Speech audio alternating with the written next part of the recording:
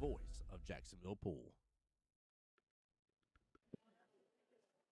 All right. Good afternoon, everybody. Tim Jones here on behalf of Jacksonville APA, the home to the Voice Jacksonville Pool, bringing you all the action I can here of the 2025 Fall Triangles.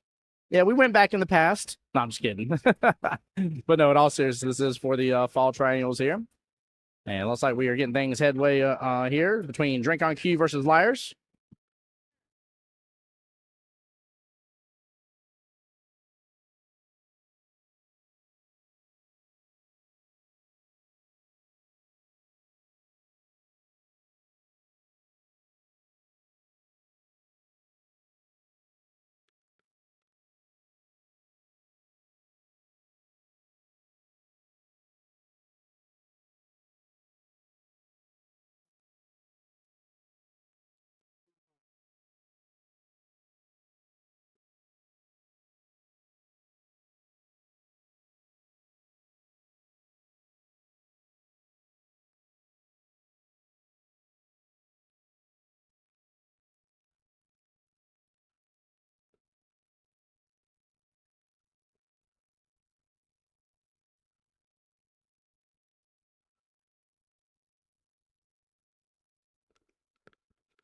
All right, we are underway here.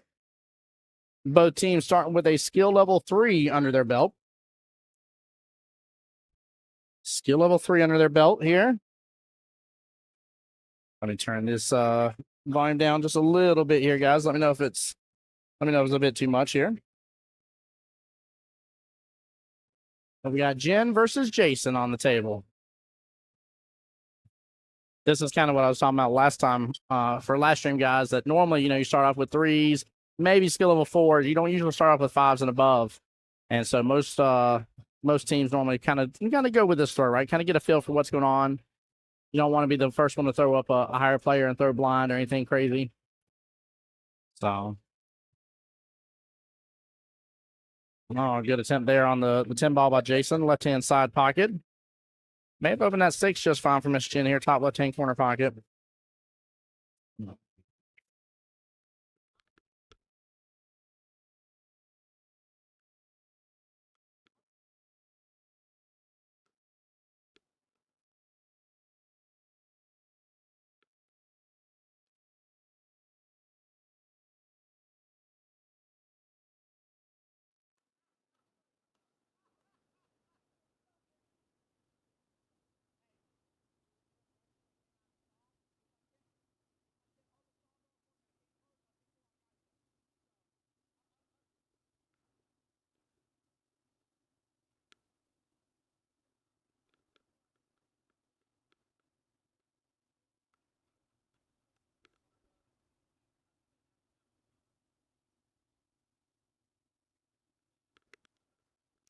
All right, sorry about that, guys. Hey, look at Dale being in here. Say, let's go Iron Racks. I see you, Dale over there cheering for his team while he's here physically in the building, hopping into the live stream. That's some dedication and support right there to the Jacksonville APA live stream right there.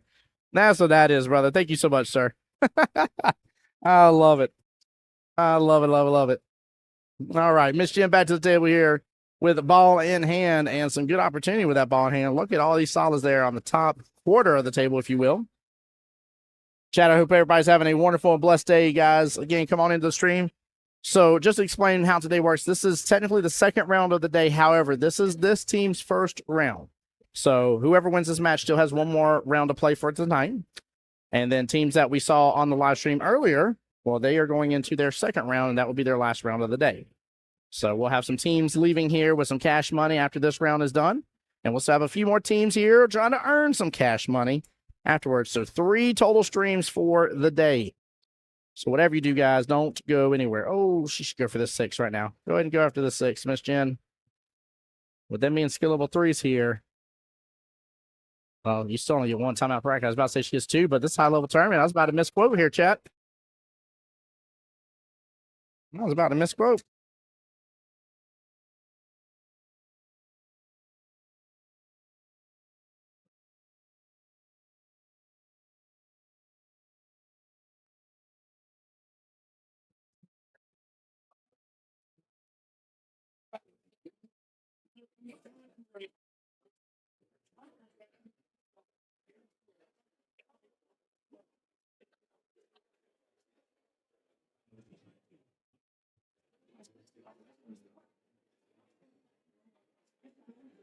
All right. Decent stroke there from Jason.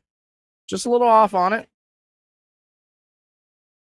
I will say the other benefit is as well is kind of get these matches out of the way here. Less pressure on your lower skill levels.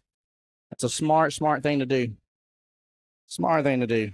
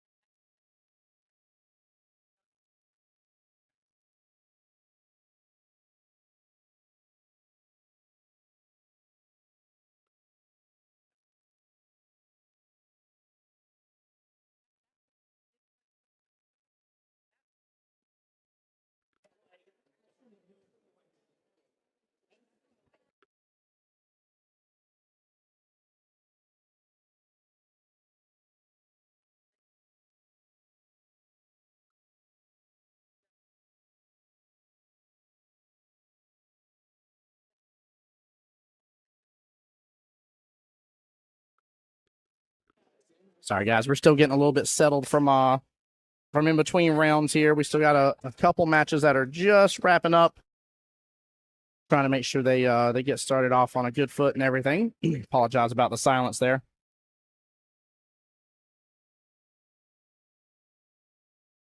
Chad, if you love the live streams here, make sure and give a quick shout on stream. Let Mike and Kelly know how much you appreciate it. Show the love, show the support. If you love Diamond Billiards, Diamonds, make sure and give them a shout on stream as well. Show them the love and support too. Red and team did an amazing job. Him, Wes, and Fahid done a great job. Fahim, sorry. Done a great job here of getting the pool hall set up and ready to go. This place looked immaculate when we first walked in. Still looks good, but obviously we've been here for a few hours now. Karen, what's up, my dear? How are you doing? Welcome on into the stream. How are you today?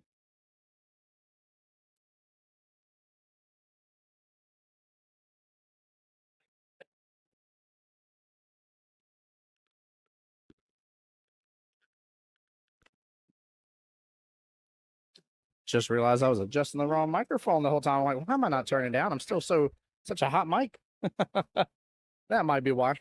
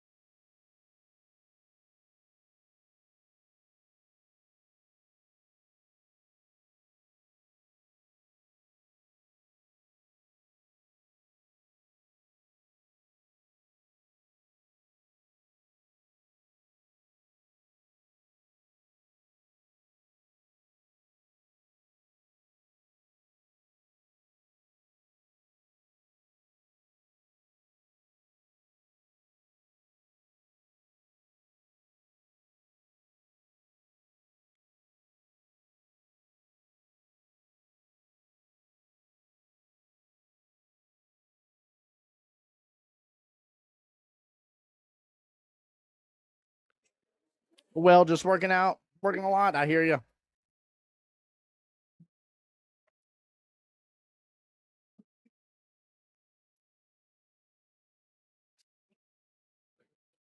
Oh, good speed. Oh, wow. Very, very good speed. Good attempt.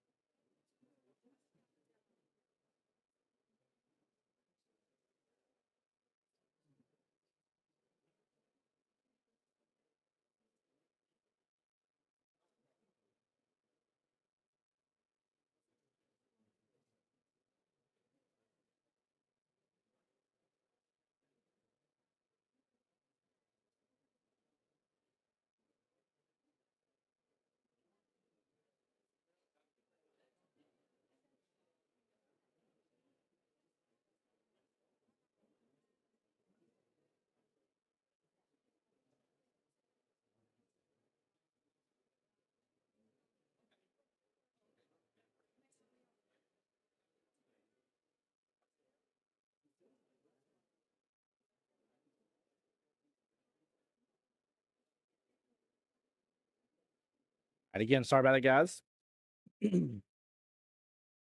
All right, Miss Jen with ball in hand here. And good run potential. 7 top right, 3 right-hand side, 8 top left. There you go. Very, very nicely done.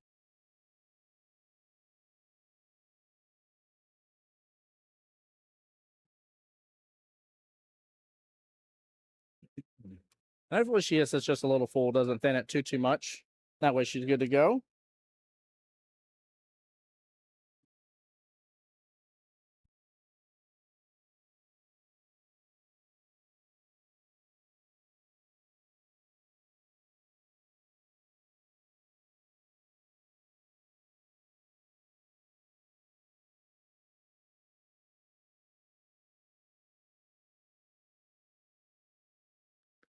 All right, Jen with the chance to strike blood first, not only for her match, but to get her team the first points.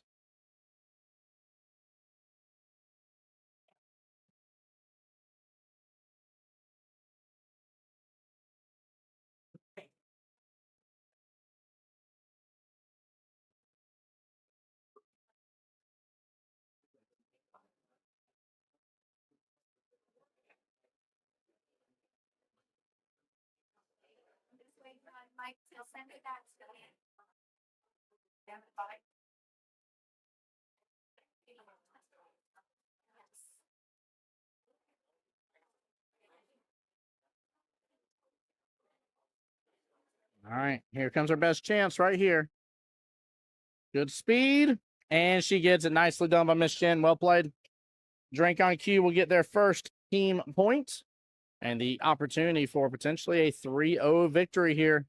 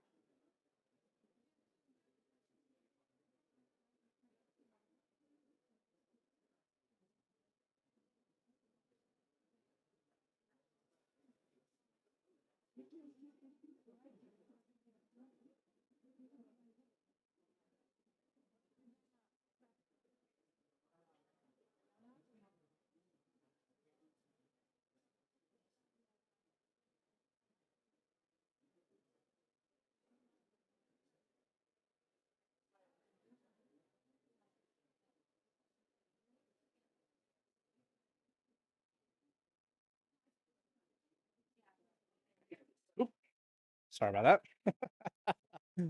Get my microphone there.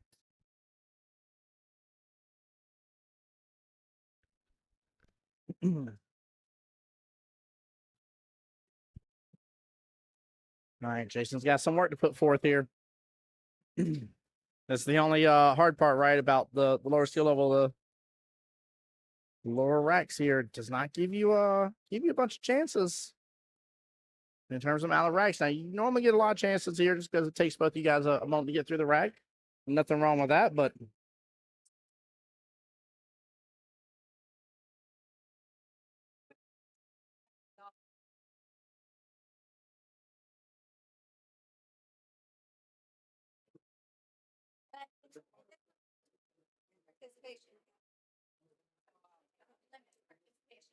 This one would probably have to. I know.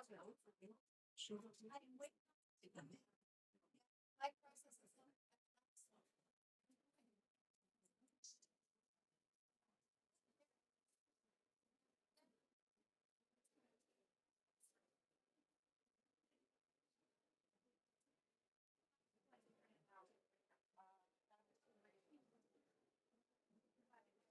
like Jim maybe going after this one in the side pocket by chance. Slow and steady to get that there. Oh, gets the combo. Gets the combo. Oh, man. Does a little chicken wing action in the process, but gets it. Looks good. That's done, Miss Jen. I thought you were going for that side pocket first, maybe trying to clip it. And what you just don't want to hit it with too much speed. Let that pocket do a little bit of the work for yourself.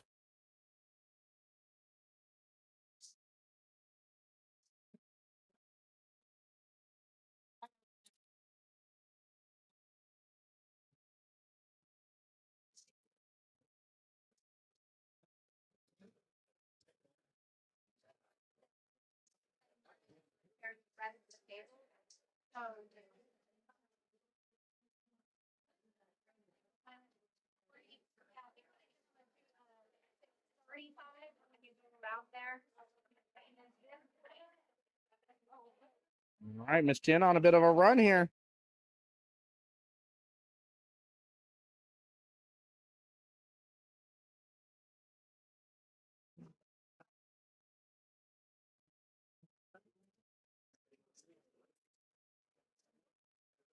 Good opportunity here on the 6, bottom left hand corner pocket. She's got to be opportune on that 4 ball to the 7. Oh, good try. Good try.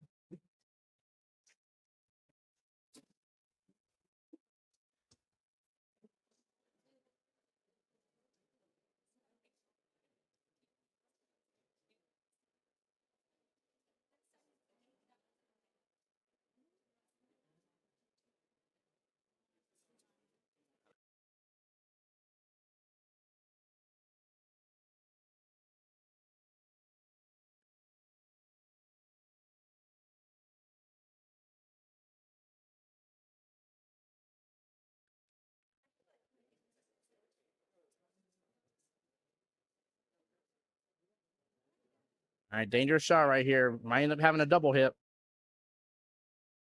Well, pretty good. She hit it smooth. Brandon over there on the YouTube side says, congratulations to all the teams that made it there. Wish I could be there to cheer you all on, but duties calls me, so I'm back to work. Brandon, you take care. I hope you're having a blessed day. And appreciate you cheering everybody on. I know they appreciate it as well. Thank you for being in the stream and supporting. One of my favorite things is when you guys come in here, and whether you got a dog in the fight or not, you're coming into the stream to show the love to all the other people. It's always a great day. Remember, guys, these streams are for you guys. So he just says, I'm back to my 6,000 lights all put away. Good Lord of mercy. That's a lot of Christmas lights, PJ.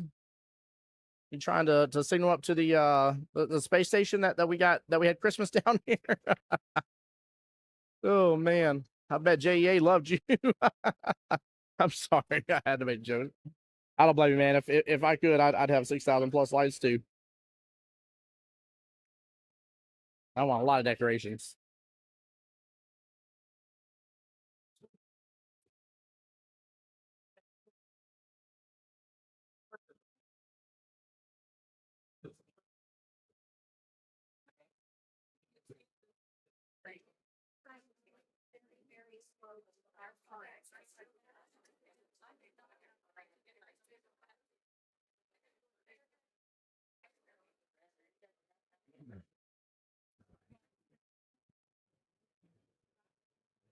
Oh my goodness gracious.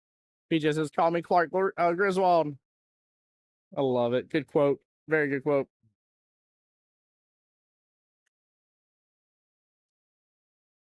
All right, Jason getting on a nice little run here. Keep it up, sir.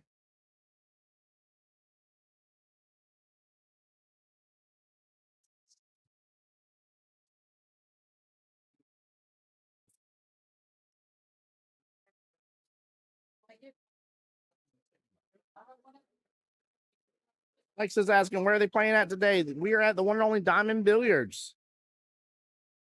Diamond Billiards. This is the as far as I know, the first triangles. I think we've had a one-loss side tournament here. And then we had the Scotch doubles tournament too.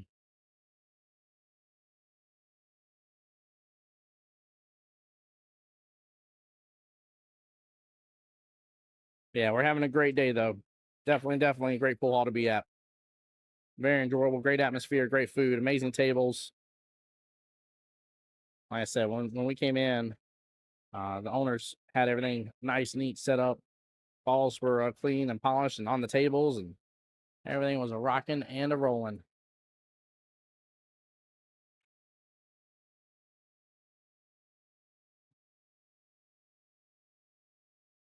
That's almost perfect.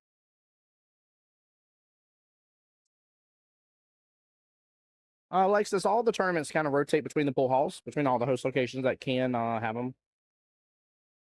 So yeah, you'll see a little bit of everything rotating between all the host locations.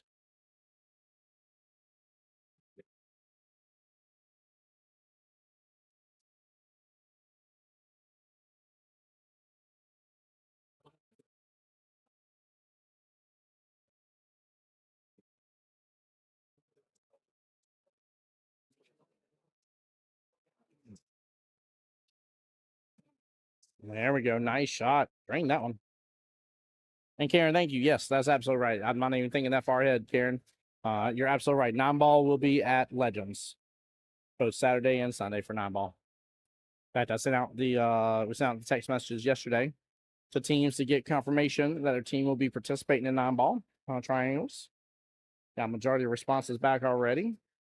I'm sure there's a few in there waiting for me to log as well when I come in on Monday.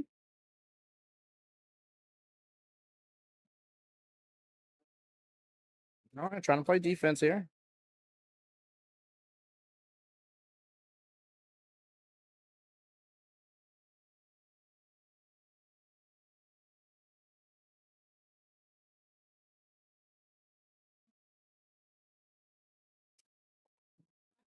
The Prince of Duval. Oh Lord, I want to know who has that tag there on YouTube. Prince Duval asks, "What size tables do they have at Diamonds?" These are all 7-foot diamonds here. 7-foot diamonds. Good stroke right there. Nice little follow. Very well done by Mr. Jason.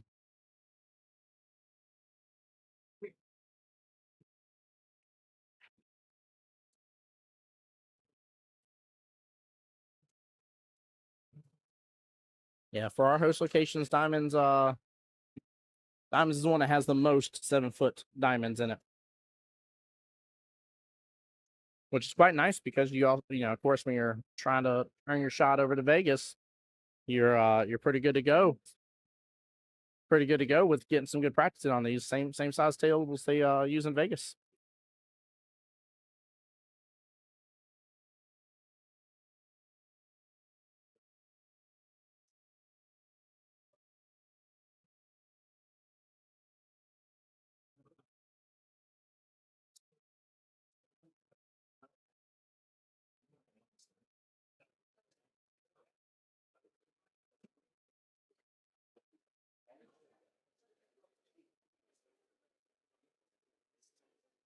Karen, I'm on table 14. That's which one I'm streaming. I'm all the way in the corner by the jukebox.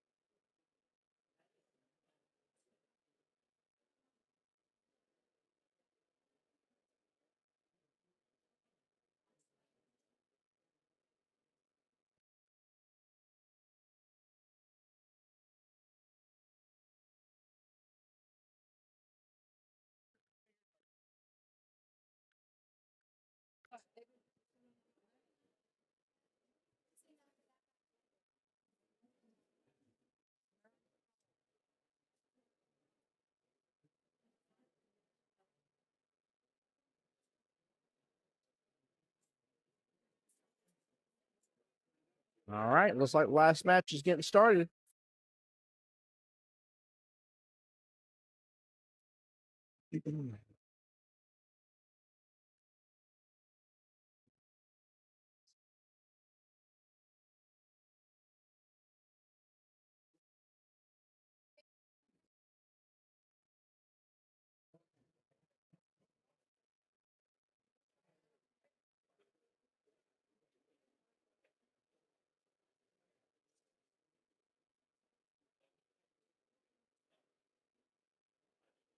Yeah, I would definitely be calling a timeout here and asking for the shot to be watched too. Looks like Jim's coming to the table along with Jack.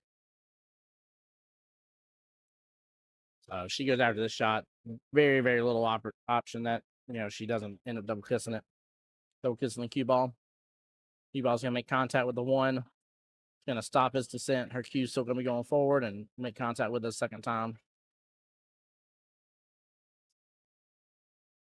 So if she's going to go after this one, she needs to slice, almost like she's trying to aim towards the bottom left-hand corner pocket.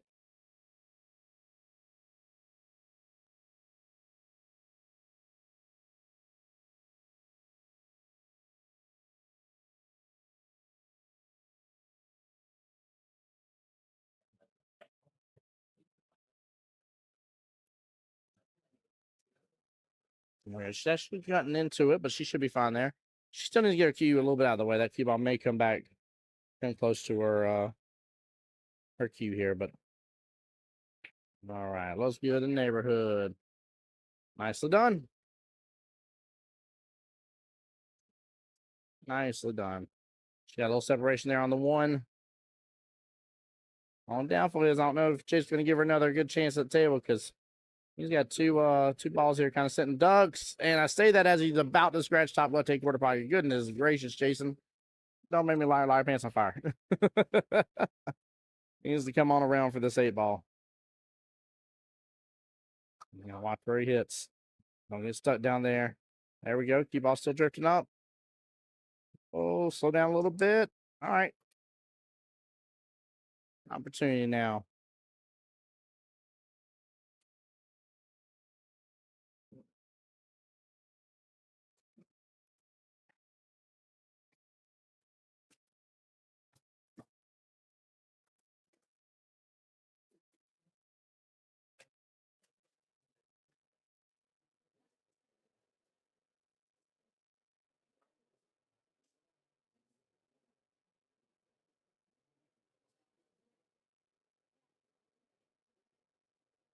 It's still possible, Miss Brandy, for that to happen, as they still have one more round left.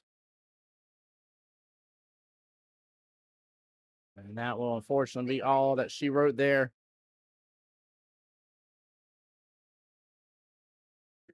All right, Miss Jane getting the win here. That's going to be a 3-0 victory in favor of Drink on Cue.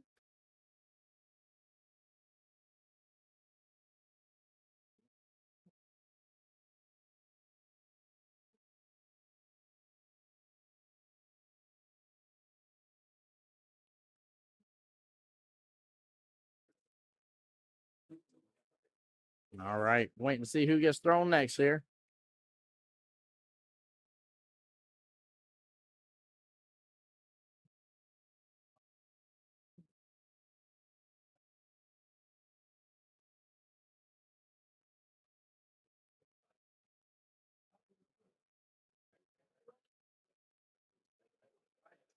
All right, looks like Seth for sure is coming up for Team Liars.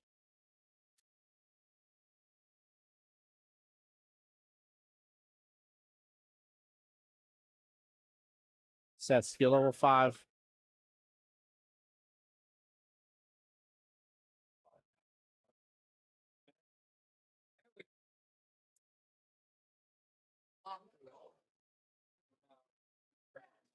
All right, waiting for Team Drink on Cue to pick their player.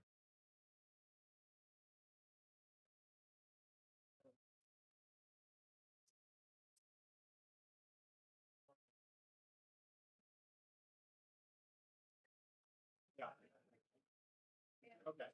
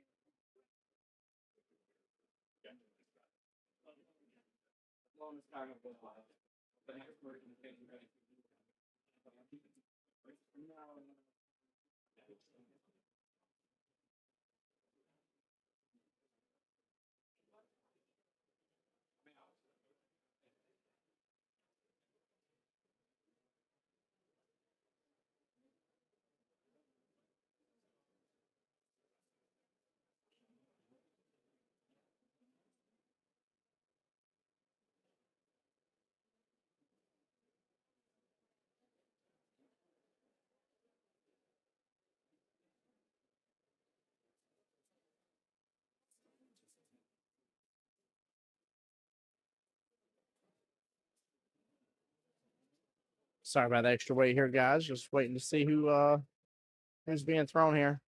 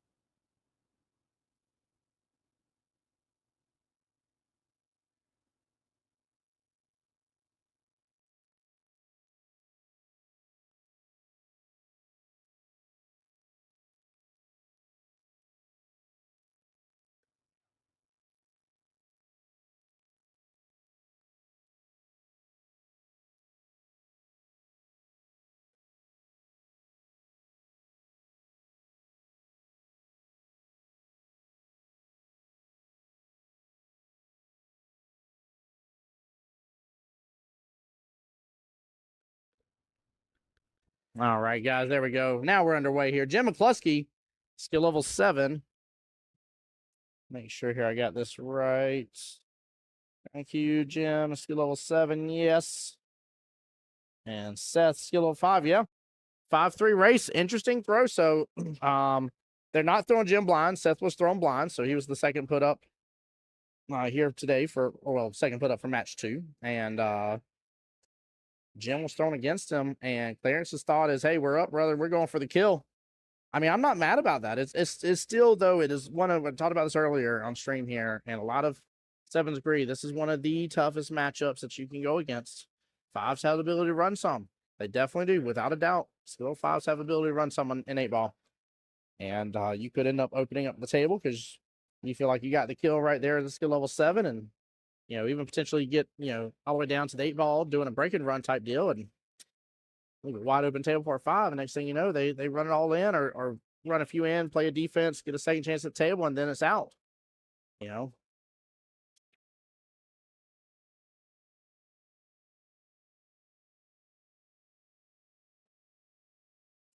right, and away we go. Seth bounces off right there, goes to the top right-hand corner pocket with the scratch. Jim will have ball in hand. However, he will be in the kitchen sink behind that second one. PJ saying 7 against 4 is the worst. 7 against 4, I think, and this isn't me picking on skill level 4s, right? I'm only a 5-5 myself, so If there's fours out there in streaming, you're like, what's he picking on us? Don't take it as that. But I feel like fives have, or should be developing a more decent defensive game. And because that's, again, if a 7 runs majority of the table, leaves it open, I think the fives have a better chance of running a couple balls, playing defense, running a couple balls, playing defense, that type of deal to basically turtle the race along slowly but surely, pushing it towards the finish line. Whereas fours, not say there aren't some fours that can handle some defensive shots and stuff, but it is tough. Jim, talking about tough, man. He is right up against this one ball. I don't know. Ooh. That looked good. But Jim says otherwise. He did double kiss it. Good sportsmanship. Great call by Jim. Love seeing it. But yeah, to talk about what PJ's referring to, though, that's a 5-2 race is what he's referring to there. And then from there, it will be a 6-2 race in case it was a 7 versus a 3. And then a 7-2 race in case it is a 7 versus a 2. Yeah, a couple screw-ups is worse. It's definitely, well, not worse, but it's tough. Yeah, you're absolutely right. Absolutely right. Definitely is tough, man, for sure. I always love telling the lower skill level players, too. They're like, oh, my gosh, I can't believe I'm going against 7. I was like, man, this is one of those instances where they are more scared of you than you are of them.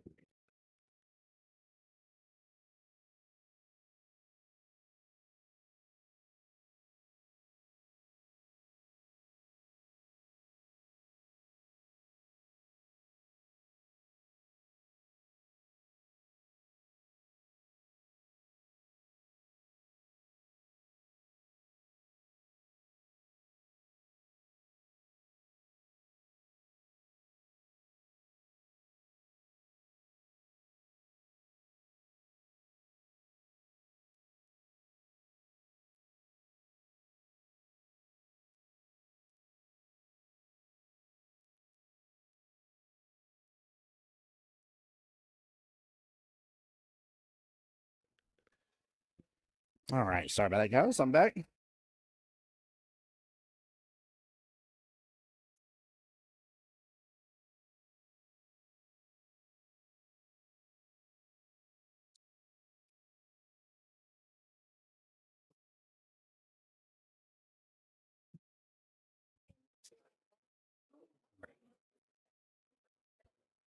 But yeah, I definitely feel you. Either way, I mean, obviously it does depend upon the 4 and the 5 that you're playing, of course.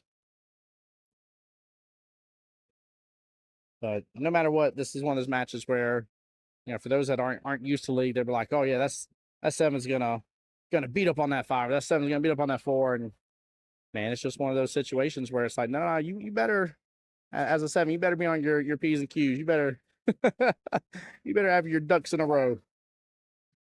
Better not be getting all goofy and silly with some stuff that you wouldn't normally go after on things, and take it very seriously. And you need to take it seriously before they get that first rack under their belt.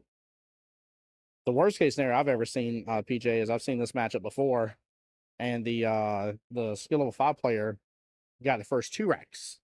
So then it was a 5-1 race in which the skill level 5 player already got on the hill. So their team's of course cheering because it's like, all right, we did what we came to accomplish, cutting the 7 with the 5, and did exactly the way we want to do it. So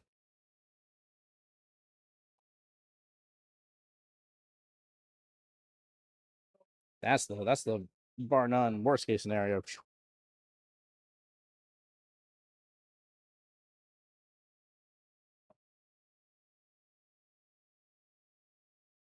Yeah, definitely can't go freewheeling. Yep. Look at that. Look at that little brush right on over by Jim.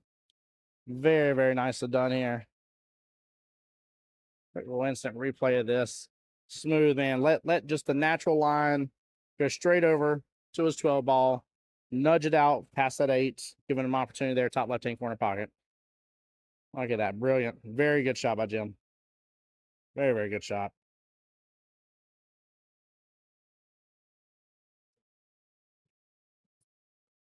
And he gets a little favorable bump right there, close towards that left-hand side pocket.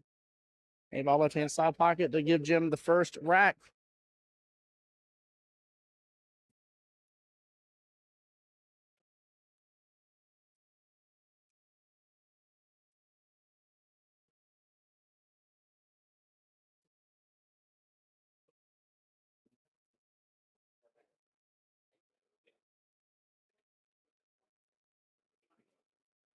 And a good out by Jim. Nicely done. 1-0.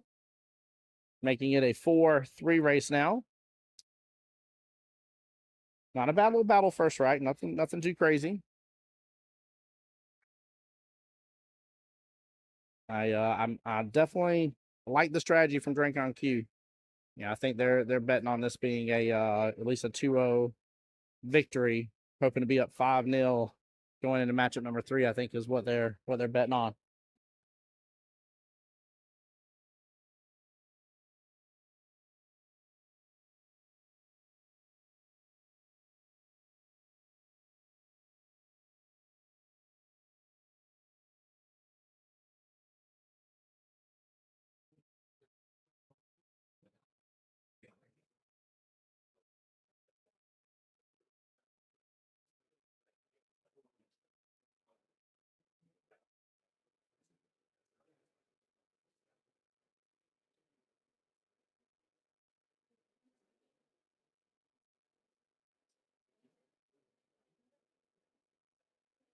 Oh,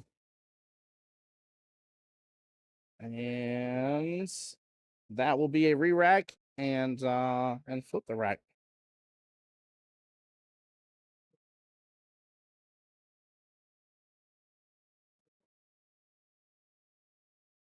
So it's not a legal break, and he scratched. So anytime you scratch, it's gonna be ball in hand. Best way to think of it. Anytime you scratch, it's gonna be ball in hand, and then it's just a question of, was it a legal break? Did 4 object balls touch a rail after making contact? The answer is no. So it's not a legal break, and he scratched. It reverses in terms of who is breaking. Reverse. There we go.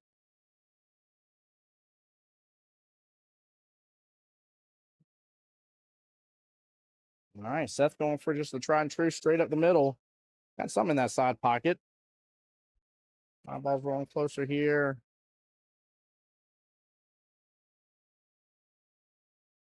So he'll have one stripe down. He was kind of hoping that 5-ball went down. I saw that. He was hoping the 5-ball went down. That way he'd have dealer's choice. Go whichever way he wants to from there, but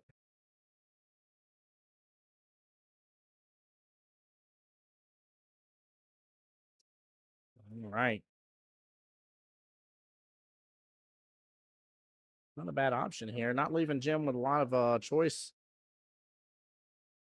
I'd be surprised if he doesn't go after that 5. The on downfall is freeing up some access to that top right hand corner pocket. This 5 is playing blocker right there. It's not something you want to go after, but I mean, what are you gonna do? Try to drill the 2 all the way down bottom right hand corner pocket, go after that super long shot? Just go and take your 5. Take your 5 and work on the rest. See if maybe you can get the 2 top left or take over that top left hand corner pocket. Now that would be a good exchange. He frees up the top right, takes back over the top left. That'd be brilliant. Oh yeah, gets it in there. Very nicely done. Pops the 3 out a little ways too. Jim making some moves here on the big screen.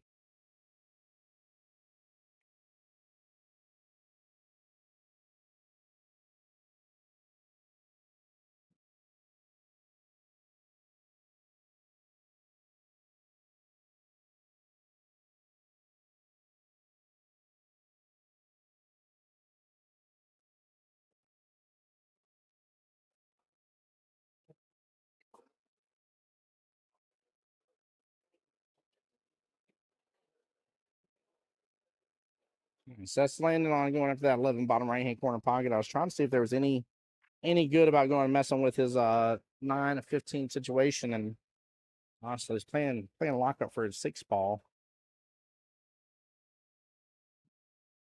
Yeah, it's both their problems realistically, but I think if he frees it, he's giving Jim a little bit of runway. I think so.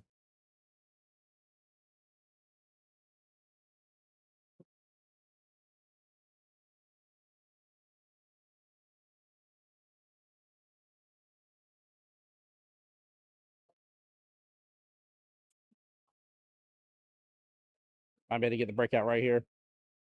Oh, use a little top left there, Seth. Oh man, he could have knocked right into it. No.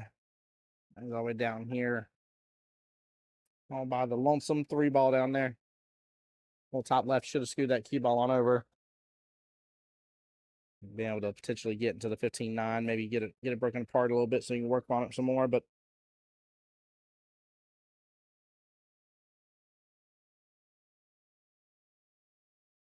all right, not a bad place to leave the cue ball though. Leaving Jim realistically eyes just on the 4.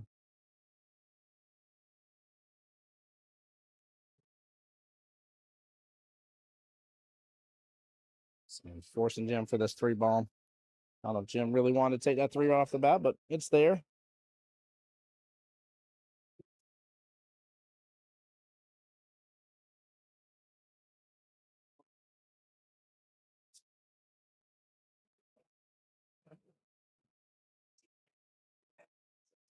I say he doesn't have enough room there to make it work for that 7. I see him already getting on the table here. Gonna try to masse this around. Actually, I had perfect angle from our booth here. He does not. Man, that 10 is taking up a ton of real estate. Man. Now, luckily, I mean, he doesn't have to swing past it too far.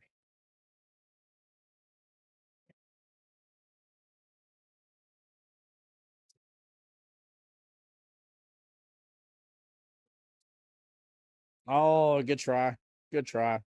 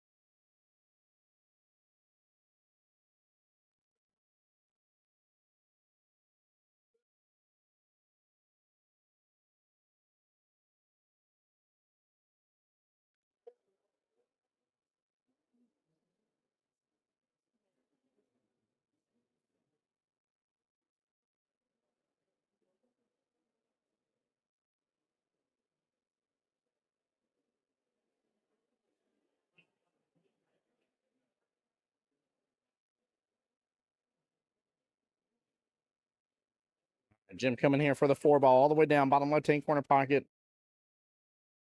It'll be the 4 and the 6 left.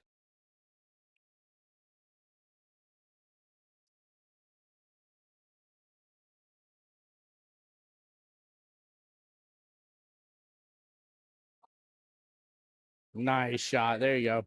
Well done by Jim. Tough situation right there.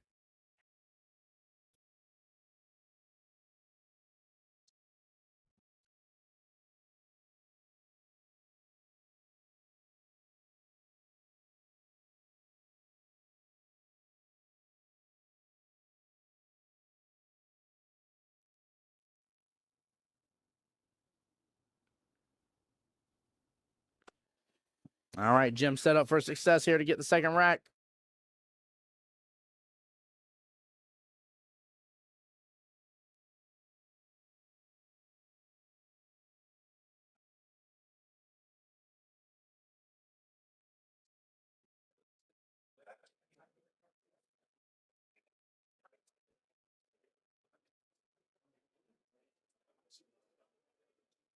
There we go. Good out by Jim. Nicely done. Second rack.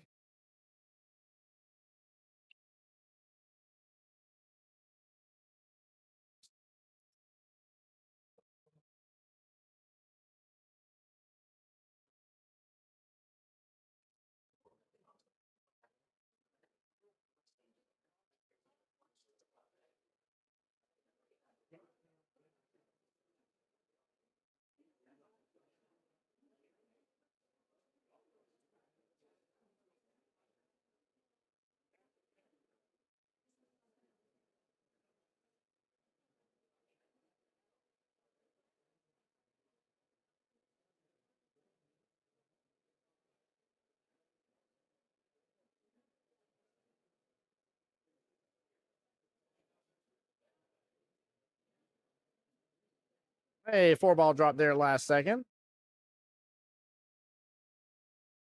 Let's see here. It's like one of each here because the 4-ball. Yeah, one of each. Jim's got dealer's choice here. Table's still open. Keep in mind that applies to set too if Jim doesn't sink one in.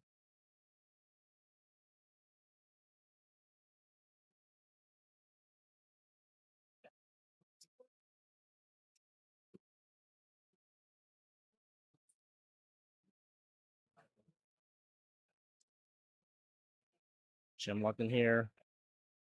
This 12-ball straight all the way down bottom left-hand corner pocket if I see correctly with the way he was aiming behind it.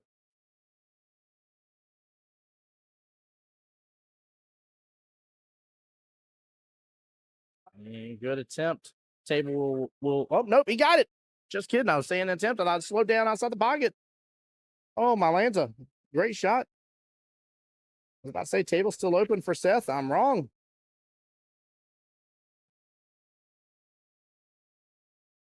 Oh, I love that. Beautiful hit. This is one of the things I've seen Jim's game excel tremendously over the past couple of years, and that is his ability to break it apart while still getting shape. It's one thing that's always impressed me about the higher ups. Like, I can tell you I want to break it apart. I can tell you I want, how I can hit into it now. But to be able to have that smooth shot to where it not only breaks apart, but gives you a favorable leave on it to still go after it. And it's not always that easy. Sometimes you're like, I need it away from there.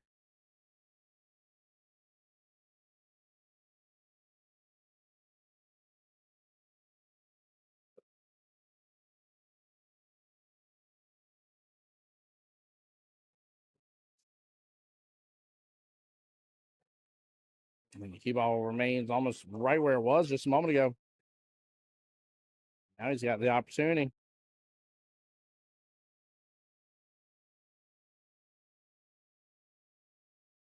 fact, after he takes this, if he comes on down, he can work on that 10. Nice, he's just gonna barely nudge it in, not drift on down on the tail here. Go up to 13 next. I shouldn't be too surprised though. He's able to hold things pretty good.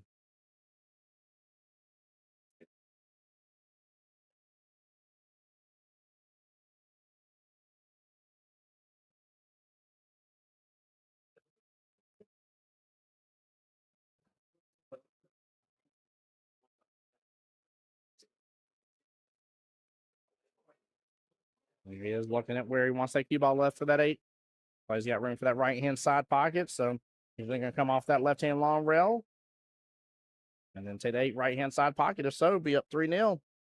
And this matchup is playing out exactly the way Drink on Cue is planning it to do.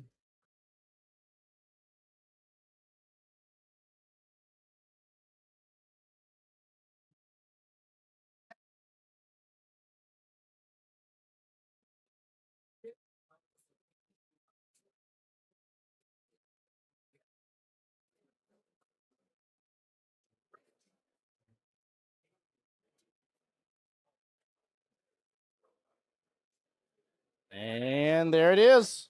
Jim up 3-0. Very well done. Guys, I'll be right back while they're getting the rack ready.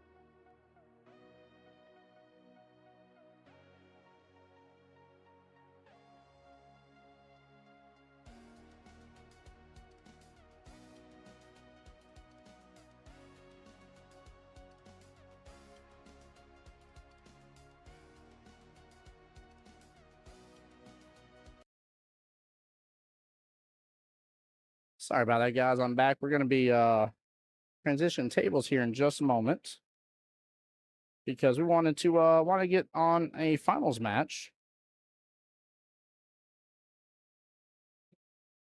So I'm just trying to get some things up and ready.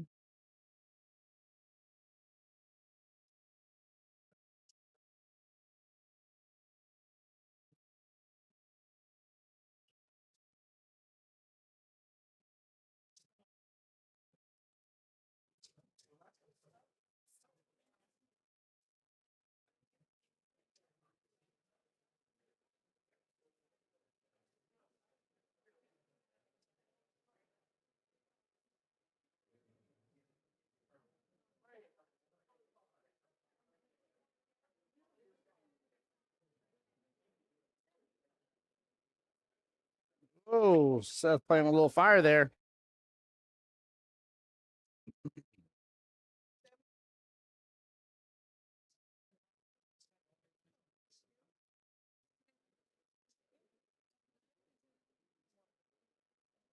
And PJ, that was a nice breaking run by Jim a moment ago.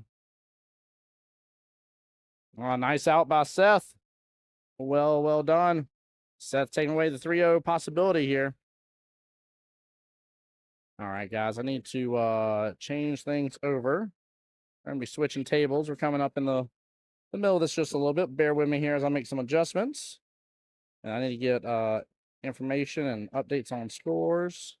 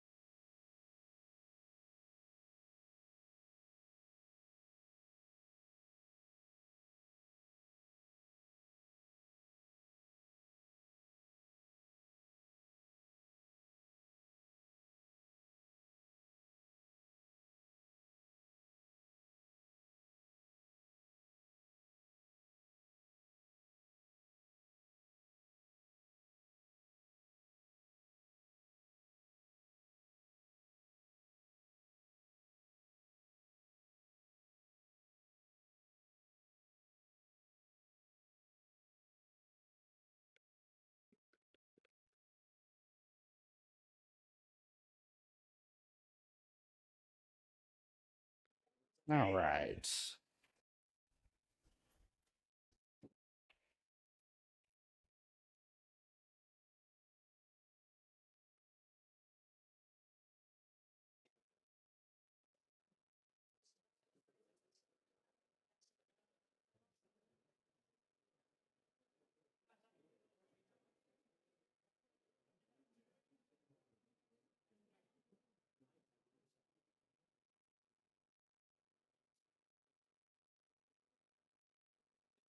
That should be up to date now.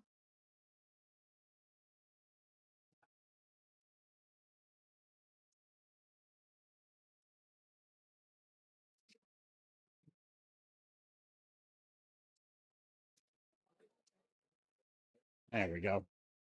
There we go. That's a little better. All right, guys. So I apologize again for switching in the middle of the stream. We did so because this is a finals match. The other match as their first round. So this is Trey representing for the Fire Breathing Rubber Duckies FBRD. And they're up against team The Hateful Eight. Michael there representing for the team. Both are skill level 6s. And right now, I have it backwards. I have the score backwards, I'm pretty sure. Hold on here. I think Trey has 3. Yes, he does. So it should be 3-2 in favor of Trey right now. So very close matchup between these two gentlemen.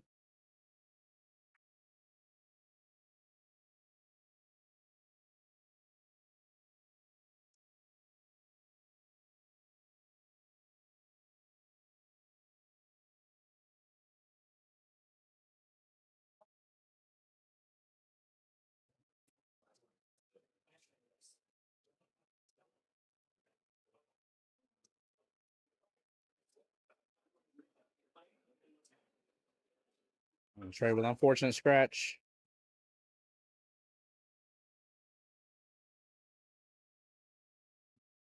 Ball in hand to Michael. Some good run opportunity here, too. I don't want to say a ball in hand was kind of necessary for him, but it is definitely important for him.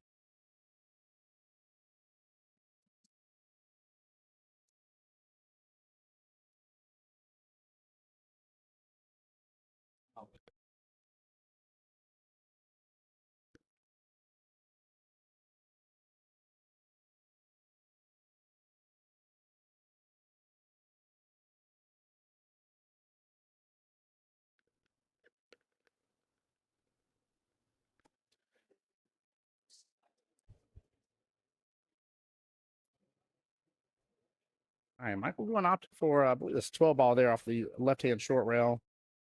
Got a little favorable bump into the 13. It's actually nice here. Opens up options for the 10 to the top left-hand corner pocket from our point of view and a bump into the 7-14.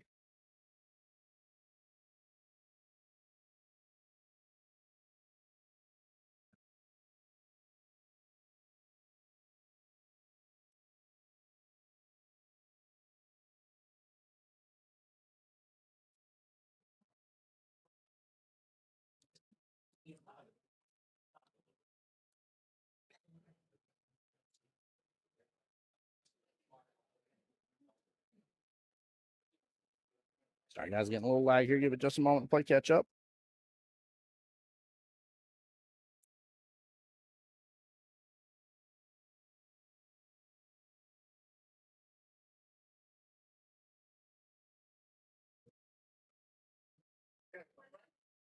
Give it 1 second here. Should be coming back online.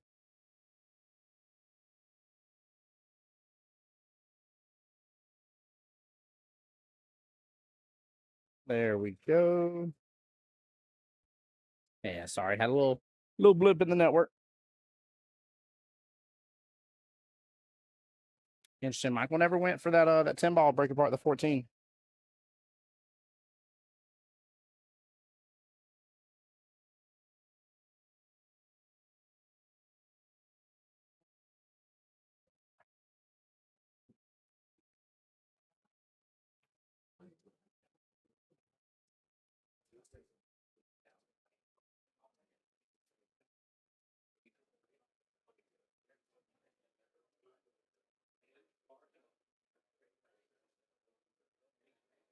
Trey's still in a very similar predicament because Michael didn't never open up the 7-14 on the table there, right above the 5 ball. Trey may have access to this 5 and the 3 in some form or fashion, but just not a lot that he can deal with it.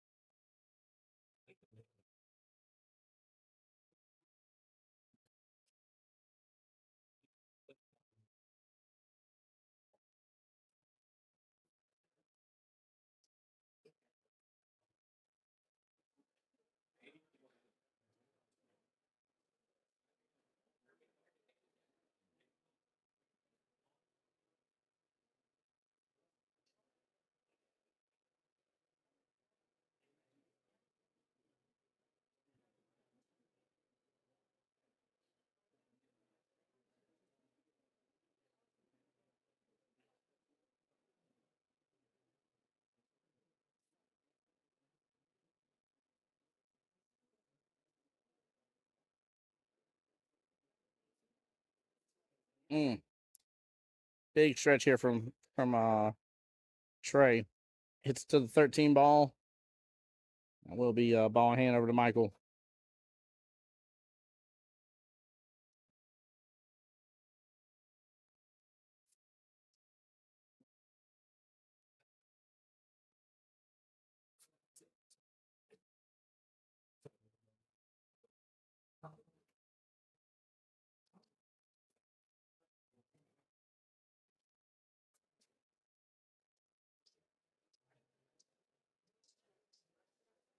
Actually, kind of like starting off with a 10, being above the 10 a little bit from our point of view here, but closer to the top long rail. Then take the 14, then the 11, then the 13, and the 8.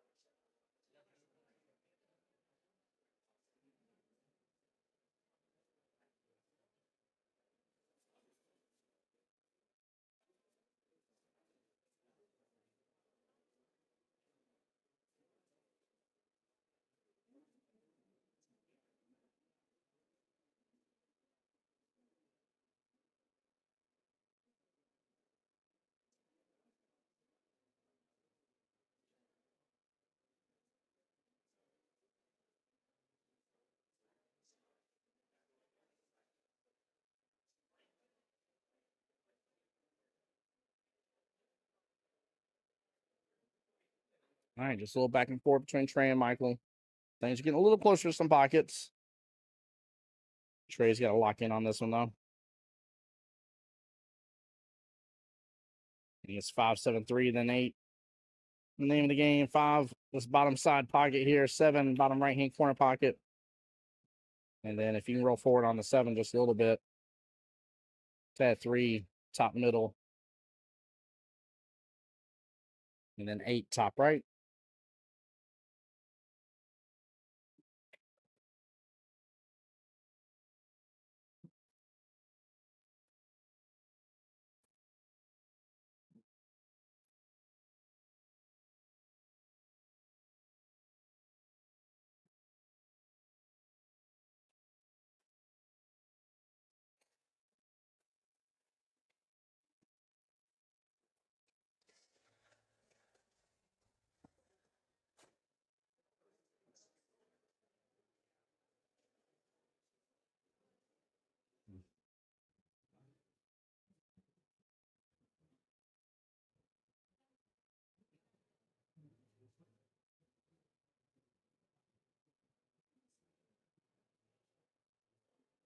There we go.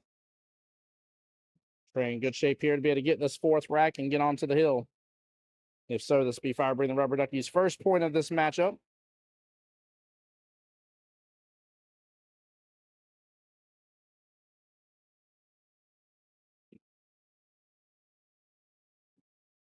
And he gets it. Nicely done. Trey up 4-2, and on the hill, Fire Breathing Rubber Duckies will get that first point. Went outside for a minute, but I want to leave it up there.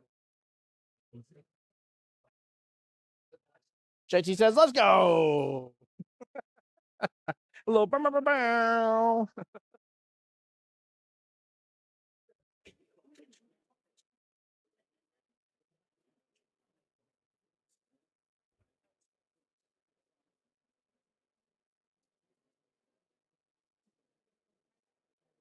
JT, hope you're doing well and blessed, sir.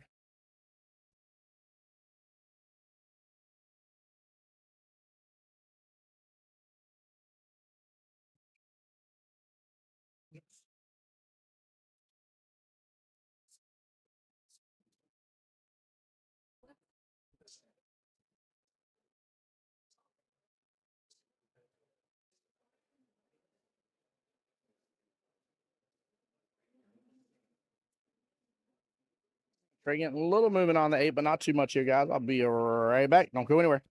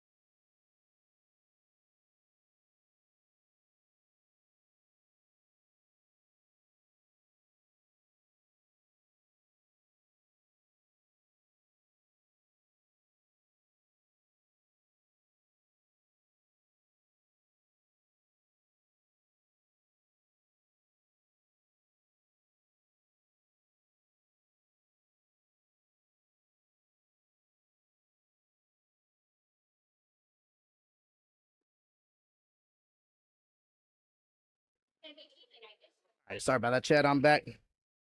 I am back. Sorry, Dawn. I had to step away for just a moment. I thought I was only going to be on for 30 seconds. That's why I didn't put on no music for you guys. And 30 seconds turned into 4 minutes, 5 minutes. Mark, how you doing, sir? Welcome into the live stream here. Yes, Zach Burgess is on this team. Yes, sir.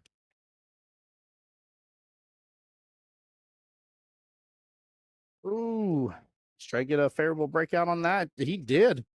Oh my Lanta, look at that, chat. Come back to that shot on here. Let's get a little instant replay on that beauty. Look at this.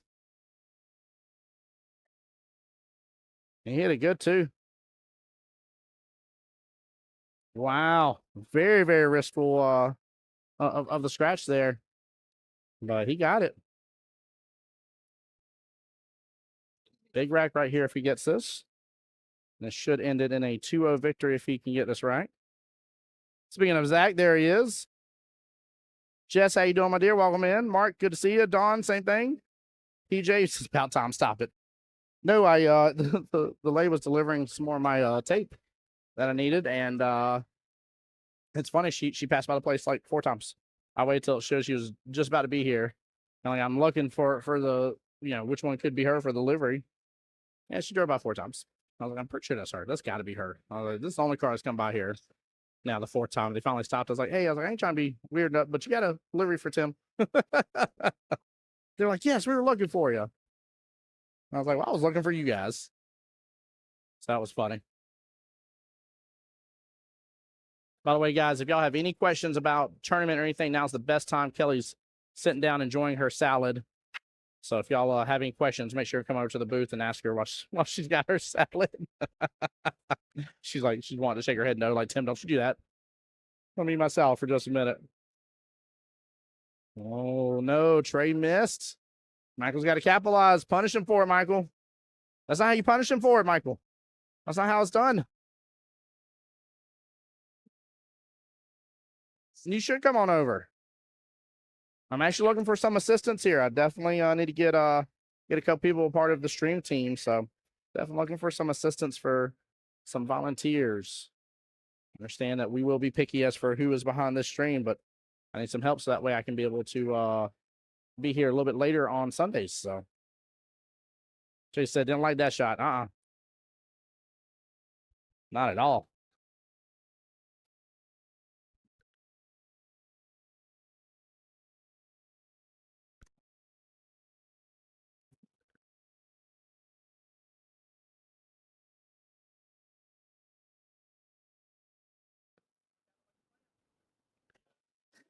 That's good.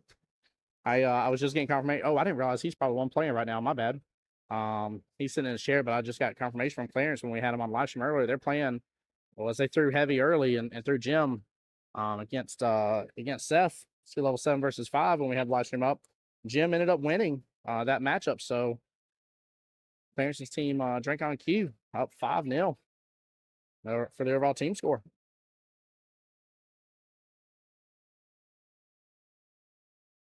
I definitely understand, sir. Definitely understand. Defense behind the 8 would have been the call, JT, 100%. 100%. Now Michael's getting a shot at the 8. I don't say it's fully do or die, but he's going to leave it open. If he misses it, so say he's going to give the potential right back to Trey. He's got to make it. Wasn't full do or die. I mean, Trey's got distance. So that's at least to Michael's advantage, but distance isn't as much. These are 7-foot diamonds, guys.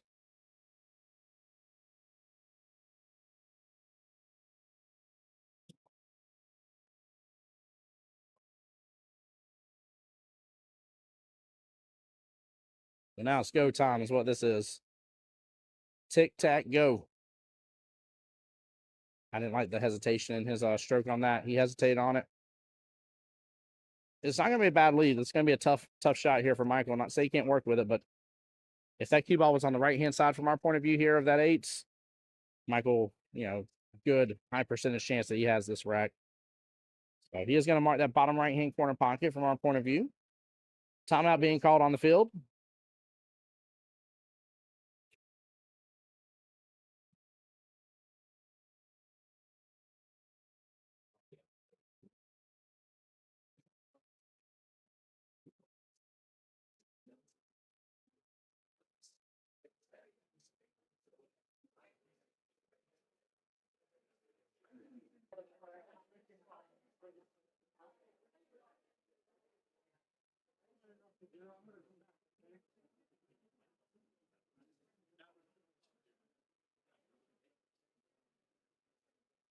All right.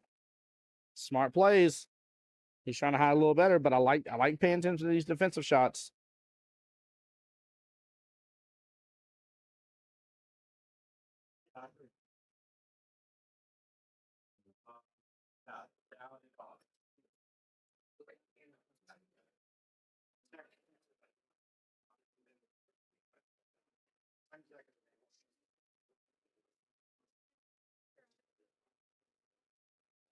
Oh, did Trey get a favorable bump in that?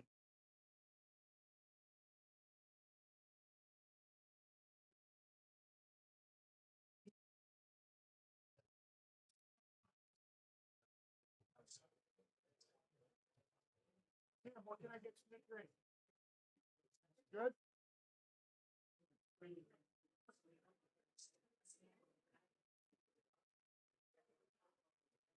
All right, chat. We're hitting a little bit of lag here on the internet side. So I apologize if anybody's experiencing any additional buffering and stuff right now.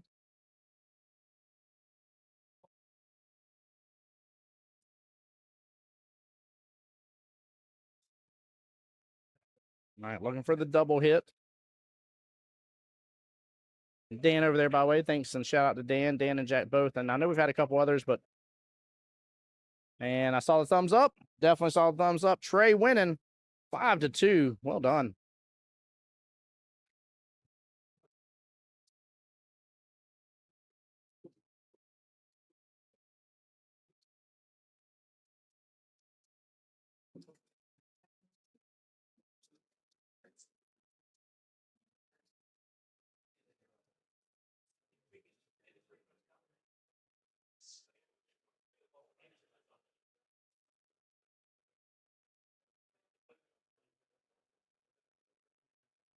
All right, waiting to see who gets thrown, but very, very good out.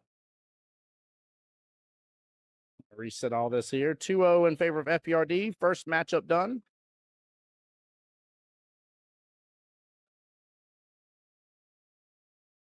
There by the window. Not gonna be very good.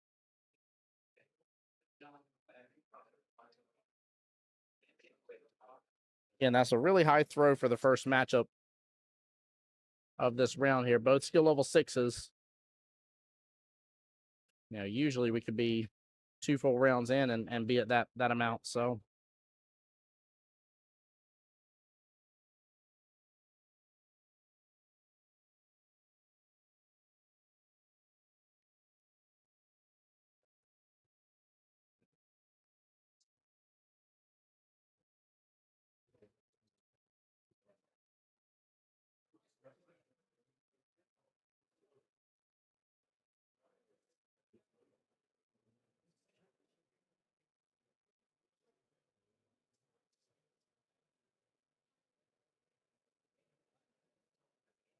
this camera over there tagging Miss Tia Becky.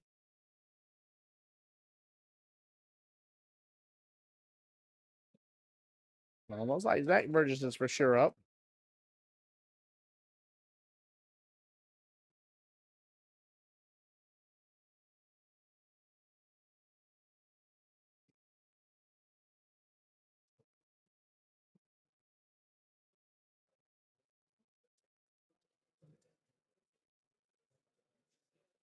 So we find out who he is up and against.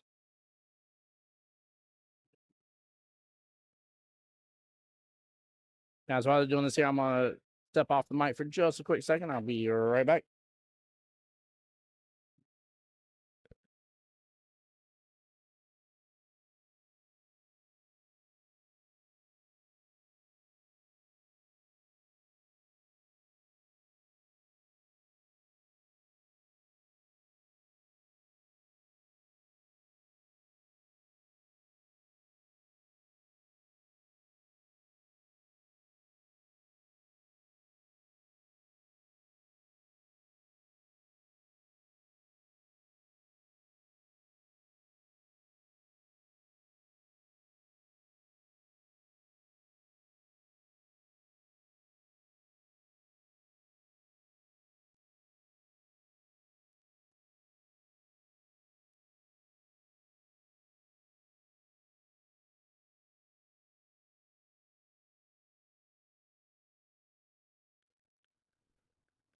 All right.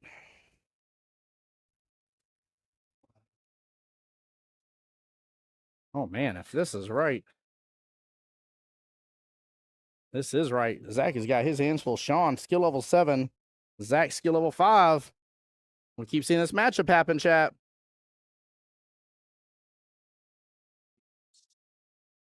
My goodness gracious. That means in 2 matches. Wow. 2 matches. Hateful 8 have thrown 13 skill level points already. They will have 10 skill level points for the rest of the matches, which they do have a 4-4 and 2. And they can definitely run that. And in fact, that's what they're going to have to run. So we'll see Tammy McHood. We'll see Ariel Pennington, and we'll see Aaron Owen. That's their only choices. JT has got to shoot very smart. Very, very smart. We've talked about this matchup off and on today. It seems to love to keep reappearing. Not too surprised. It's a very, very decent throw, but Zach was already up there, so it was FBRD's throw. So Hateful Eight chose to bring out the big dog. Hateful Eight chose this cut. Again, that's not the reason I'm shocked, Chad, is for those that know whenever you're doing these sort of throw stuff, that is not the normal practice. We watched over here with Jim just a moment ago, Jim versus Seth. Right, and now we're fixing to see it play out again. This is the second time right off the bat during the stream that we're about to see this happen. But the race between a skill level 7 and a skill level 5 is a tough race for that 7. It just definitely is. Both players have to be really mindful, be on their P's and Q's, but you know, as a 5, you know, take some of the sweat off your back. Get at least 1 rack, right?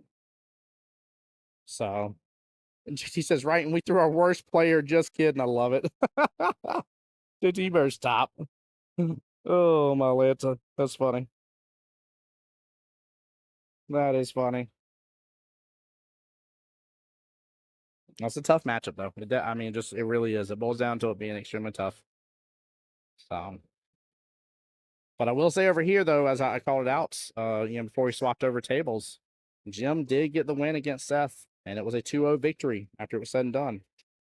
And so it played out exactly, I do mean exactly the way that Clarence and his team Drink on Cue was intending for it to happen. And again, they're the ones that chose the 7 versus the 5. Seth was thrown first. So now we have the exact same thing playing out. Zach was thrown first, skill level 5. Hateful 8 through Sean, skill level 7. If this plays out well for the 7 a second time, man, I might take back what I'm saying, because you know it's clearly working in these triangle style situations.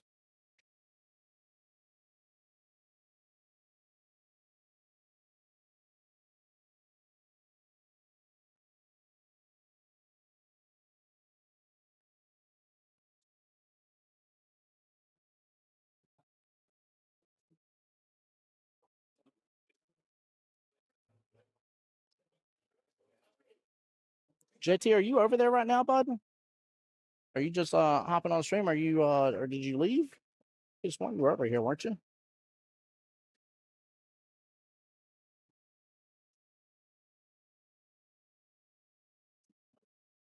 Sudden death, by the way, for this this table that we're watching right now, 6:50. We still got 2 hours and 20 minutes. Jake Simon in here cheering on Zach as well. Jake, how you doing, bud? Mr. Realtor Man now. Congrats on your new role, I should say, or new job.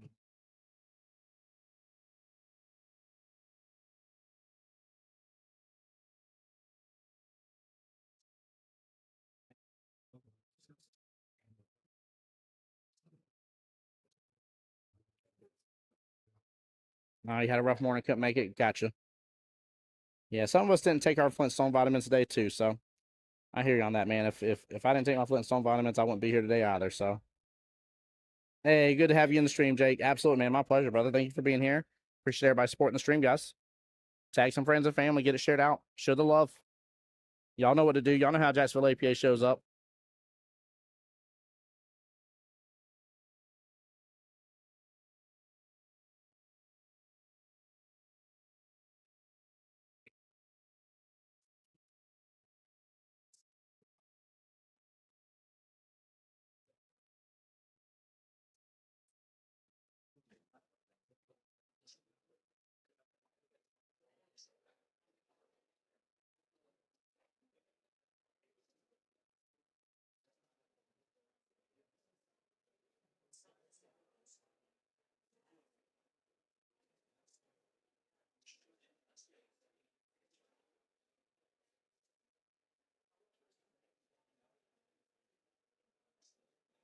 I'm trying to think if I've actually gotten to see Sean shoot before. So this is actually an exciting battle for me to get a witness on stream. I always like when I get to see newer people that I'm just not used to seeing.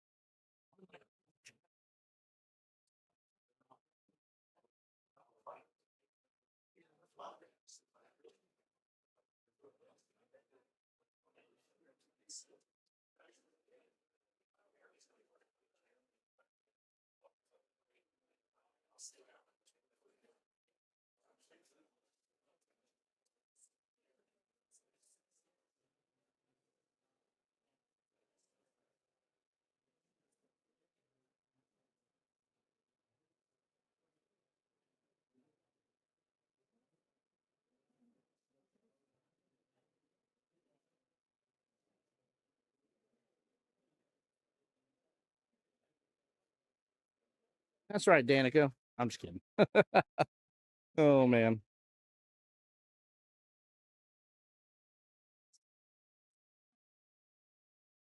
Thanks, Fish. Just trying to snooker up with the 1. Nope. Yep. Ends up making the 1 in the process, too, but just trying to snooker up against the 1-6.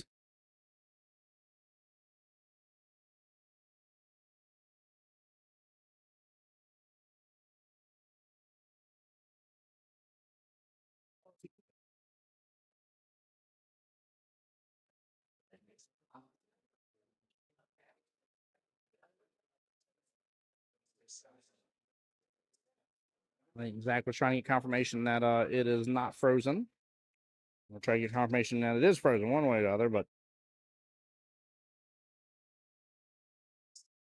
keep in mind that if it was not frozen, right, so him just hitting into it would have made it make contact with that bottom rail. So he would have been fine. If it was frozen, then he wouldn't even make contact with it, and then have the cue ball make contact with the rail, or the 6 pop up to the other top rail, one or the other. Something else needs to go hit a rail because it being frozen would not have counted. So.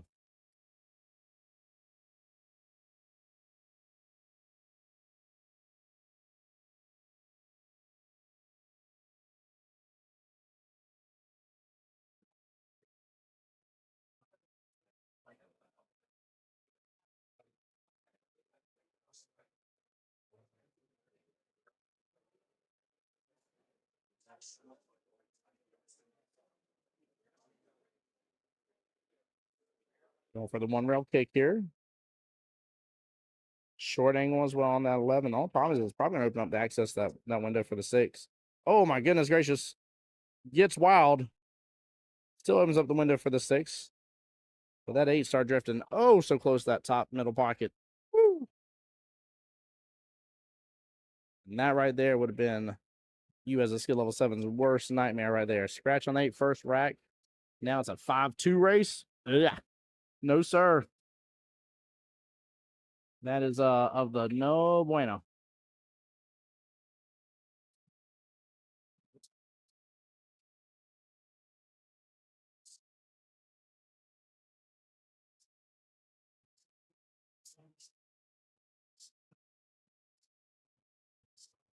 All right. Long distance shot here on the 5.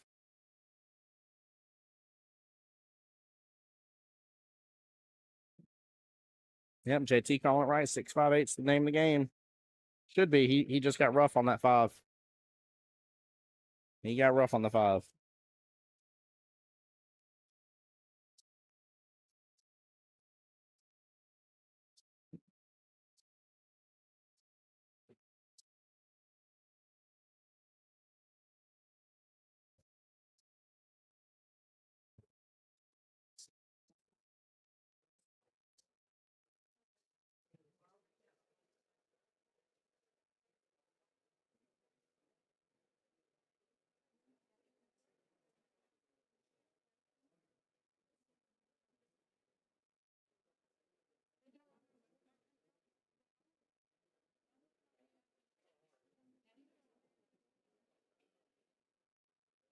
Yeah.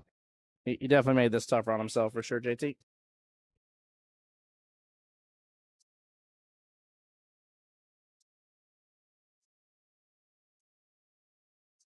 I mean, he hit it good. He hit it good. He played right into that 11, slapped it on over past the 8. Wow. Very well played. Goodness gracious. I realized he didn't make it, chat, but I'm going to replay this because, I mean, with the angle he had, he didn't overkill it where the cue ball was jumping over too far, else he could have risked the 8, hitting the 8 in early. He played that well.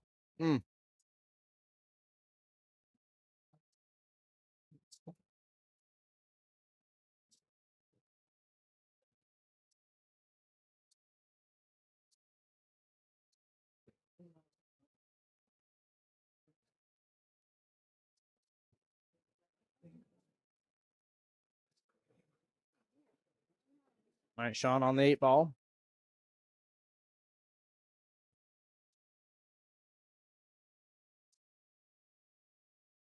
Did he just force follow it? Oh, he just force followed it. Oh, no. All right, Zach will actually end up getting that first rack, chat. What y'all were missing is that cue ball kept rolling forward and was going to scratch in the pocket. He stopped it from scratching, but conceding the game. But it's still the same thing. Let's see, scratch on 8 here.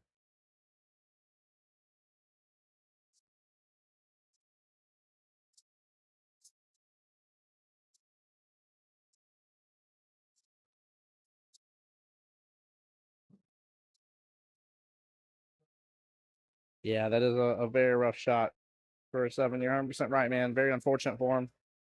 Been there, done that. Got the coffee mug, the sweater, the jacket, T-shirt. Got it all. Been there, done it.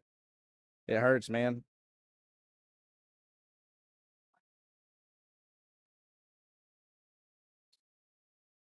Oh, no. Oh, this is about to hurt more. Oh, almost an 8 on the break, chat. Wow. Oh, my Lancer. That would have been wildly crazy bad luck for Sean and Team Hateful 8. 8 almost getting to that side pocket. Jake Simon said a Flintstone gummy might fix that. I figured y'all like the Flintstone Kids gummies reference, by the way. That was pretty appropriate.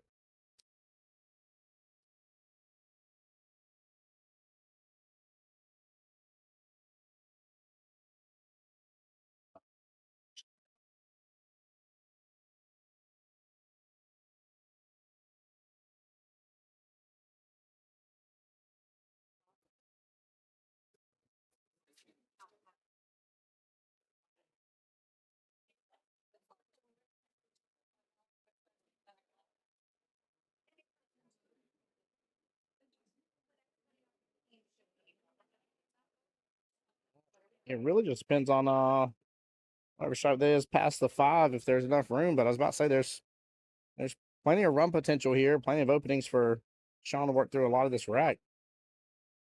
We got things a little close to that bottom right-hand corner pocket with the 10 ball at least. Coach Elman need to be very careful and cognizant of that 8 ball outside the bottom side pocket.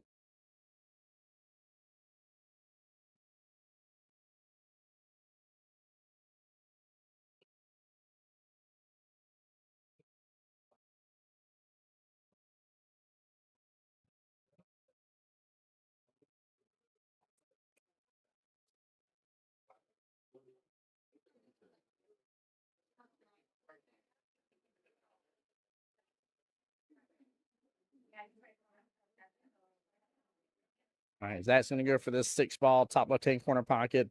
Pop back out. Should have access to the 5 after. I just don't know. Again, if that stripe doesn't go by, I don't know if I'm fully going for that 5 or not, to be honest with you. But it just seems like the natural progression of this rack.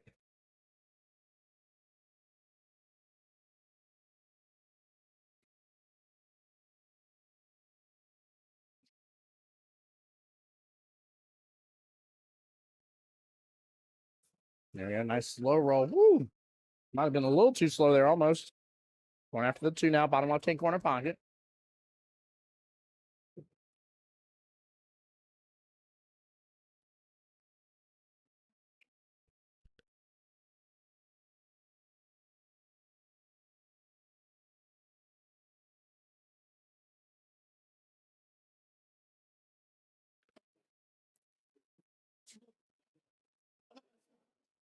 There we go. Got a little pop into the 4.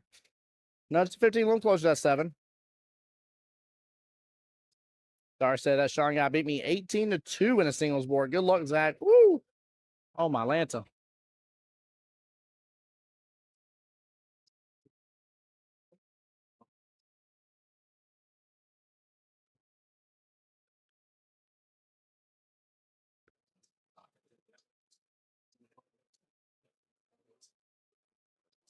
All right, Zach's on a nice little run here.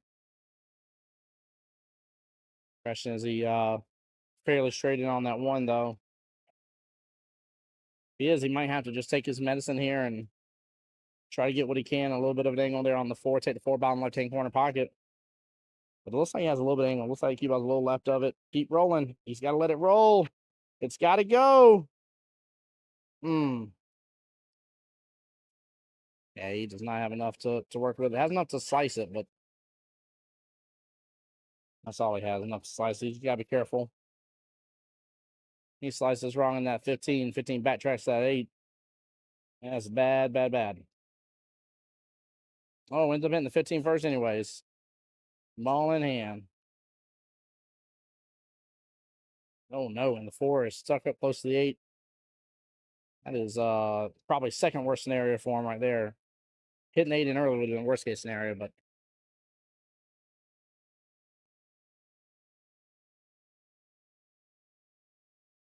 oh no.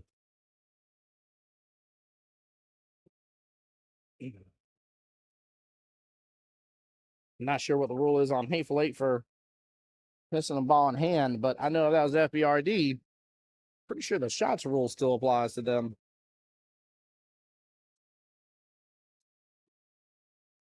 All right, he's trying to look, see if he's got enough room here to work with it. And he does. He's definitely got enough room to work with it by the look of it. It's kind of tough because the blue blends in.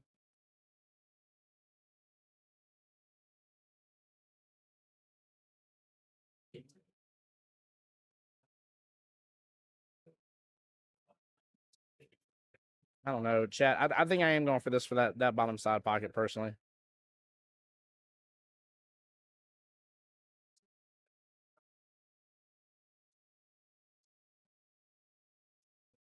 Yeah, trapped his 4. Yeah, he did.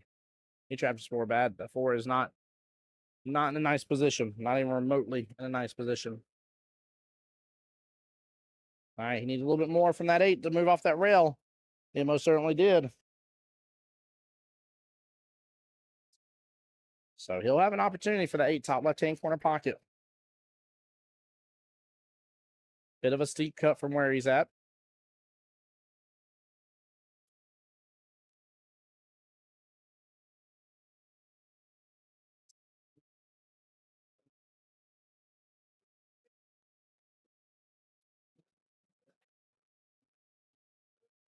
Oh, he cuts it in good too. That is huge. This is dangerous for Hateful 8 right now. Very dangerous. FBRD scoring another point for their team here because Zach is on the hill, so that'll bring them up to 3. And the 3-0. I'm shocked to say this here, and Zach, this is nothing against you, but the 3-0 is still an option for FBRD. If they finish this rack, and he takes this third one here, and they're up 5-0. Hateful 8 only has a 4, 4, and a 2 left to play. They will have thrown all their higher ups right off the bat.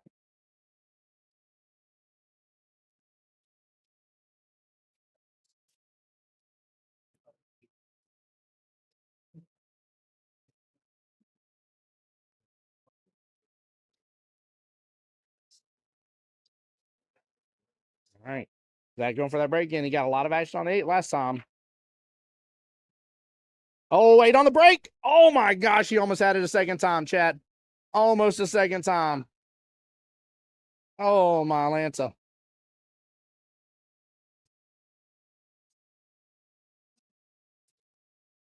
JT says triangle Zach is different than league Zach. Yeah, some people handle the pressure better.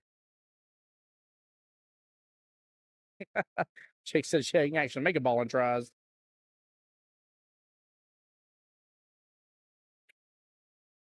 I learned quickly on watch some people in Vegas, for example's sake, man. Like, and this isn't saying this is the case, but just for example's sake, there was a guy that was shooting lights out in Las Vegas here, and it seems like I just wish he'd put down the beard in regular league and he'd shoot lights out there too. And so, like, literally, he was a different beast up in Vegas versus regular league play, and it's all because of his drinking habits.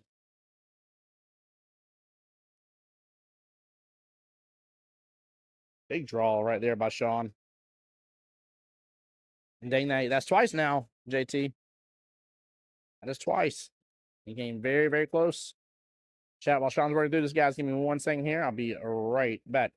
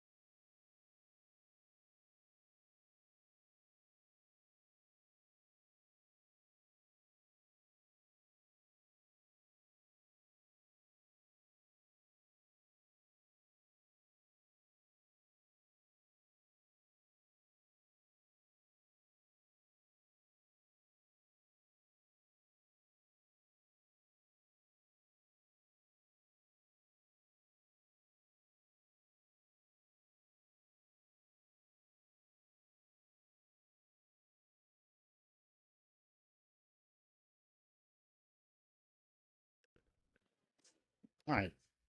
Sorry about that, chat. I'm back.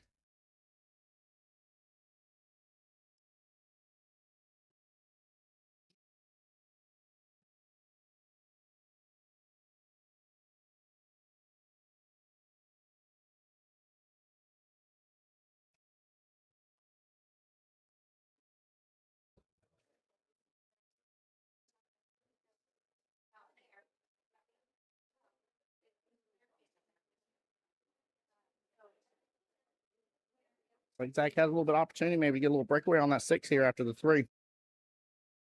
3 into the side pocket. And maybe I had to get a bump into it just a little bit.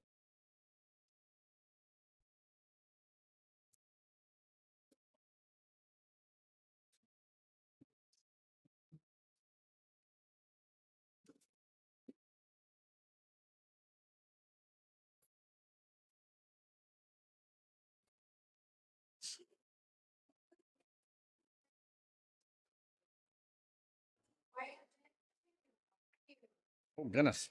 Everything moving a little bit there.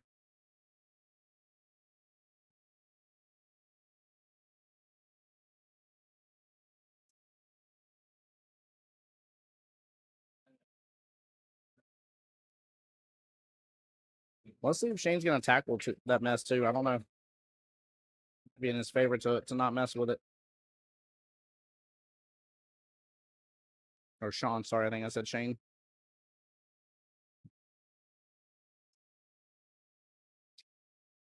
Right, JT. JC says, why so hard?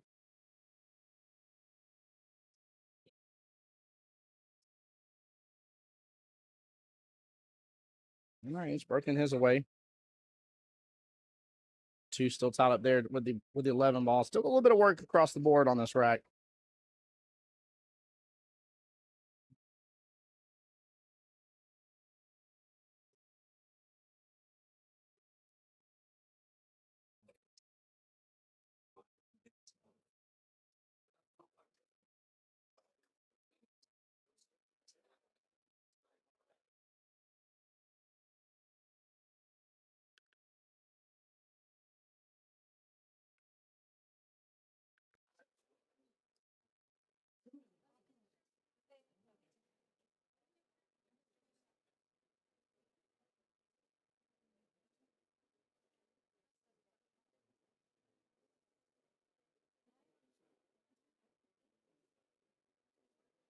I'm just trying to see if he can stay in that window for the 2.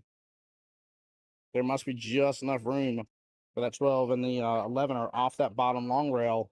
Just enough to slide that 2 on down to the bottom left-hand corner pocket. I feel like that's what he was aiming for. But he's still got a tough out, no matter whichever way. Tough out no matter which way.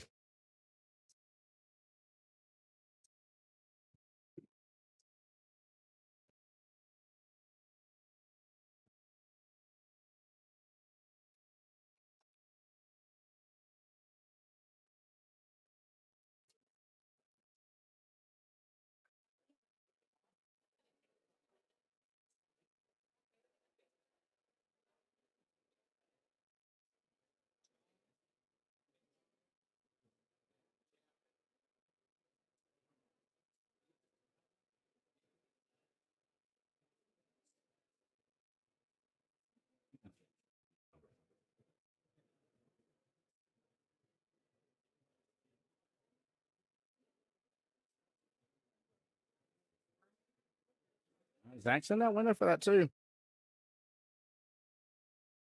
Does they have enough room to go by towards the 15?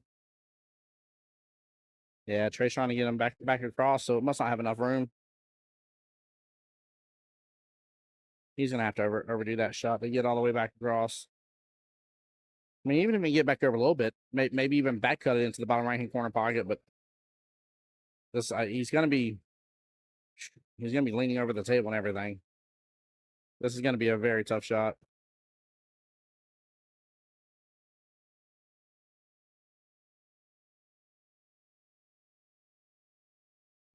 Oh yeah, he just got punished big time for trying to overdo it.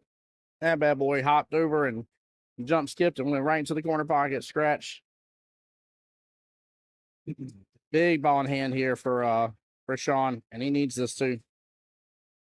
Little redemption time here. David Kyle says, good luck, everyone. Dave, what's up, sir? How are you doing, bud? Good to see you in the live stream. Appreciate you.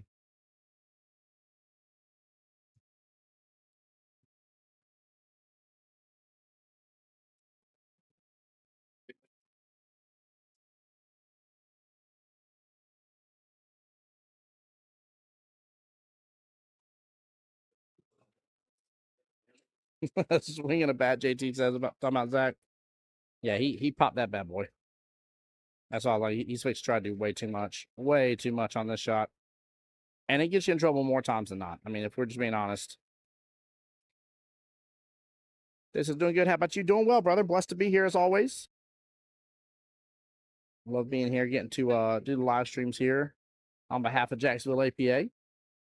Y'all know I love being your streamer and commentator. Miss Joyce over here waving me down.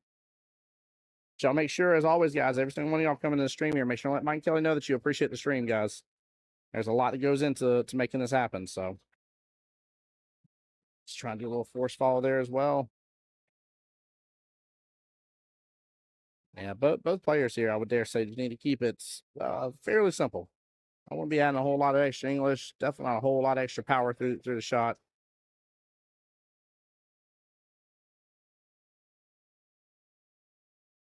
Keep things as simple as possible. It is just not working well for these two gentlemen at all.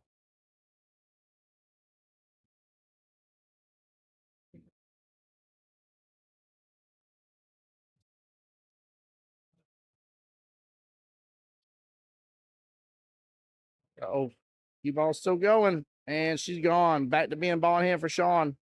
No other solids to get in the way. Let's see if Sean can string together a 4-ball run.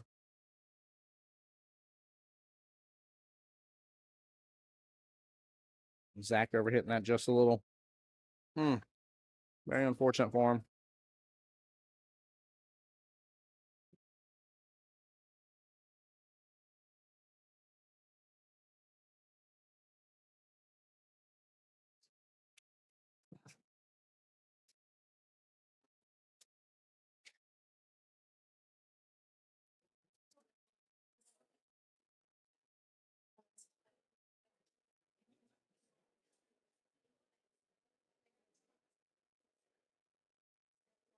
I'm thinking about going with that 11-ball left-hand corner pocket.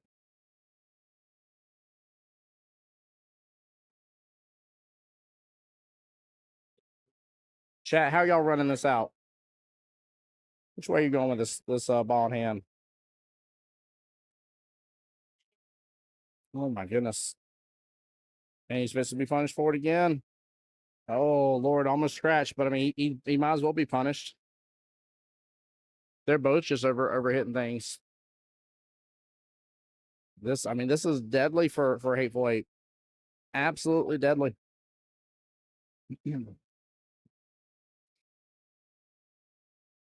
Again, Hateful Eight has thrown 13 skill level points. 13. FBRD has thrown 11. 11 skill level points to potentially be up 5-0.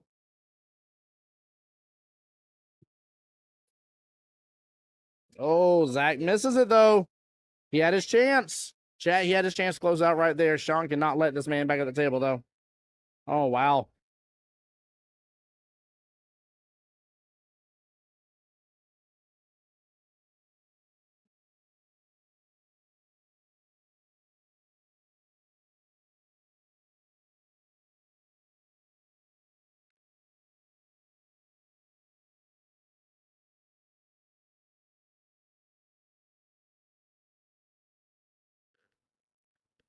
Dude, that's right. Just tap, tap, taparoo. He didn't do it, David. You needed to give him a timeout.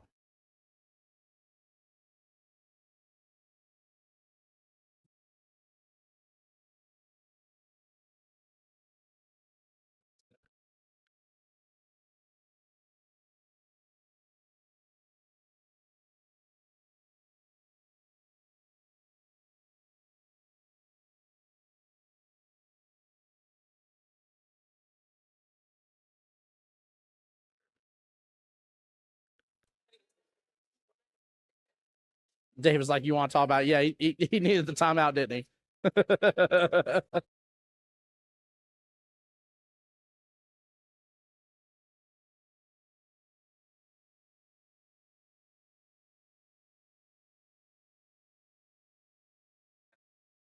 We got a hold of that one pretty good. And got a little separation. If he got separation, he should be able to run the rest of this, but he's a little close to it. This may be difficult.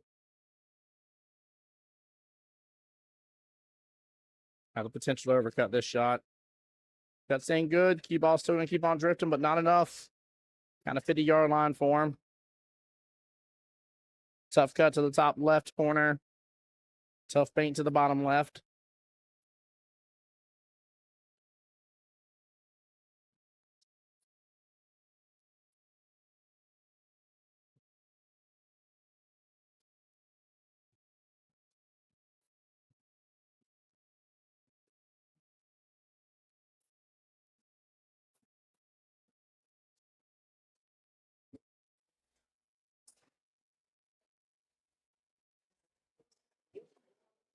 Chat, which way you going with this 8-ball?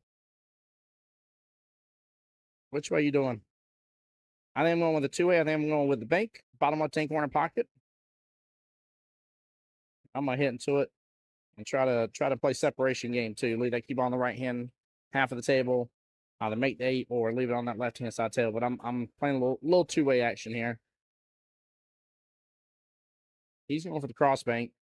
Bottom middle pocket here. Not a bad speed. And not going to be a bad leave. JT likes the side potty. He likes the cross bank action. I've gotten more of that. That's one thing I've been proud of for sure this past year. Gotten more comfortable with going with cross banks. I see him a little better now. I think cross banks require just a level of finesse. And so when you make one, you're like, yeah, I just finessed that in. It feels good.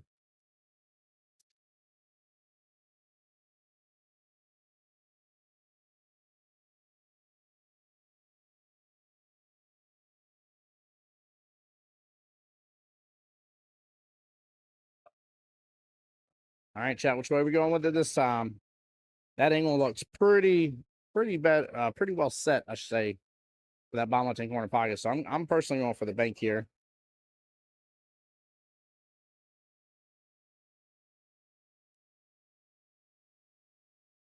Which corner though, PJ? Top left or bottom left? Yeah, you're going for the bank for the corner. Yeah, I like the bank there. Based on our side view here, it looked like the angle was kind of a natural angle, so you shouldn't have needed to let it open or close up anymore. Just hit it. I won't say too firm, but medium pace. Medium pace. Leave it at that. All right, Sean, back to the table. We're going for the bottom right hand corner pocket.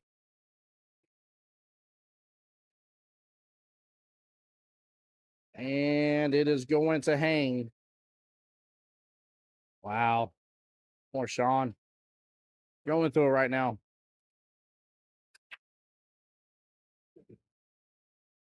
All right, as long as that doesn't look a gift horse in the mouth.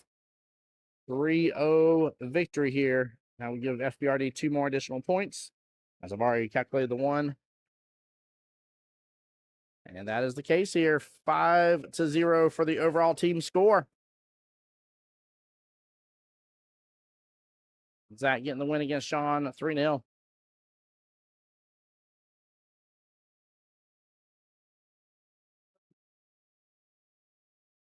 All right. Yeah, you would have went for the bank bottom left. Yeah, I like that with the shot that Zach was after a moment ago.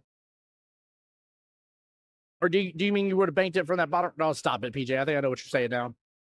You said for that last shot, you still would have went for the bank bottom left, even though it's sitting in the corner pocket. This man playing a little bit of one pocket action out of nowhere. I love it. I absolutely love it. All right.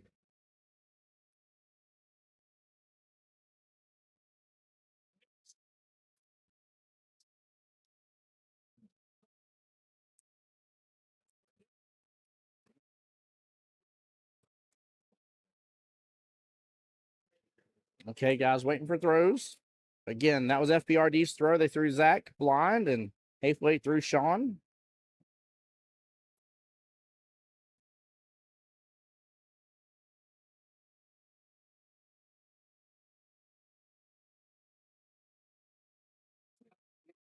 Again, for the rest of the match here, Hateful Eight's going to have a 4-4 and a 2.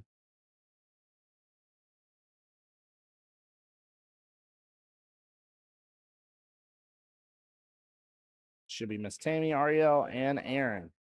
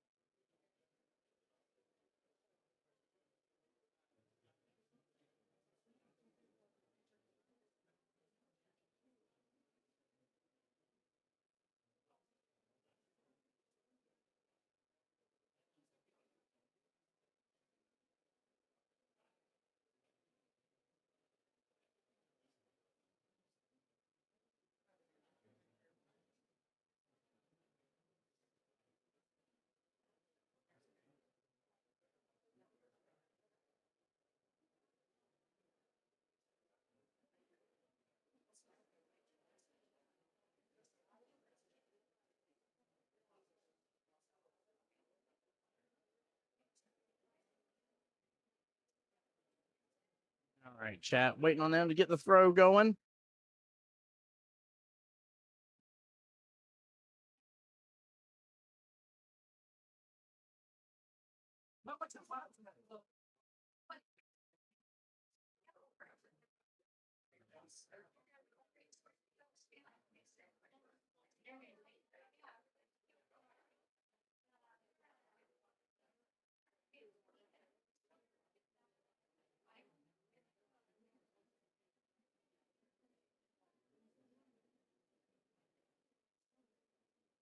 That I will say here, as always, in your matches and your throws here, guys, you should already have really in mind who you're going to throw. We should be getting ready to lag already on this one.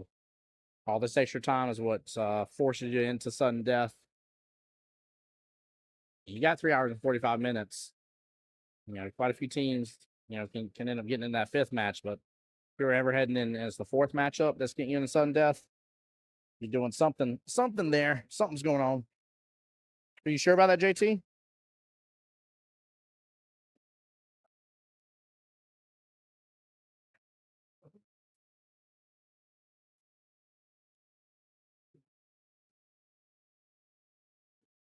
Or is that who you're saying they should throw?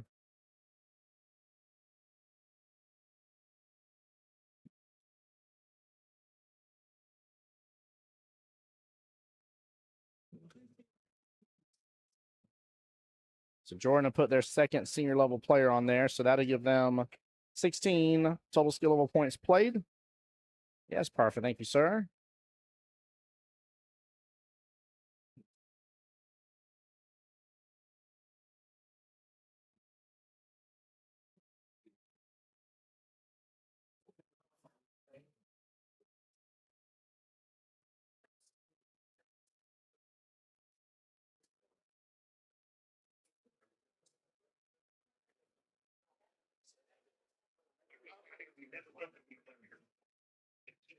JT, do you know who it is that he's up against by chance?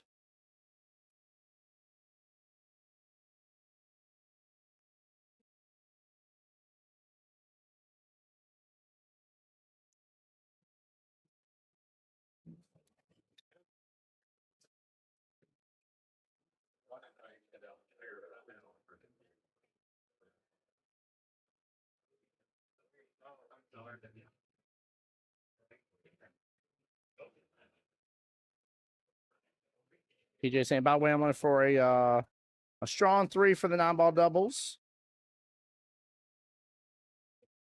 Thank you, Cameron. Appreciate it.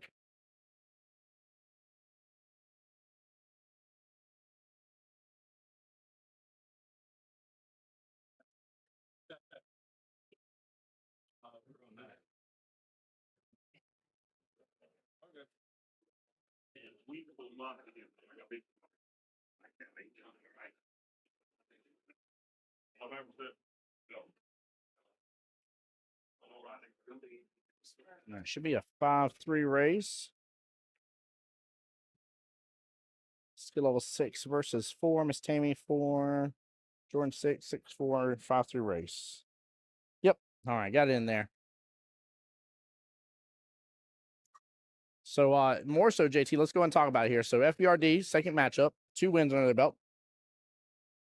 3-0 definitely cleans it out without a chance, without a doubt. 2-0 would make it 7-0. Again, that shuts it down as well. As well. If it is a 2-1, that would give FBRD their third win.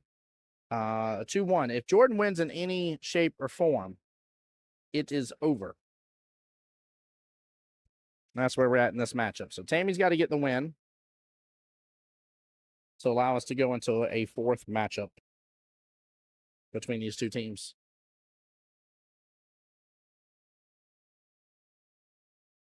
Yeah, even with a 2-1 victory in Jordan's favor, that puts it 7-1 in the overall team score. And that means Haythwaite would have to 3-0, 3-0 to tie.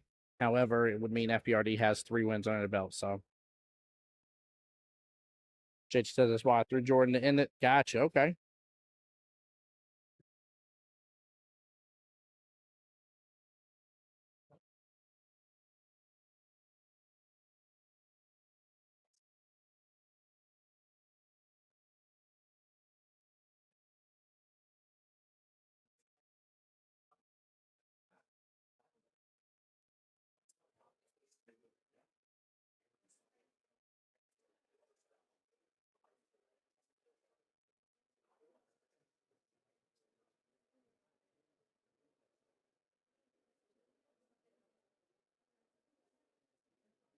This rack may take just a moment to work through here. Got a massive cluster here on that left-hand side of the table. Massive cluster. Goodness gracious. Yeah, one lonely stripe over there on the right-hand side.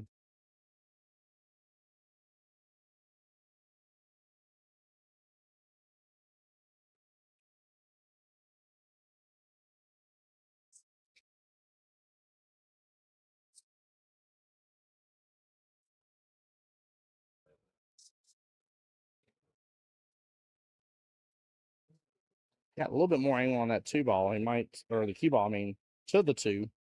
Might be able to pop up into that 6 situation and go for that a little more, but he's going to leave the 2 alone. 2's not in a bad position. He can work on it from quite a bit of the tail here. He's going to hit into the 4, kind of play defense. Not too mad with that. Would have loved for just a little more speed, but I think he was erring on side of caution, trying not to get the 4 ball in the way of his 2.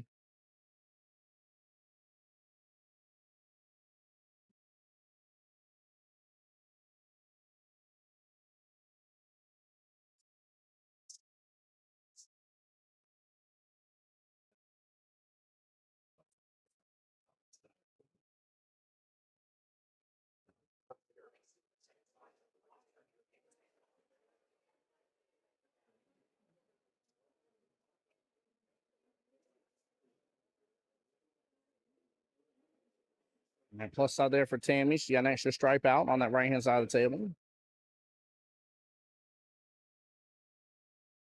A more force follow there, he would have been in good shape on that 4. Actually, still good shape. To be honest with you here, I'm nitpicking. The 6 is his real problem.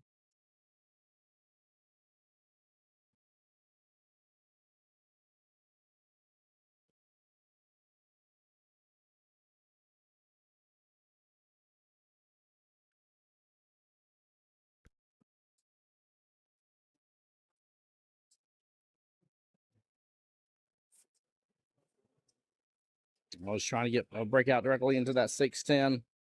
Good attempt. This is one of those where you just go and opt that you're going to give him ball in hand, but you get your 6 away from that cluster. If you decide to go one rail, kick into it, but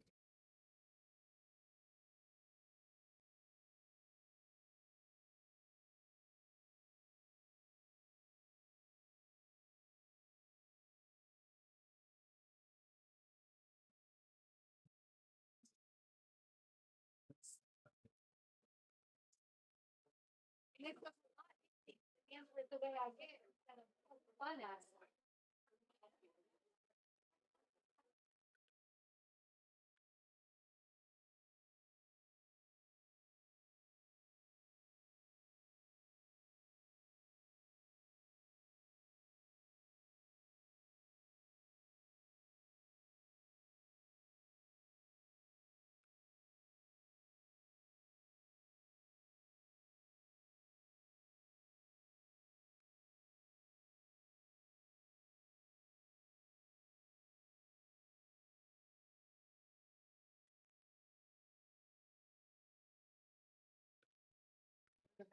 all right.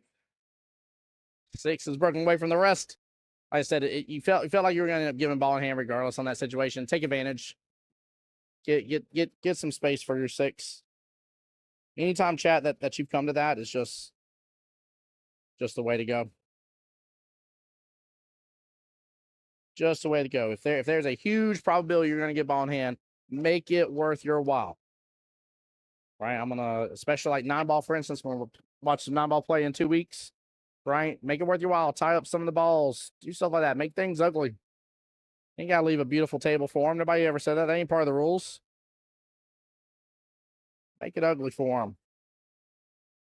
If you got 1 ball left on that table and you're able to be like, I'm gonna get ball in hand, but I'm gonna get it freed from the rest of that mess. So that way I can do something with it here in a moment and hopefully have another chance, then so be it. Do it that way.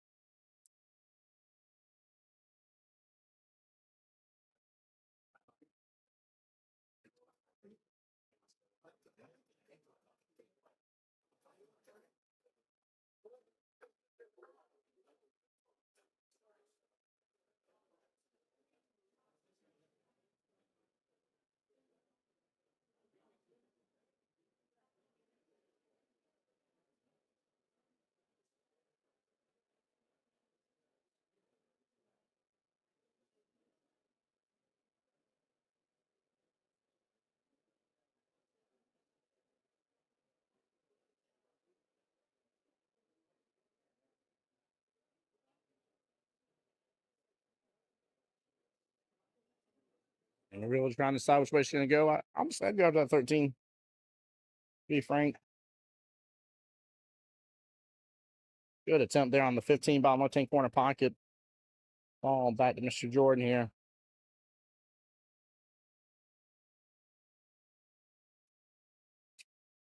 Honestly, he's got enough of an angle. If he decides to string this all the way down bottom right, he can actually stay there left-hand side of that 8-ball. You go for the top side pocket. It might go for the bottom side pocket for the 6 instead. I don't know. I think I like training it all the way down bottom right on this one. I think I use much, maybe about half a tip of bottom or so. And just don't overstroke it. Nothing crazy on this shot.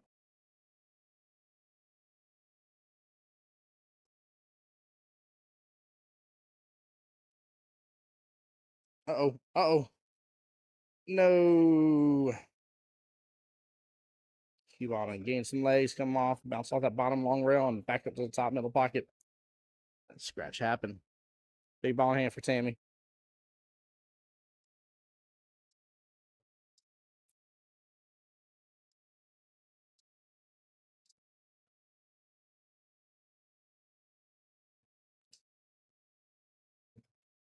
Oh, cheerleader days.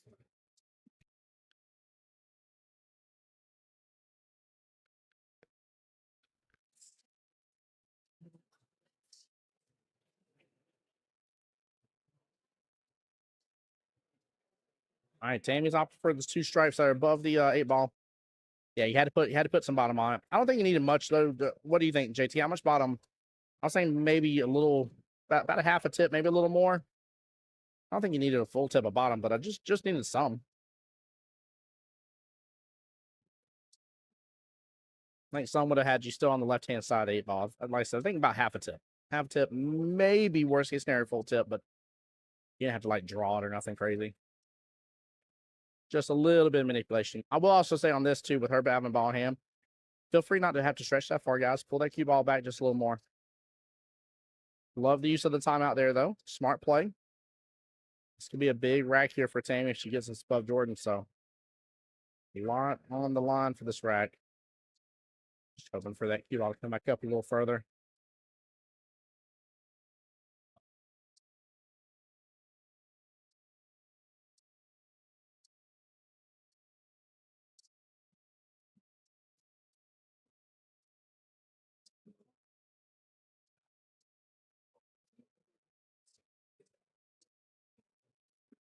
Tammy looking at her options, but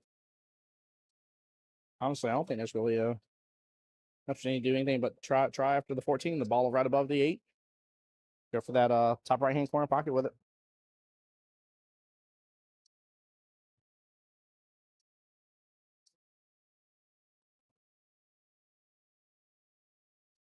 It's not an easy shot, don't get me wrong, but I think it's better than your options for that 13.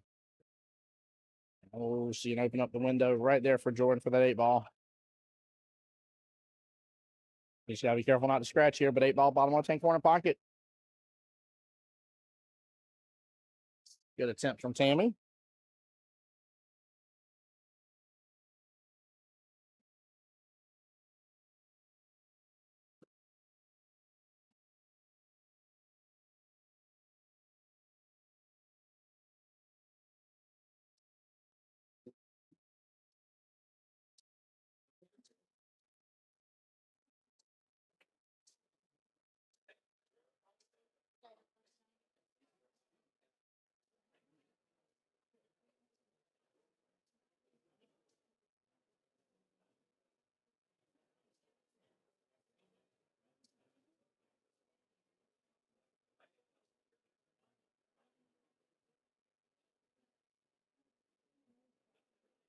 All right.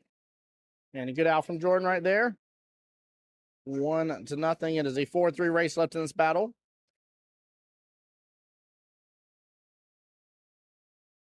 Tammy trying her best to keep her team in it to not have to return tomorrow. Jordan trying to close it out here on the 3rd matchup to win FBRD their bid into the World Qualifier and $800 cash money. Honey,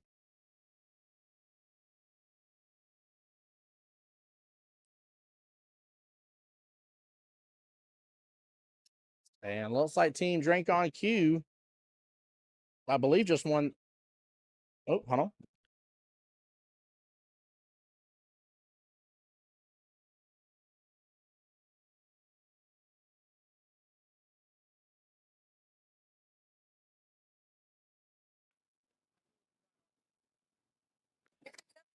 I'm picking up on what Kelly's laying down here. So Team Rack D's just got their official win, and they will be returning into the 2026 8-Ball World Qualifier. Congratulations to them. As the first team of the day, taking out Team We Ain't Proud, sending them over to the one-loss side bracket. So Rack D's will be walking away with $800 cash money, and again, they'll be back for the 2026 8-Ball World Qualifier. Hey, congratulations, Team Rack D's.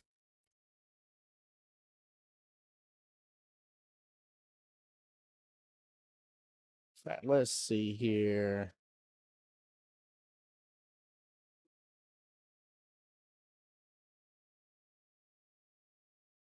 Mr. Jason Bruton and team. Nathan Fitzgerald, Kristen Bruton, Stephanie Bruton. Got the Bruton Fam Bam. Mikhailio, Kai, Josh. All on that team there. Congratulations to them. Well done. Very, very well done. All right, ball in hand after the break here to Miss Tammy. As you can see, she's going up close to that second diamond. Won't want to go past it with her ball in hand after the break.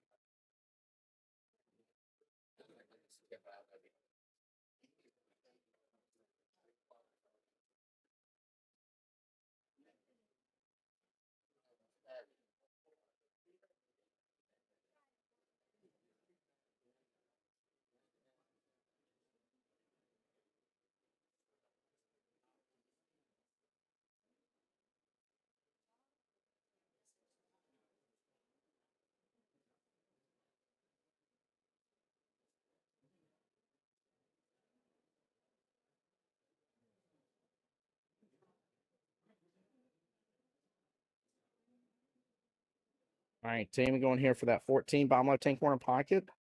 I was going to bounce up too far. She should still have eyes on 13. He got close there, but still opens up options over 15, top middle. Leaves her with just 2 on the field right now.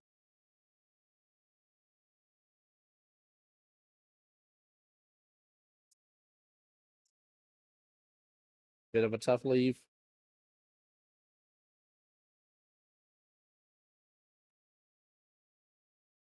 Bit of a tough leave here. She has eyes on the 13. 13 doesn't have much opportunity, and she has eyes on that last stripe here, but again, doesn't have much opportunity.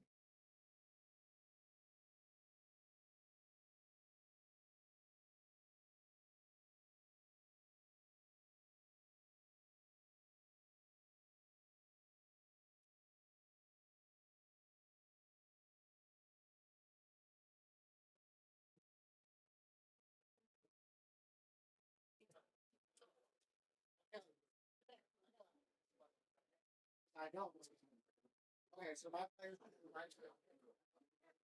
So I'm down to and my love and tone is and I was time I was over talking that was really nice.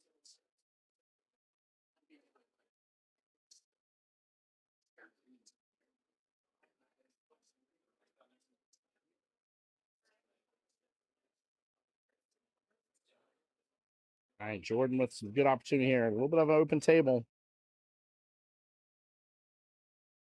Uh-oh.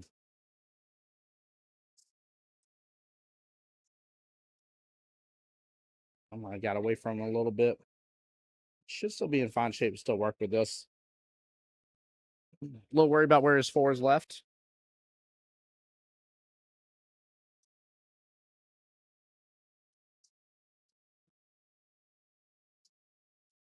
Gonna run off that bottom long rail just a little bit. 1 ball. Bottom right-hand corner pocket. Try to keep it off that rail a little bit if you can. 2 ball top right. And then there may be a window in between that 11-8 to go after that 4. I just can't tell that it is for sure. If not, you need to be above that 11. That way you'll have access to the 4, bottom left-hand corner pocket. Oh, no. Tries to get it in there, the bottom right-hand corner pocket, but it rejects out, pops on back out of the pocket. One ball sitting outside the 2.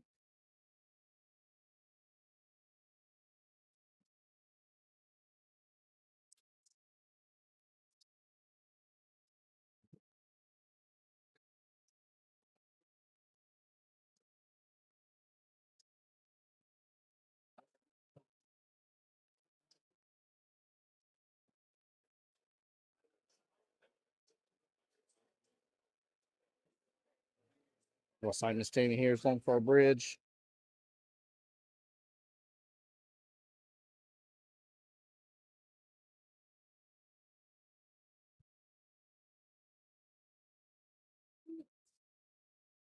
Good thing cut here on that 11. May set her up for that 13. Oh, no, she's going for it. Straight for the 13. Good attempt. At least got it away from the pocket just a little bit in terms of off the rail, I should say a little more.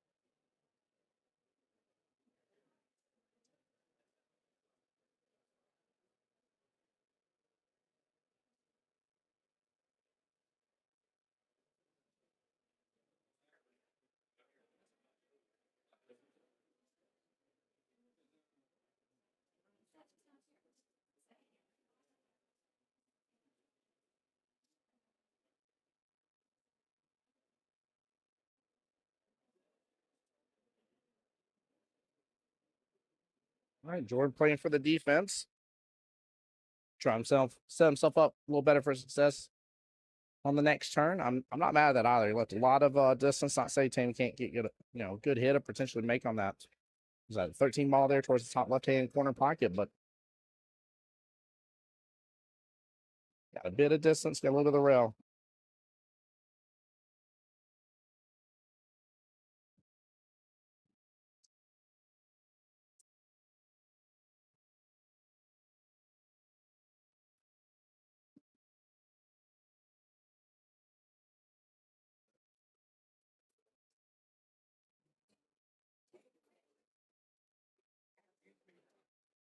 She ends up knocking into the 4 just a tiny bit.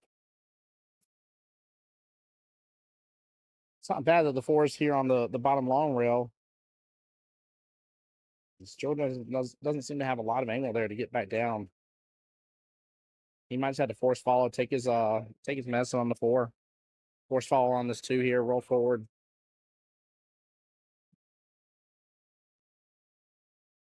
Be nice if I had a little bit more angle. Get a nice little force follow. 2 rails, possibly 3, come on back down for the be below that line for the 2, and he's gonna be close to that. Exactly what I was talking about. Good shot, good stroke. Couple has been messing him up, messing up Zach and his opponent Sean earlier. Well, rattled earlier for sure.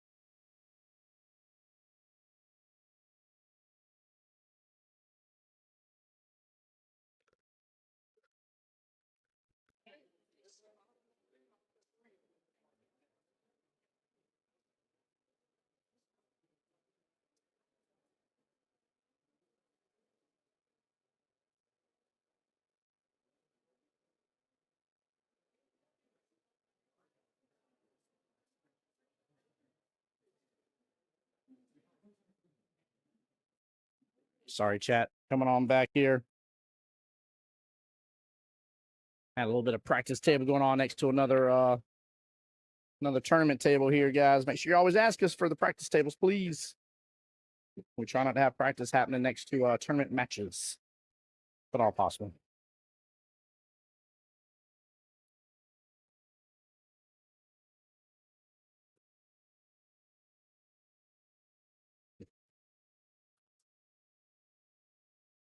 Thank you, JT11. Appreciate it, bud.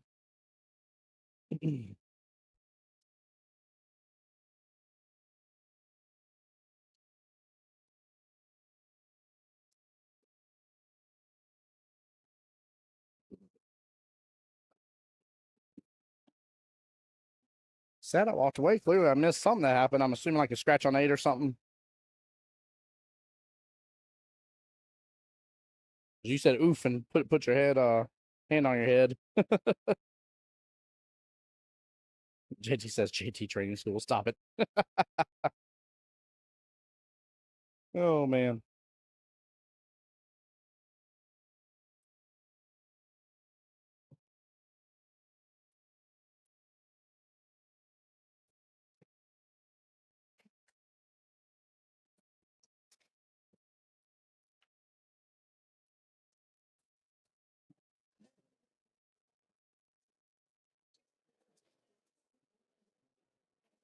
Nice stroke from Jordan. 8 out of turn. Okay. I figured something like that happened. It wasn't me picking on either player. I just figured that's what it was with you saying oof. I was like, uh-oh, something bad happened. Not nice things appeared on the live stream. Hate when that happens. I wouldn't even care if it was my own team getting the win because of that. I'm one of those guys, man. I hate when that happens for you or your opponent, man. 8 out of turn, early 8s, all that kind of stuff. Like, just hurts, man. Scratch on the 8s. That one that happened last matchup, that force fall on that 8. Man, that hurt my soul. Absolutely hurt my soul.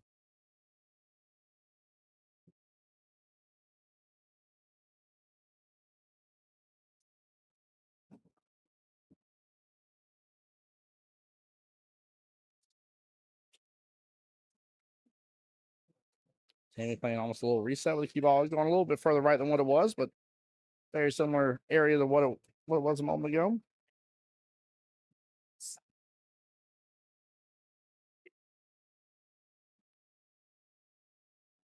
Yeah, I didn't try to do that.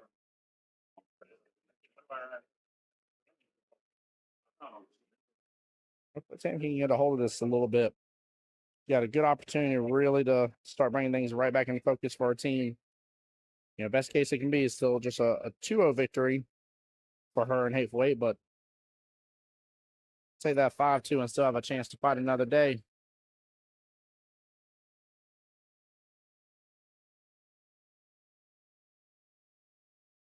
Jordan needs to be looking at that last stripe there on close that right hand short rail.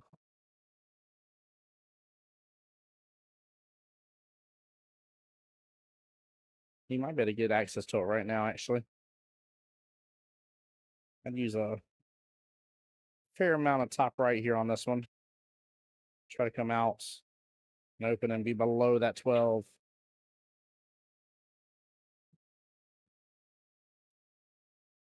And then if you can be in a window anywhere above that 5 to where you still have access to your last stripe there off the bottom long rail, and still be on the right-hand side of that. I think that's the 15 ball. You're sitting pretty good. Oh, no.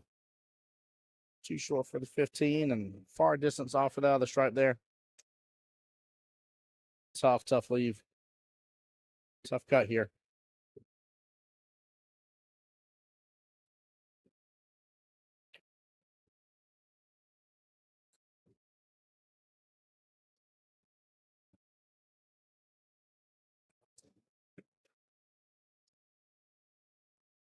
Honestly, might have been best he didn't make that. Sam's gonna rock and roll with this 1 and then to the 5. Our 4 is still a problem though. That's the plus side about Jordan not getting to it, not messing with it.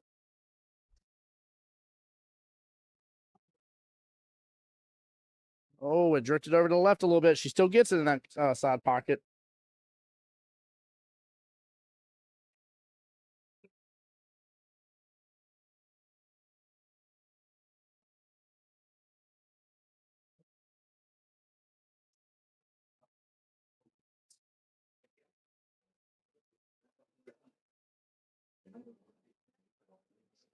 Very nice speed there by Tammy. Well played. Very well played. She could actually bump into that stripe at 15 off of her 4-ball.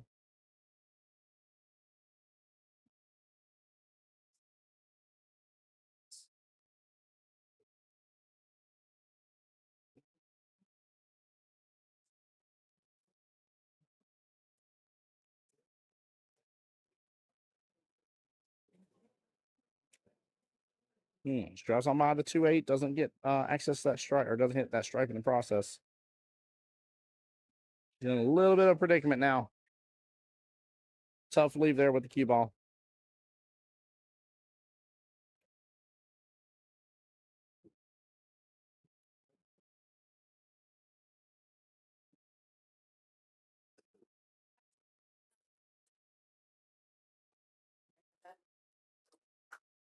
Those are empty too.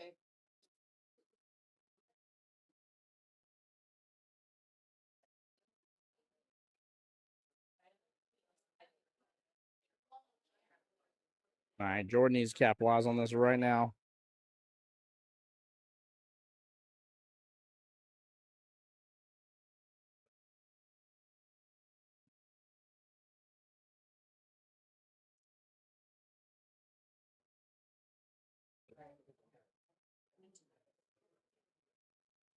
Good stroke on this. Going to leave him set up just fine for the other stripe. Just like that off that right hand short rail. Nicely done.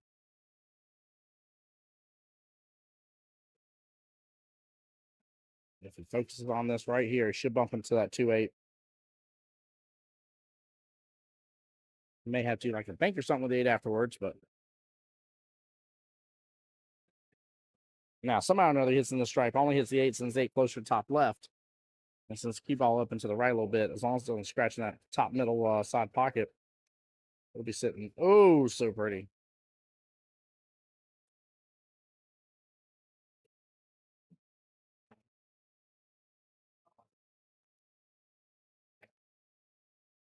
Nice timeout from Zach here.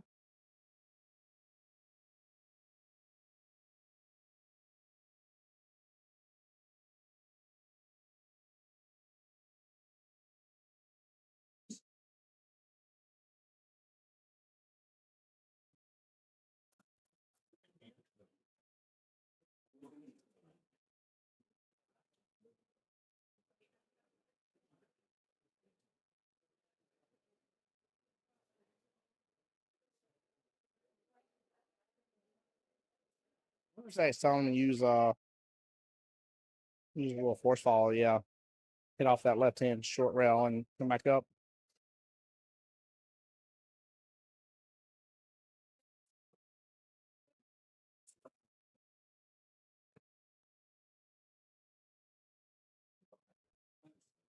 Let's see what they decide to do, chat.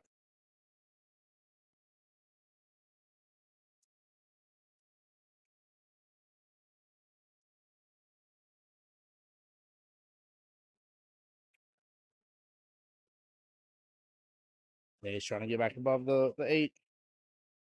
Need a little more on from it. Good pot of his ball, but he's trying to be off that left hand short rail and back over a little bit further to the right. And there must be more breathing room than what the camera's letting on between that 8 and 2. I mean, he probably has the side pocket as an option.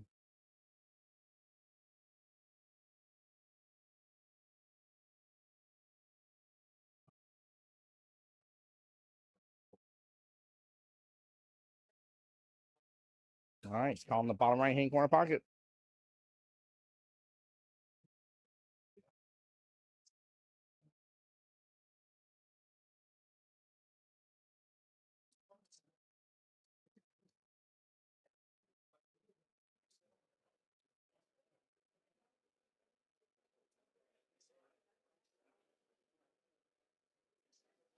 I'll be back. All right.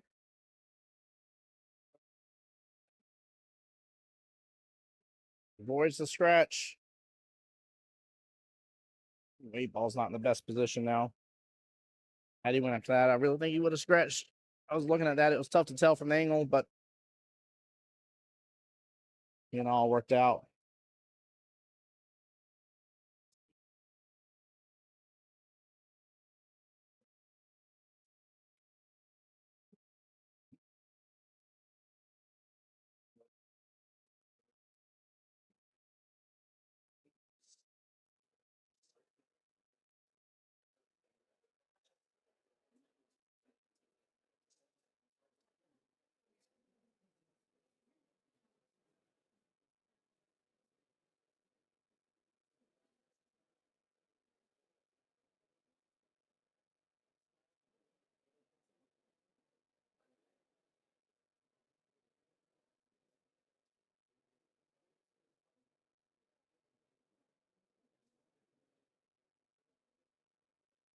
Going for the bank here. Not a bad option. High number with their 4-ball, blocking access to the 8s. Jordan's going to try to go all the way to that right-hand short rail, back over, and pop into that 8 appropriately, send it to his bottom left-hand corner pocket. Very tough shot for him to go for.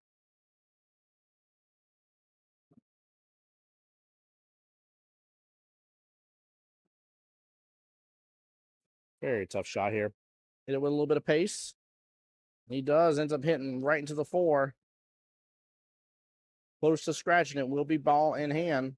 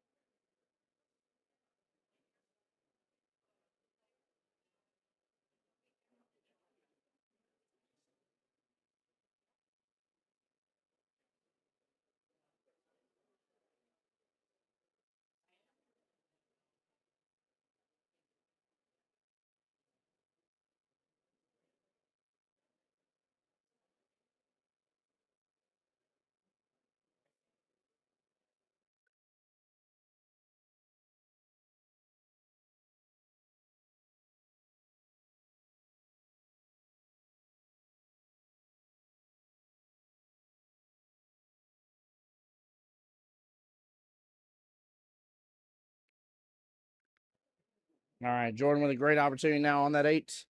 Bottom left-hand corner pocket.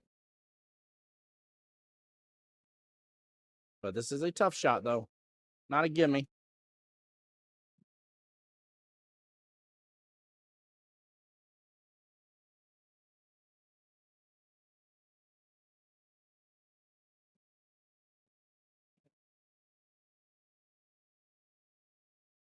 Hits it with the right pace, just off a little bit.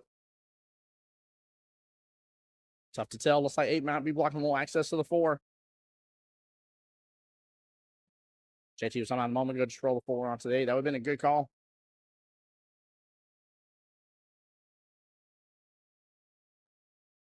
Looks like Miss Tammy calling for the timeout.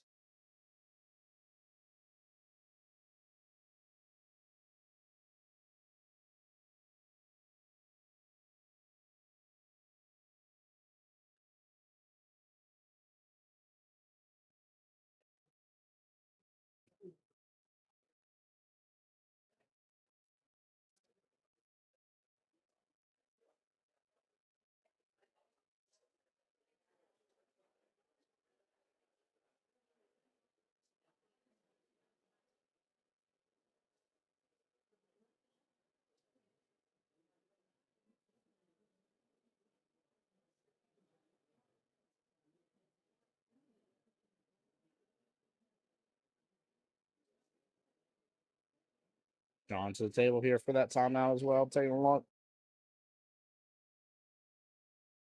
Remember, guys, you only get 1 minute for the timeout. They got to be running close to time. Just trying to get her to do a 1-rail kick into it.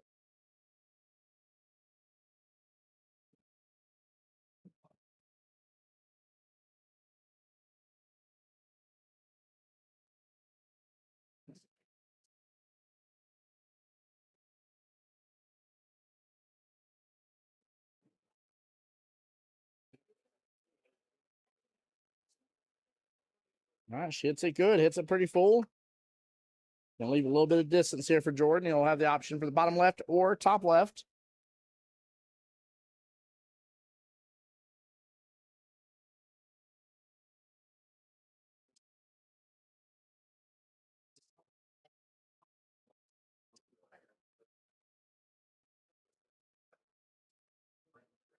Tell you, I would like to see Jordan maybe pick up his pace just a little bit. I feel like just based on previous times I've seen him play, he's playing to a little bit of a slower tempo. And you got to be cautious, right? Because once you get used to that groove and then you go and speed up, it's going to mess you up. But I think right now he's still in the aspect that we're only 2 racks in. This is rack number 3. I think he'd still be fine, but I'd like to see him pick up his tempo just a little bit here. This is a little slower pace of play than what I've seen him play before, at least on the MVP tournaments when I've seen him play.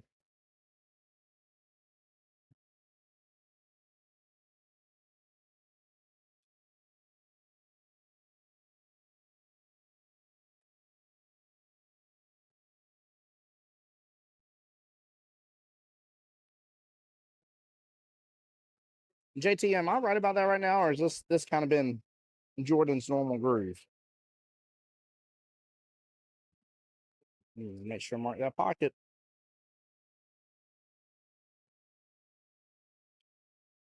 No. You got to get on that with some bottom on it, some confidence here. Tammy will get that. That would be Hateful Eight's big score right there, giving them their first point. I was asking, is Jordan playing at a slower tempo? I feel like he's playing at overall slower tempo. Like, I feel like before, halfway through that entire shot, he would have already marked his pocket, put down a shot, and ready to go. And I don't feel like, I feel like he's playing that slower pace of play. And I think it's throwing his groove off.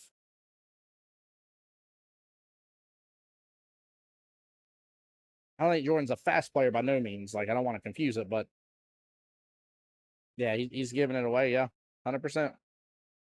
100%. And she has the chance to really, really bring it to fruition. I know he plays slower, right? But is he playing slower than his normal slow? Is he downshifted another gear? Is what I'm getting at. Like I said, I know he's not a fast player, but if I were to put him at like 60% of the average speed of a lot of players right now, I'd say he's playing like 40% of that normal 60. Is what I would say.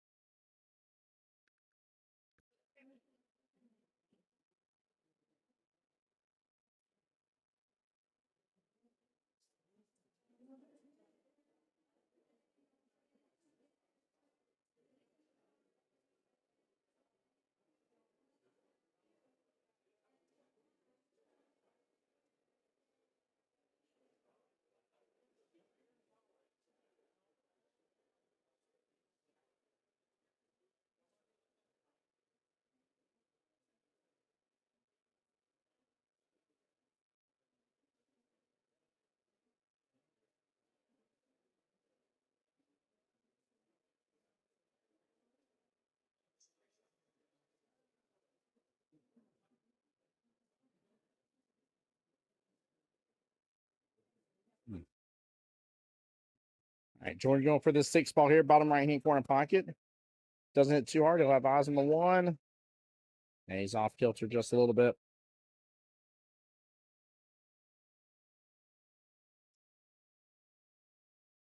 Sam's got a whole cluster mixed in that 5 ball.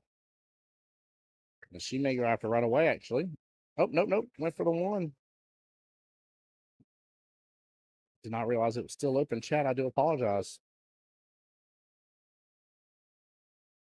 She's not in the best spot there for another solid. Almost making that 3, though, with the 1-rail kick into the side pocket, though. Just Tim, I'll see your best angle here.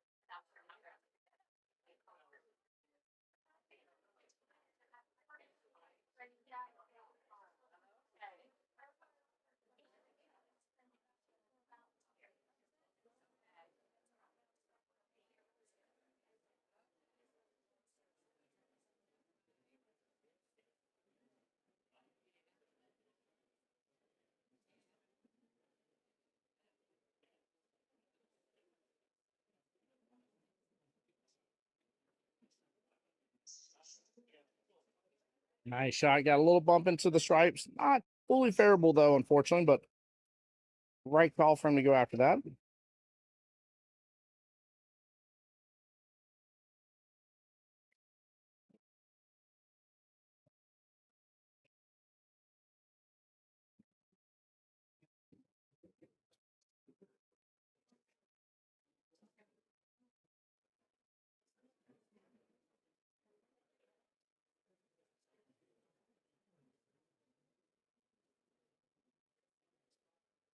Okay, that opened up a little bit more spacing around the stripes.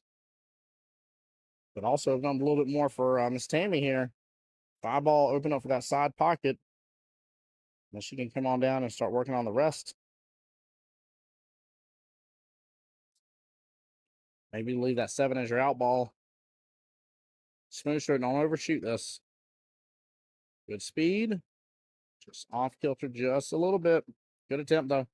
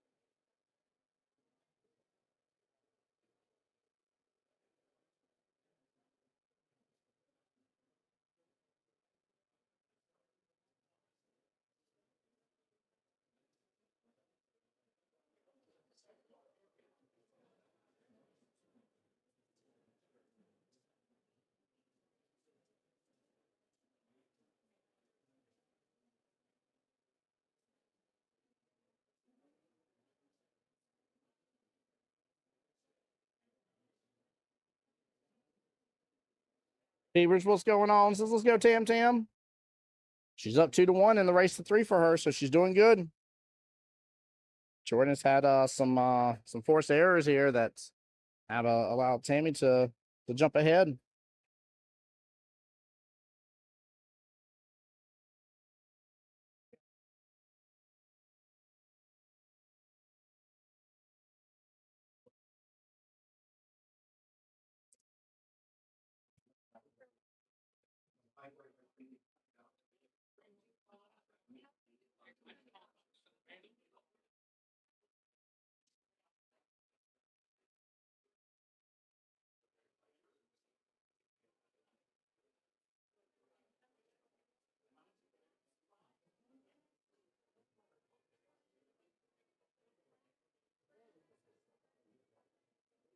Tammy needs to go for that 2. Don't go for that 6.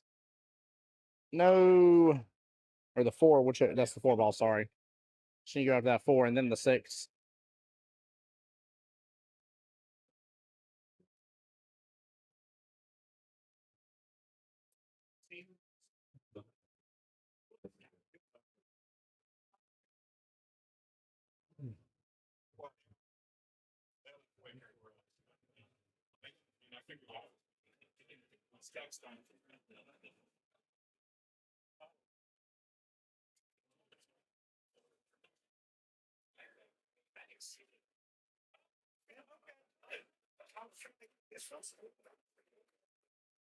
And see, she's far distance now on that 4 ball.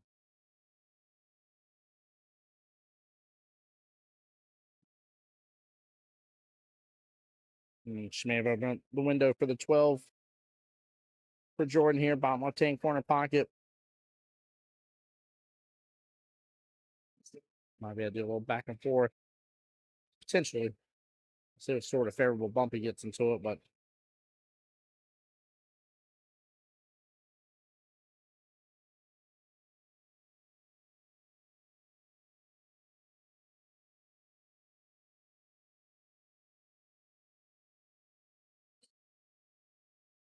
yeah, good smooth strokes. Should better get him a little back and forth action.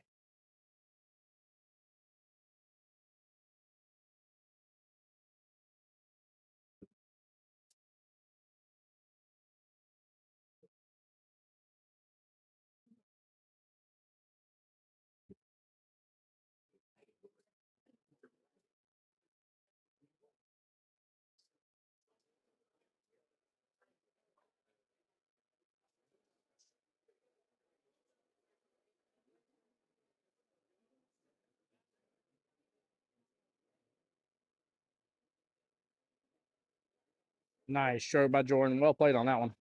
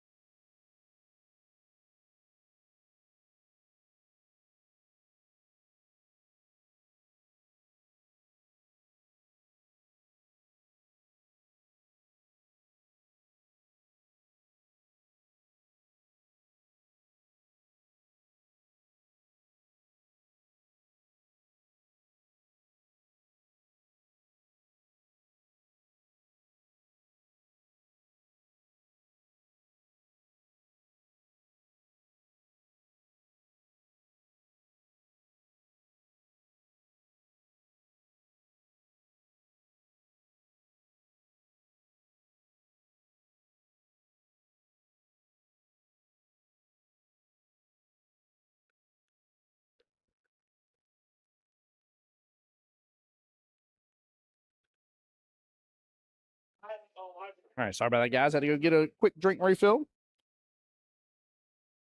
Timeout here.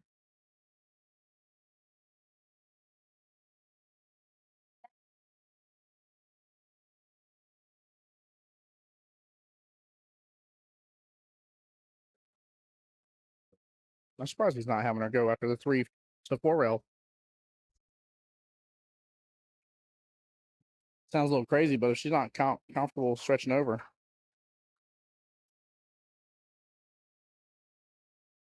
No, drives right by it. Good try.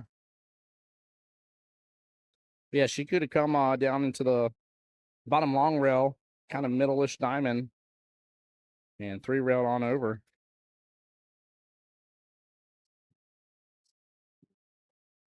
It would have looked like a fancy shot. Maybe I'm overdoing it. I'm overthinking things now.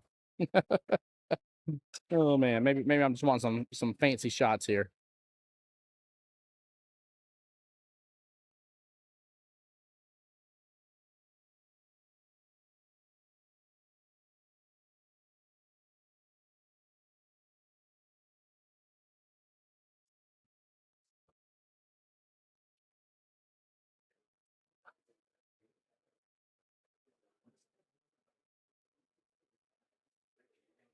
And Jordan just needs to be cognizant where he's going to leave that cue ball. It has to be off the rail for him.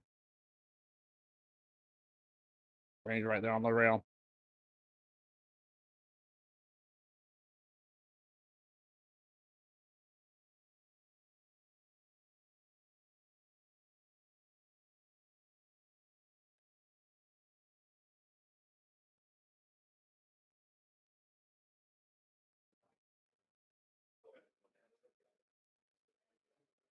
I like this option, avoiding the scratch there. Top right-hand corner pocket, or should.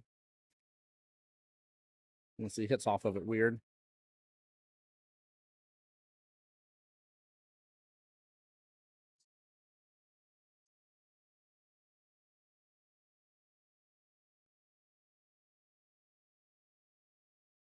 Good speed. Nice out there by Jordan. 2-2 now. 3-1 left in the race.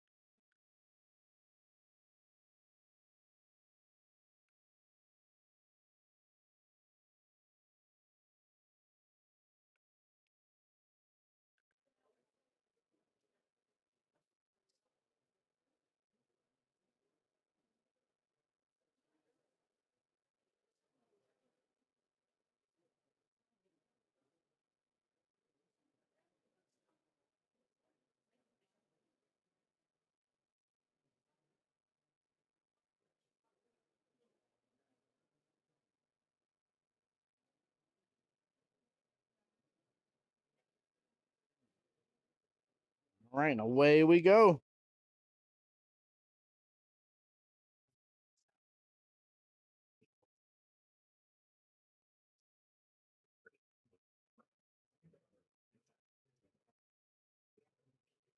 So he will be solids, which actually I don't mind at all.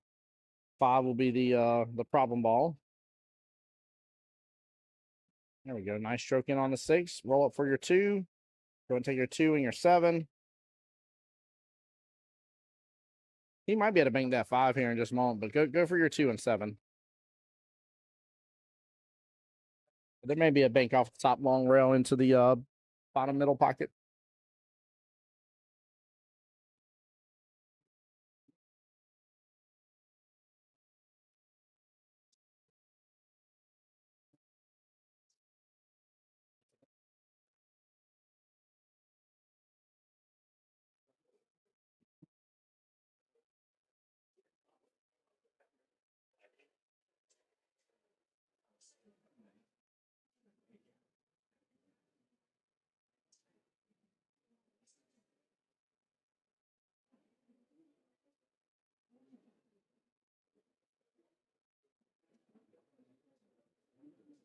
And some cheering across the room. Another matchup done.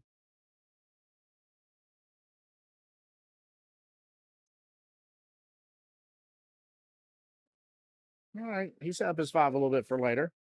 Not too shabby. That was overall a good run by Jordan. Nicely done.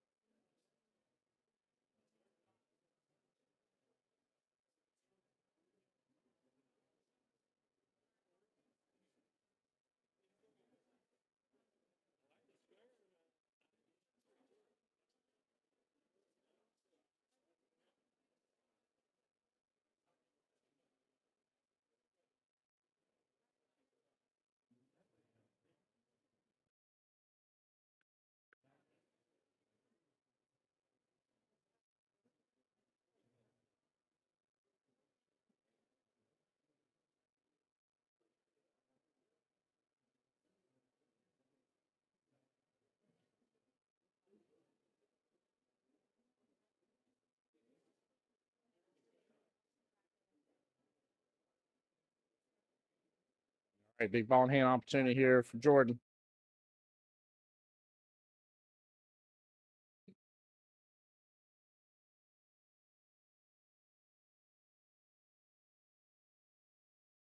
That 5 won't go on the side. He's going to start with it. Go top left and corner pocket from here.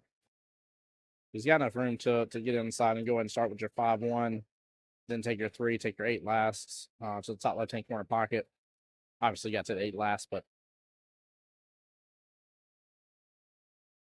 it just all depends on what room he has.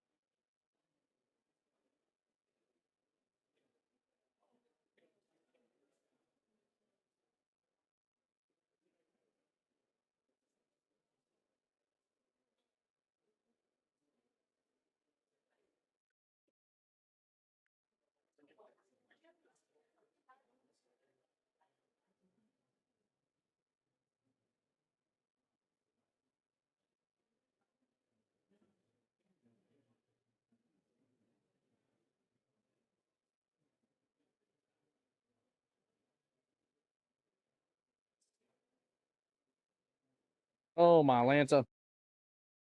Goodness gracious. He's either fixed to be set up for the most beautiful 8-ball ever, or he was about to give away another game to Tammy there. Jordan, goodness gracious. Yeah, 5-1-3 was the call. 100% PJ. 100% agree with that. I agree.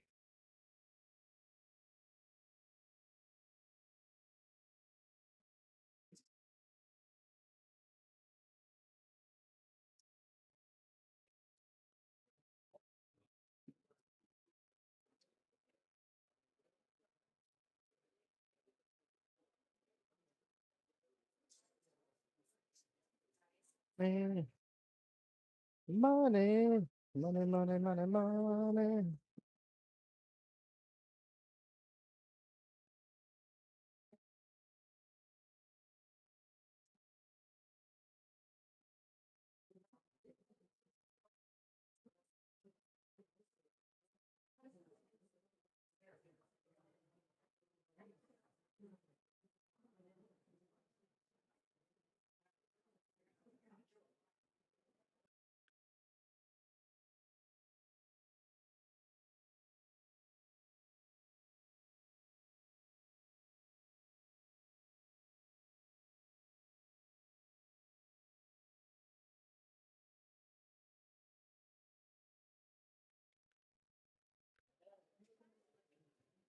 Jordan stuck behind the was it 9 and 15 a little bit on this three.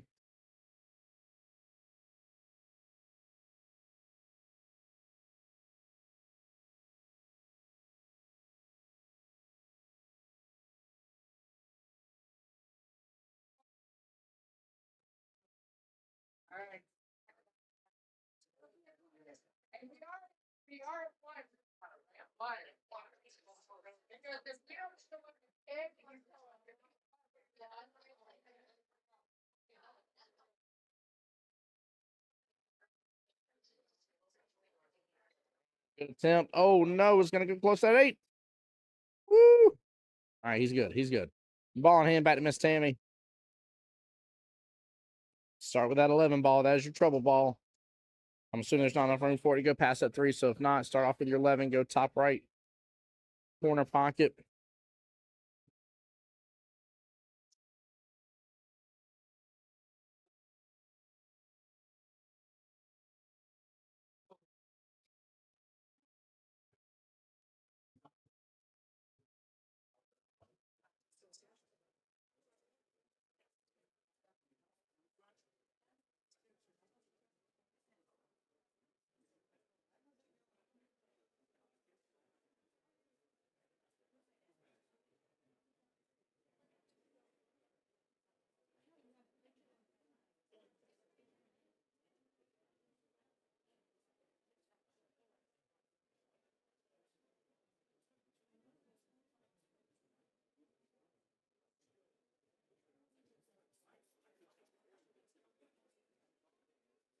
As Robert's coming to the table for the timeout, but didn't move that cue. Okay, I was about to say you didn't move that cue ball first. Like that 11 ball, I cannot see it having enough room past that 3. You got to go after that 11 first.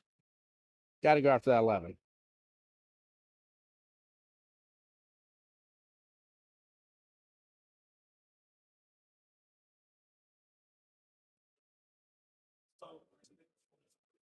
Don't take back.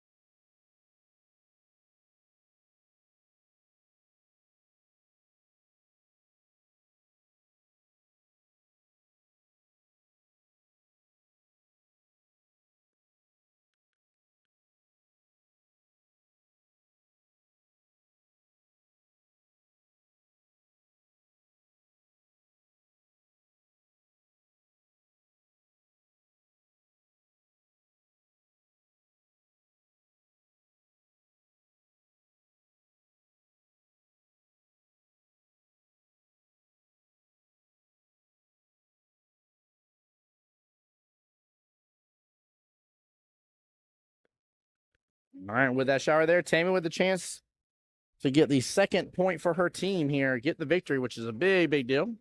Also got to announce sudden death here in just a moment, so I muted up here. I got to get on the loudspeaker here, let teams know, because the majority of them are on sudden death here as a 625.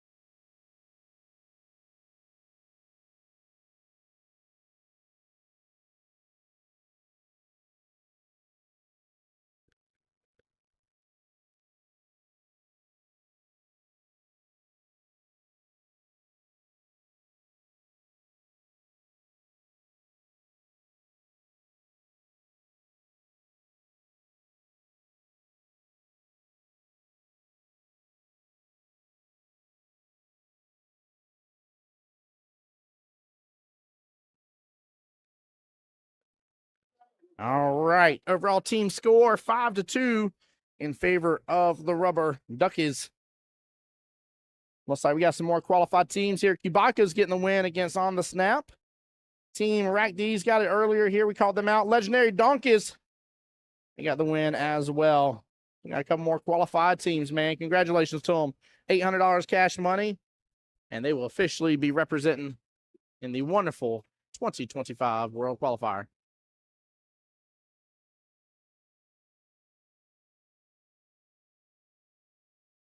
All right, wait and see who's being thrown. If I remember correctly, this will be FERD's throw on this one. I'm assuming that's why they're all huddled up around the table.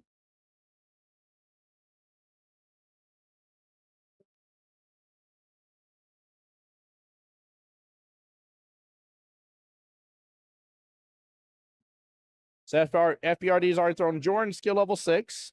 Zach, skill level 5, that's 16. And Trey, skill level 6, that is, 6 and 5 is 11, plus 6 is 17. So they still have 7 skill level points left to throw. So Aseneth has a 4, Sunday Goli has a 4, Holly Jones has a 4, and Miss Cameron Daniels has a 2.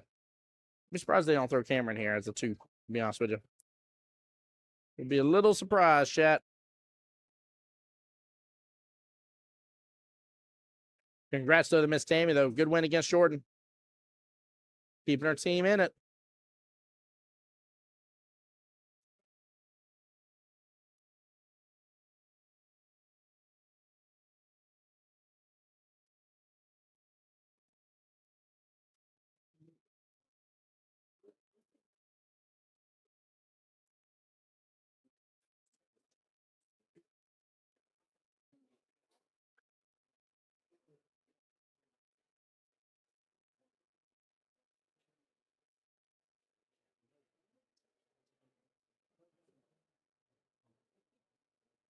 All right, waiting on the update here, chat.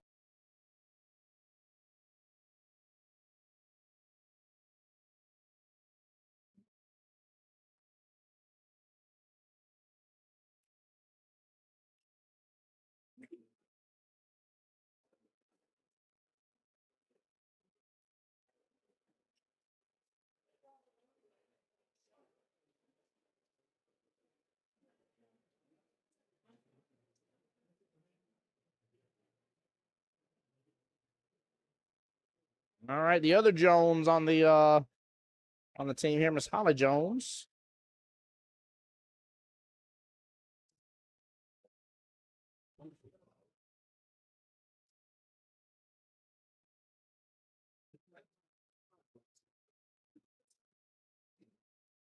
Looks like she's against Miss Ariel Pennington here.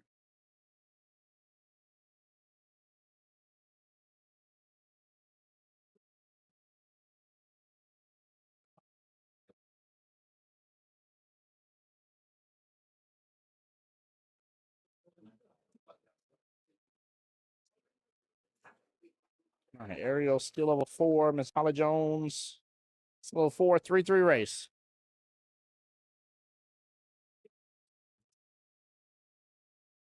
It's a 3-3 race. There we go.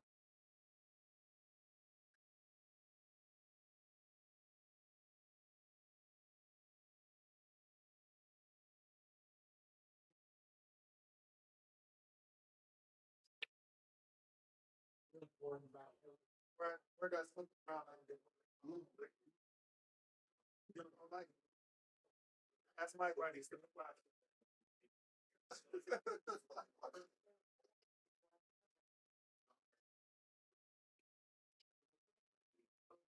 All right, we are off to the races here, chat.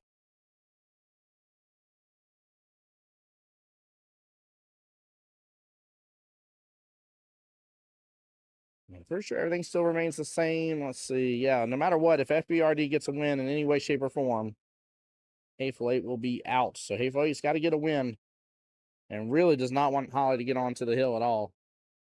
Because you got to think, Hateful Eight, if they get the win here, both teams will have 2 wins, right? If it goes hill-hill, it'll be 6-4 going in the last matchup here, which will likely be sudden death for them.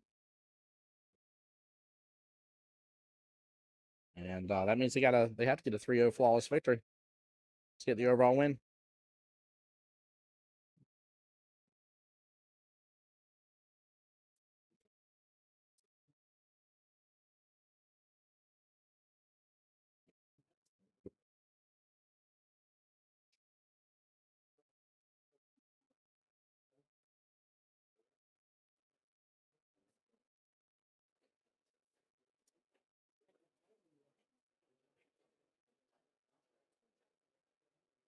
Chat, make sure you guys are joining us tomorrow as well. We'll be here for the one-loss side of the bracket. Again, every team that's returning tomorrow, unfortunately, will not be in it for the cash money, but they'll still be in it for trying to get their bid into the World Qualifier and get to represent later on in the year with their team. Trying to earn that sweet, sweet chance to go to Vegas, in which this year is a brand new year for Jacksonville APA. Huge year for Jacksonville APA. First time we will be sending 8 total teams to the World Pool Players Championship there. 4 for 8 ball, 4 for 9 ball. 8 total teams between the two. Going to be amazing.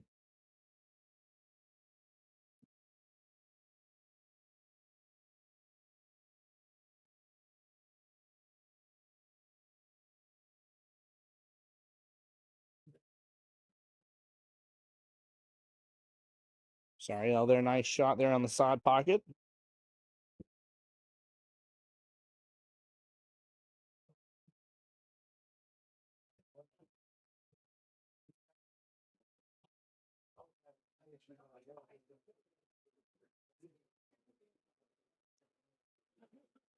Got a little knock into that nest there, but she needed to hit a little more.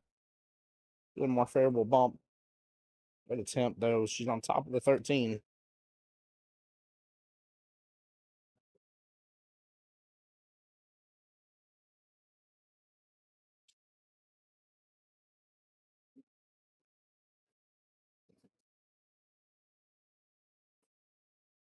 Can't believe what I can. 13-9 group up next to each other, but still got a little bit of room. It's not too bad of a leave. I was going to have a little bit of run potential here, starting off with the 4 ball right off the bat. 7's not sitting in bad position. I mean, she's got some opportunity here. Just a matter of getting past this 4 ball onto something else is going to be really her main issue. Maybe the 4 and then go for the 3 on the side.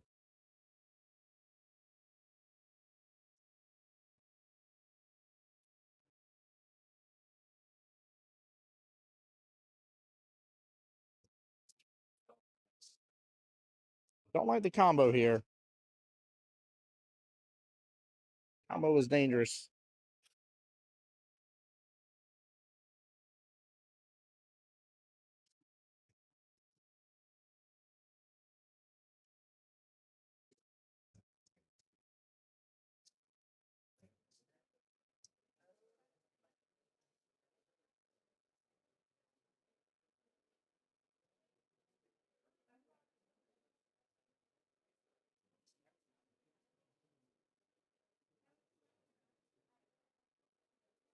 Oh, it is missed there by Ariel, but not too bad of a leave. Wish it was off that short rail just a little bit forward, but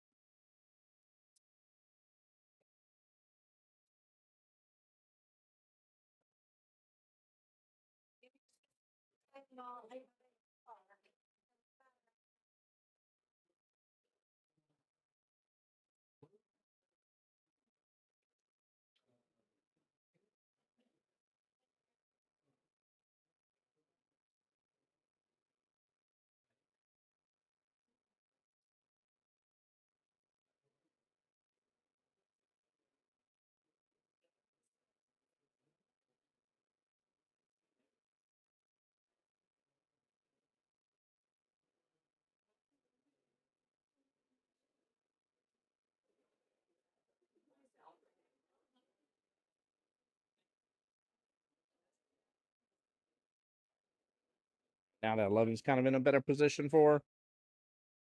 She's got to go after that 9 ball, though. 9 ball sitting off of that short rail. Not doing her any favors.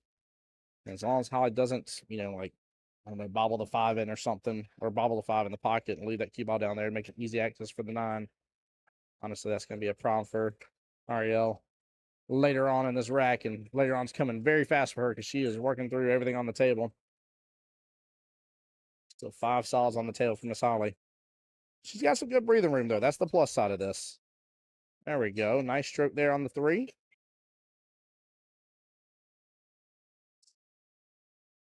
So I'd probably go after the 7 here and kind of start working on the 2-1. Your 5 is, an option for you for overwhelming majority of the table. She's going to get in between the 2-7. She can start with the 2 now. That works as well.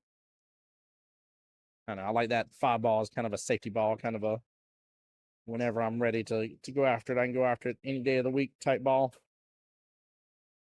Well, the bottom here will pull this right on over. Oh, small miss to the corner. All right, y'all needs to do something about that 9, though. Honestly, get that 9 off that rail for yourself, my dear. Don't worry about that 11. That 11 would be your nice out ball for your 8 potentially, but something with that 9.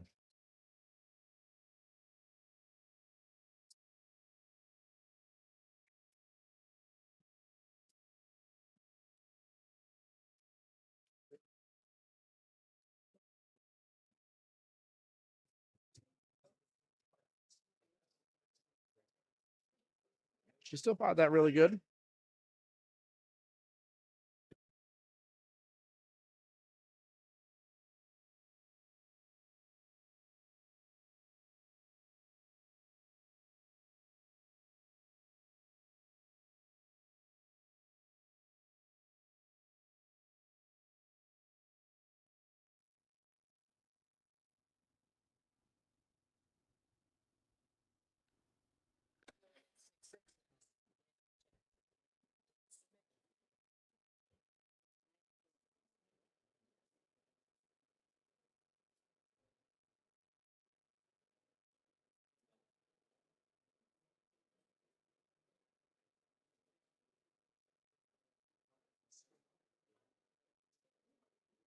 All right, Holly's up on top of the 7 here. It's about to say if she can go at it from the side and still put that in, come back around for the 2 after. Be the better call for her. Uh-oh. Oh boy, she's good. She's about to be in trouble. Giving a ball in hand here could have led to the rack being over for her. Could have given Ariel just enough there to work through and get that 8 ball. Good attempt on the side pocket.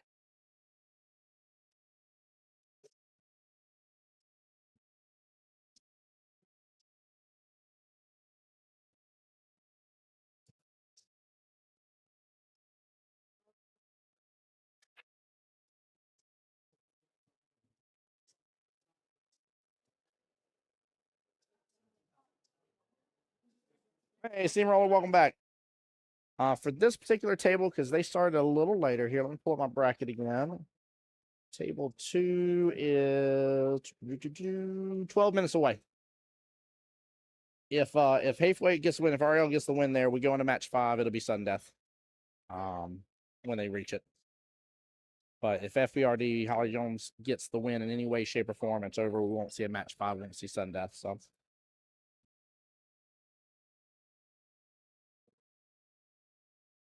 there's virtually no way that we, there's no way that Ariel gets the win fast enough in the next 12 minutes or 11 minutes now before sudden death kicks off. So I said last matchup here, match 5 of this battle here will be sudden death if we get to match 5.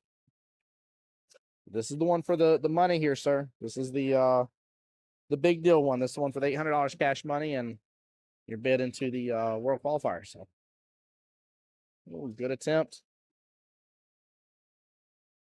Ball's going to open up as an opportunity for Holly, but what distance? Goodness gracious. Long distance shooting right off the rail.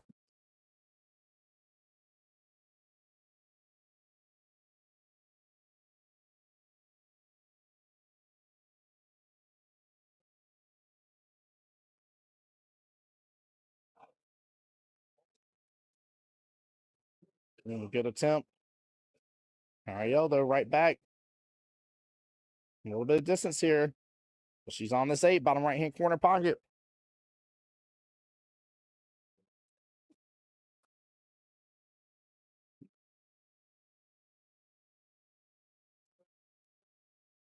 What do you mean we do something different for World Qualifier? Triangles is still how you get in the World Qualifier.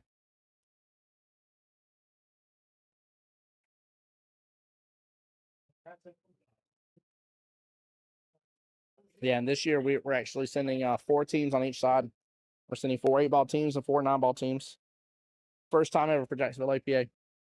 Big year. Potentially 64 people from Jacksonville representing.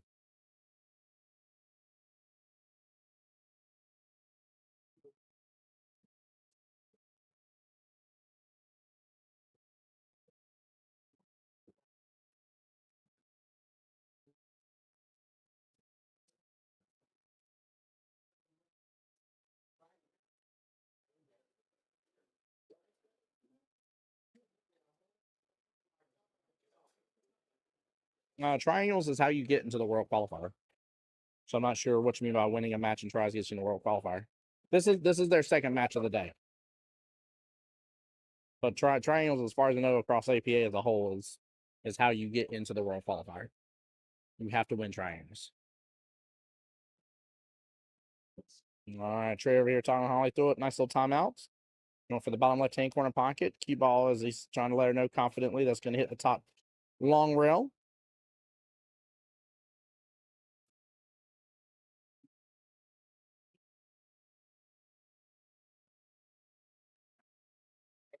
Good attempt.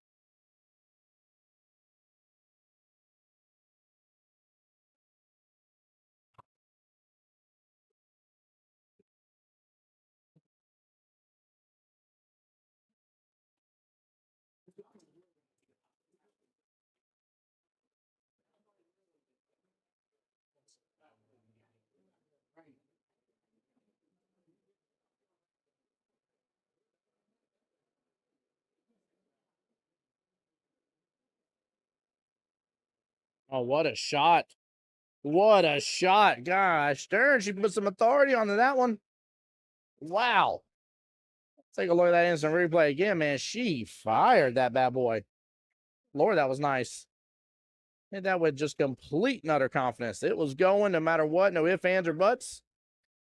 Wow. Well played. Very well played. Nicely done.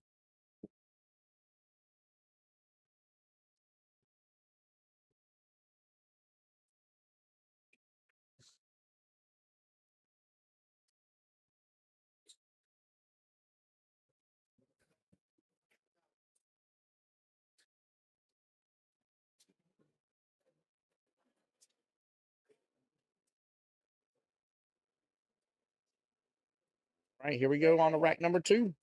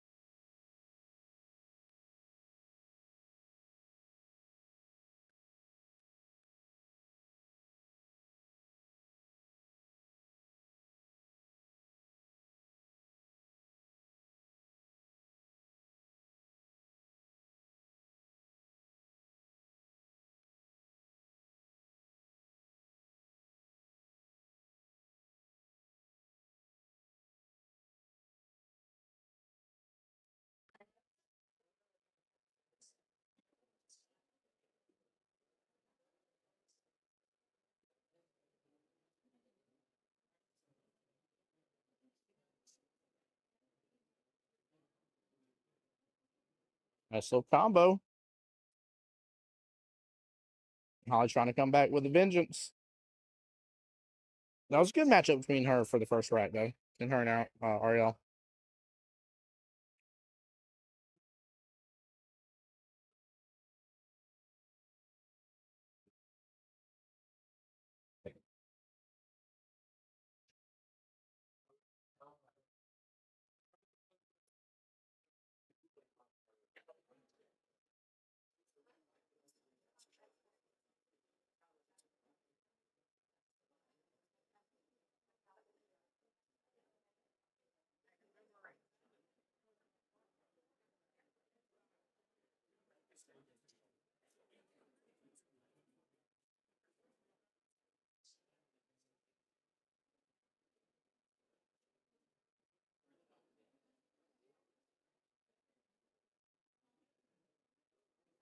I mean, up here, we qualify for World Qualifier by winning one match in triangles.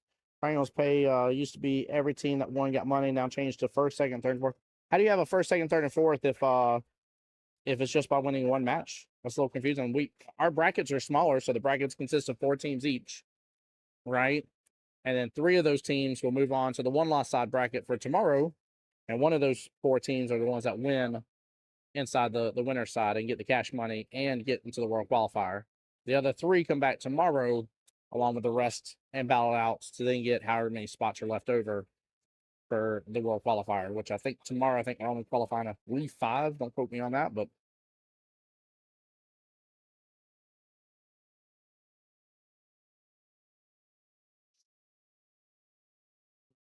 Ariel's on a mission, man. I like the passion and just directness that she has on the table right now. Very, very focused.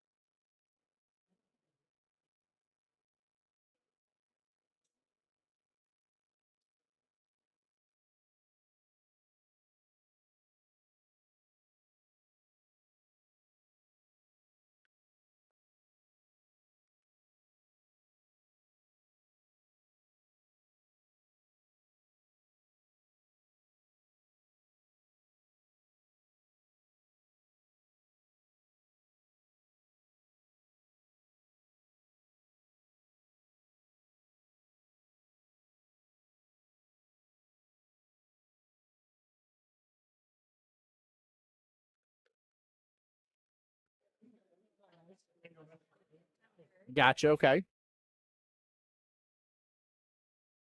So you're not just winning one match in triangles then.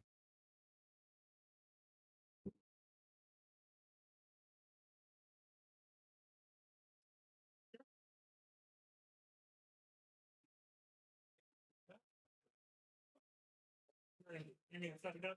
Yeah.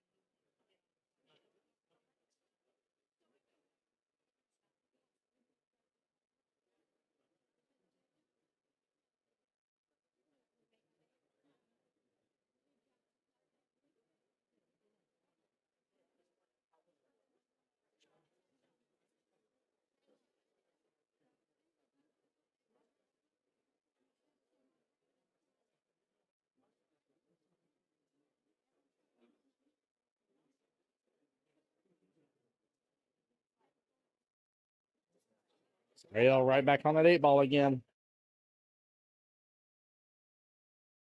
All right.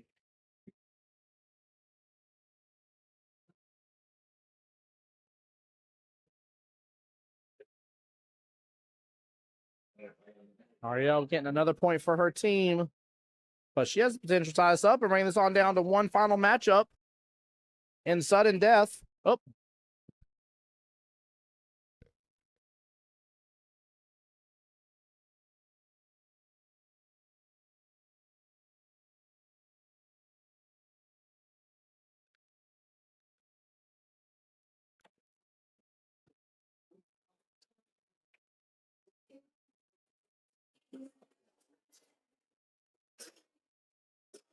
All right, tables 2 and 3 are in sudden death here. So actually these two on our screen right here.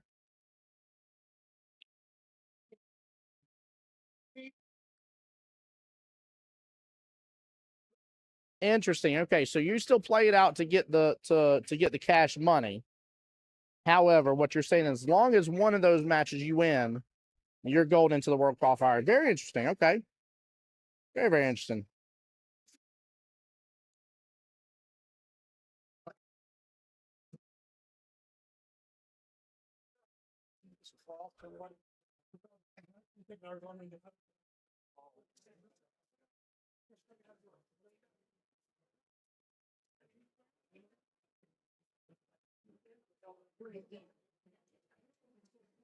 Yeah, she is going for the 3-0. You're 100% right. You are 1,000% right. And if she gets the 3-0, it means that we're going to have one last matchup. Should be both skill level 2s playing, if my maths, which it does. And it'll come down to one right because it'll be sudden death. So the 5-0 that FBRD had is dwindling very quickly, and Ariel is on a mission.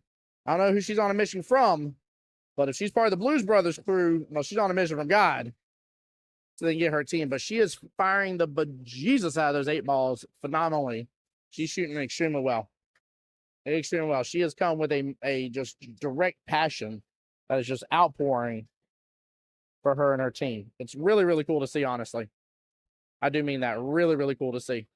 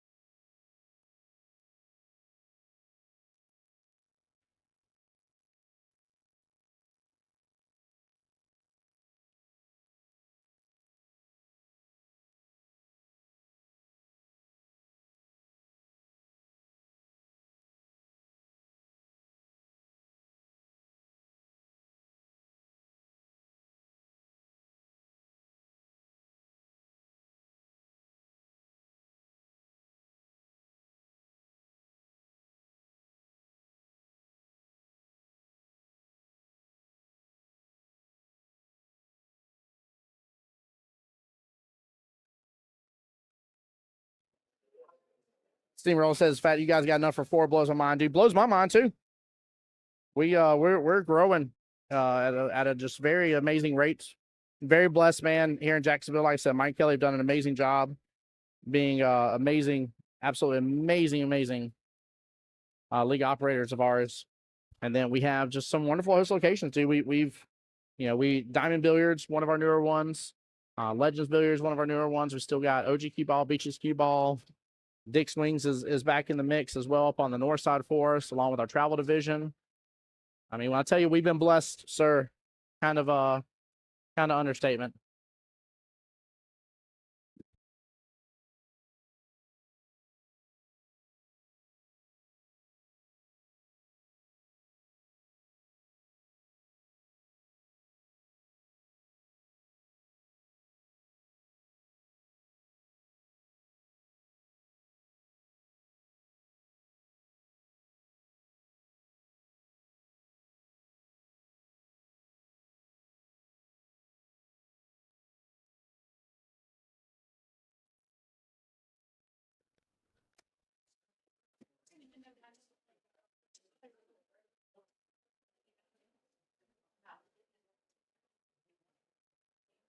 All right, ball in hand back over to Miss Holly. See what I was saying? Y'all send 2 and 9 ball. Do y'all send 2 on both sides? 2, 9, 2, 8? Because if so, that's still solid, man. That's still solid. I remember way back in my day where it was 1 and 1.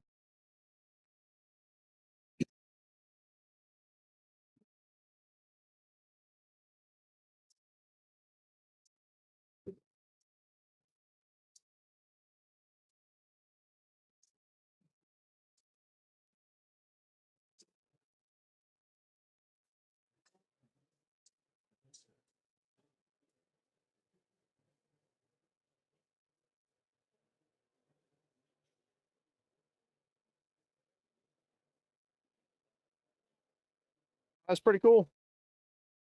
Yeah, they're good people, my friend. They are very good people. Good league operators as well, Derek Chante. Sweethearts.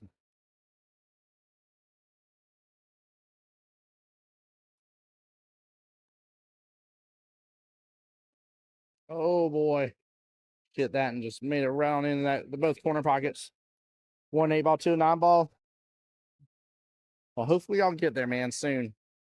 Hopefully get a little bit of that explosive growth, man. It's a big deal being able to send at least 2 and 2 teams. Really, really big deal. Again, I like to think of it as the number of people. You got to think, dude, you could have 32 individuals from your league area representing Vegas. Imagine if all 32 of them sign up for some I was about to say singles boards, not singles boards, mini manias. That's the word I was looking for, right? Imagine getting to represent, show off, show out a little bit on some mini manias and stuff, man. That's huge. It's awesome.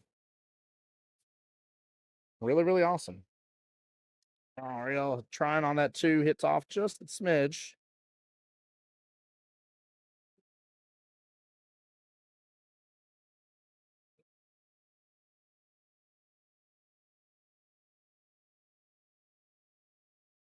Sorry, guys, give it just a second here. It should catch up on the camera. Sorry about that.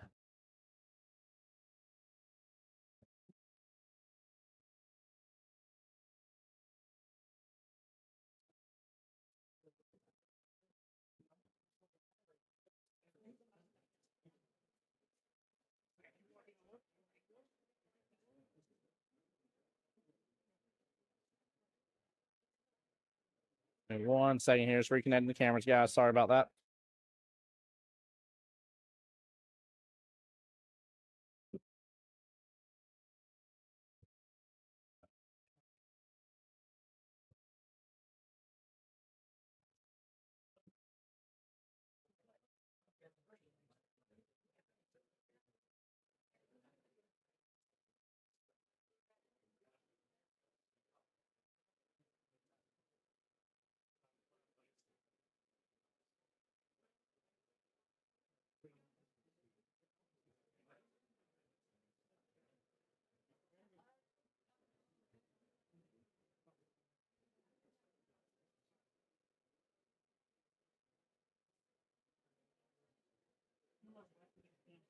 So sorry, guys. I don't know what is going on real fast here. Disconnected, and that's trying not to reconnect. Give me 1 moment, chat. Trying to get it back here. I know it's frozen for you guys.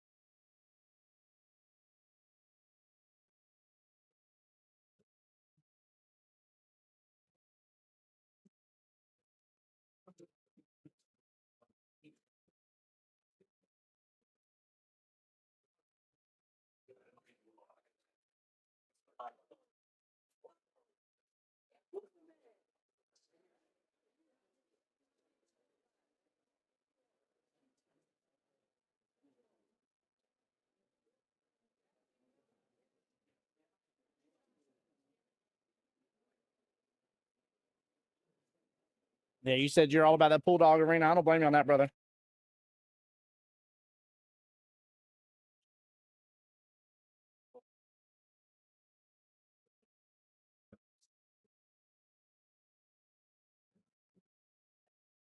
Give me 1 second, chat. I am having a reboot real fast. Let me see if I can get this back in there. So sorry, guys.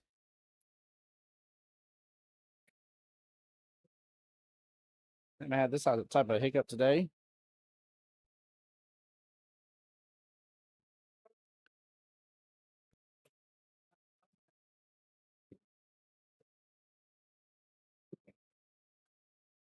Yeah, have technology will have problems, guaranteed at some point in time.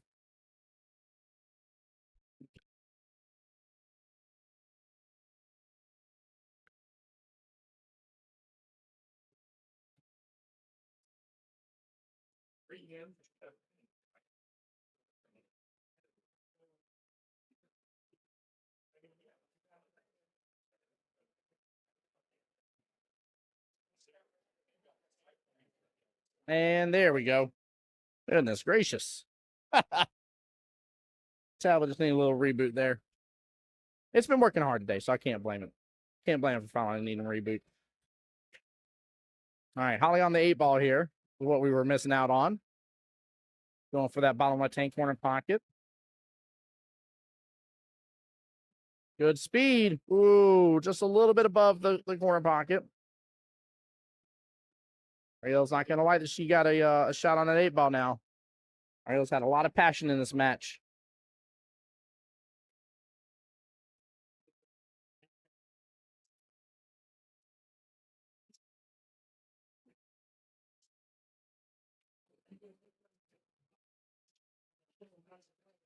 PJ, are you talking about earlier or talking about now? Oh, you're talking about because the screen was frozen. You stop it. PJ said pace of play is a little slow. You better stop it. I'm going to get you. Don't make me call Aaron on you.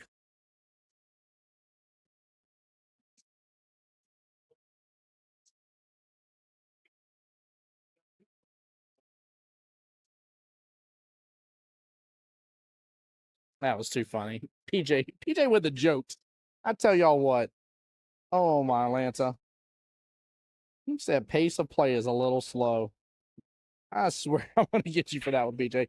Don't scratch. Don't scratch. No. For Ariel on that one here. But Ollie is going to have the chance to get onto the board. And that means Hateful Eight best points they can get is 4 points right now.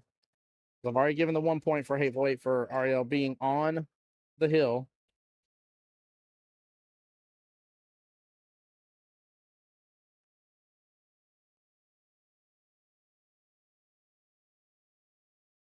All right. Holly Jones on the board.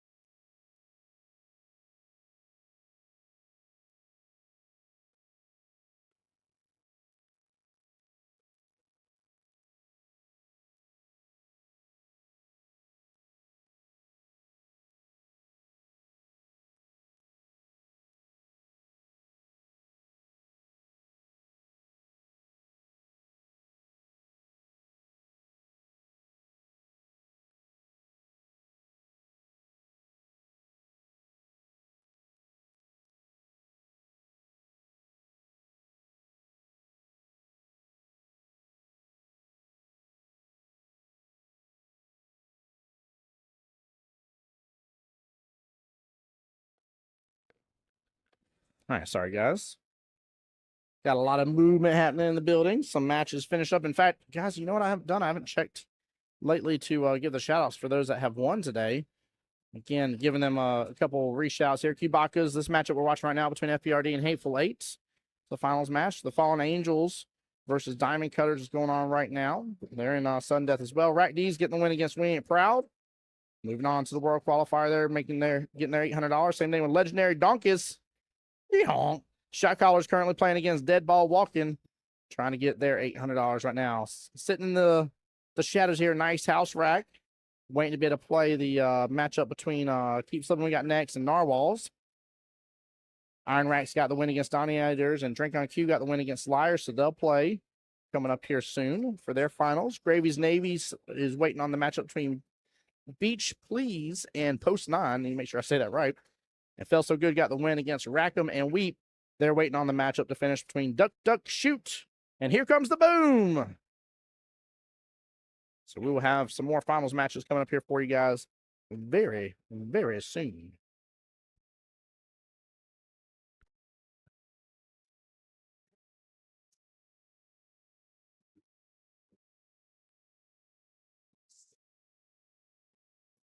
All right. Jones with a 3-ball top left-hand corner pocket.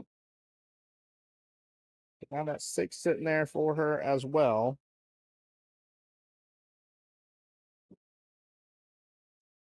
A little bit of work to do between the 1 and 7 for her.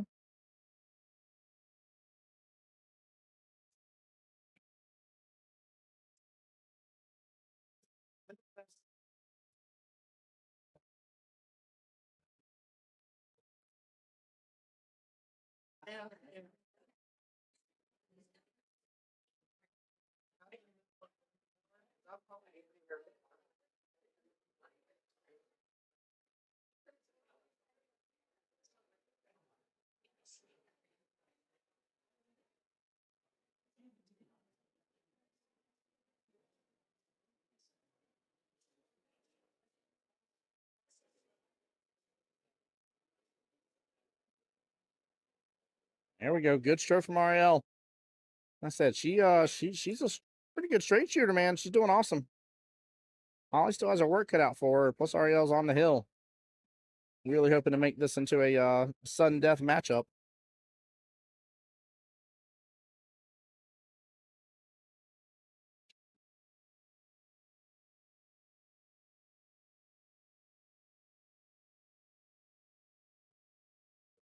Just a little off on that 14 ball, but good attempt.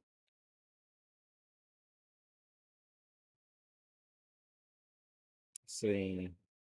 I don't know if I'd like the 7-1 combo. Probably gonna go after the 2 ball, but it's almost like she needs to do something about that 7 ball. But it's playing blocker, good blocker for her for the 10. So honestly, I think just stick with the 2.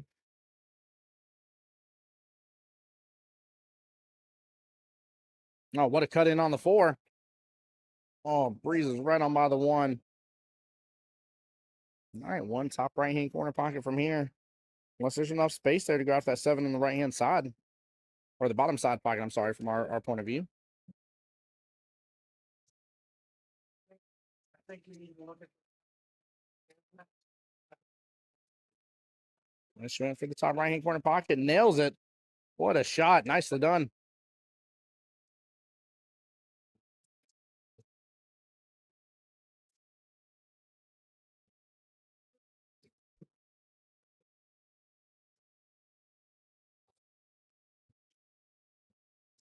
All right, nice little run here from Holly Jones. Well played.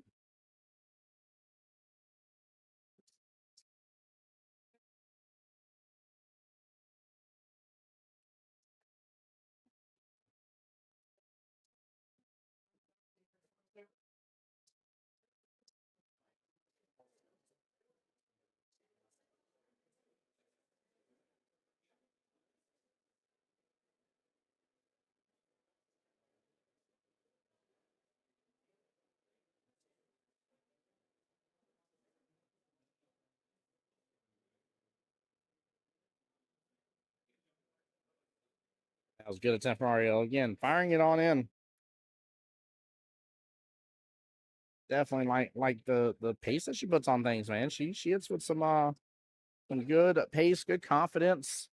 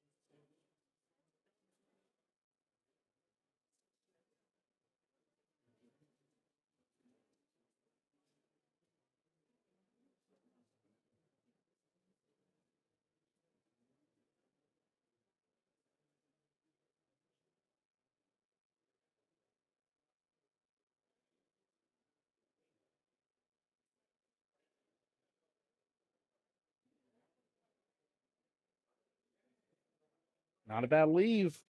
Cue ball grouped up on top of the 8. Going to force Holly to go after that 2 all the way to the top right-hand corner pocket from here. But if she makes that, she's going to have eyes on that 7. It's going to be a matter of your pace. You know, hopefully you have a little bit of angle so that way you can slow roll that 7 in, have shape for the 8 to the bottom left-hand corner pocket.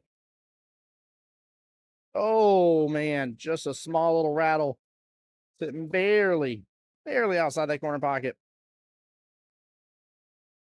Set up for success here in a moment. See if Ariel lets her back onto the table. What a stroke. Nicely done. Slow down, cue ball. Oh, I hope she did not get hooked. I don't think she did.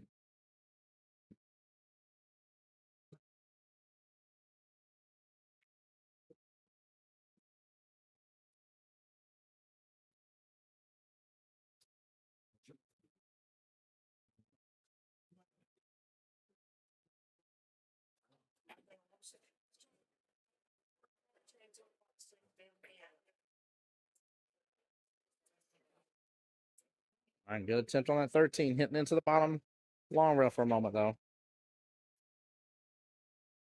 All right, if Holly can get this too, she's got the angle to pop the cue ball back out some.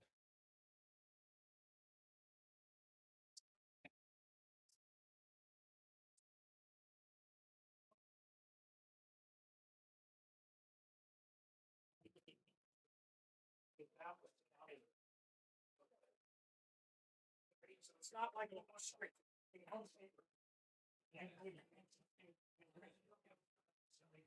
Yeah, she's not gonna be able to hold this. She's gonna try, but she's not gonna be able to hold it. Yep. Had she hit that a little less, if she hit a little fuller than what she needed to, a little less, that cue ball would have popped out out and kind of been just parallel to the right of that 8 ball is where it would have ended up being.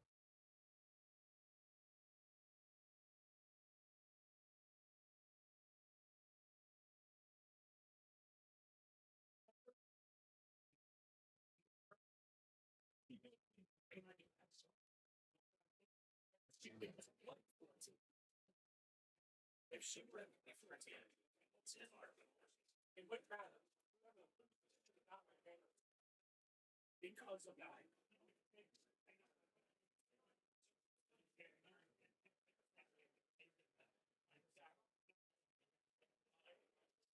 Right. Always on the 8 ball.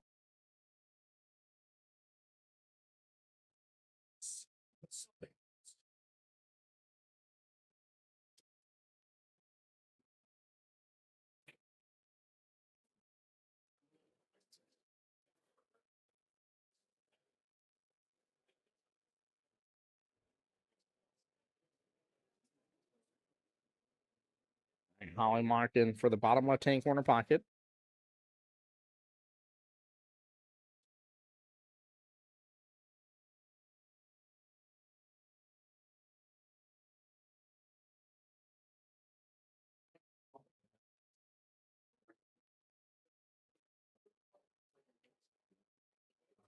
This is a tough cut for her to go after this. Oh my goodness gracious. She got it close. She blocked the pocket. What a shot. What a shot, Chad. I have a strong feeling we're going to go hill on this. I have a strong feeling there's a good opportunity for that to happen.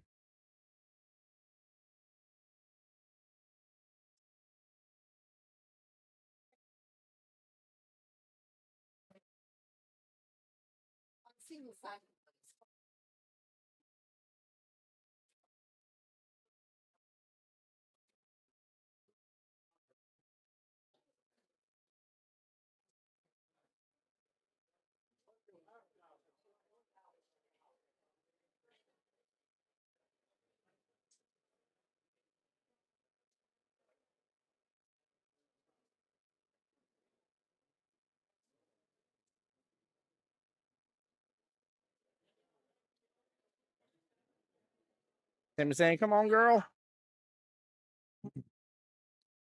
Tammy, this is a tough one. This is a tough one. And he's trying to get her to go for the bank right there in that corner pocket that she's just over. because it's. I mean, it's too tricky to play the safety. I mean, how do you get this appropriately without overshooting it to play the safety?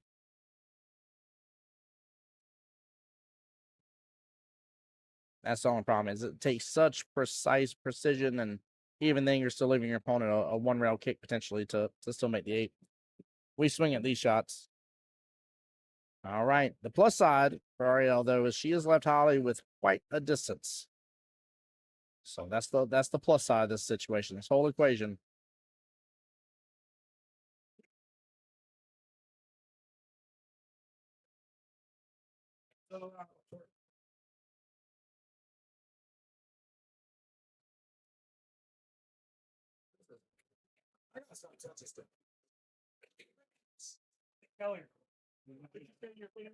All right, Hill.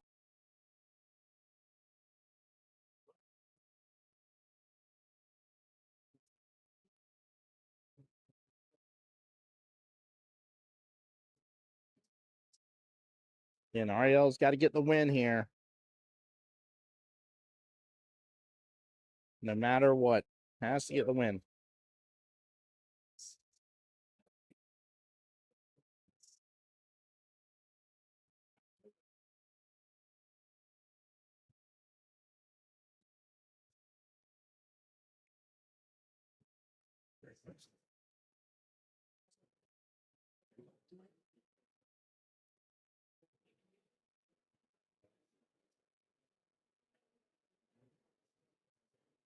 All right, good luck to both ladies here. What a heck of a match between these two.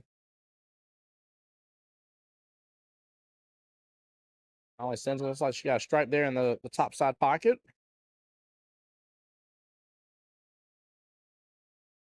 Yeah, one stripe down. She's got the cluster of stripes right there next to her cue ball. I'd mess that cluster right away. Immediately. There's no reason not to. You don't have really a golden shot on anything else. Try to break it apart.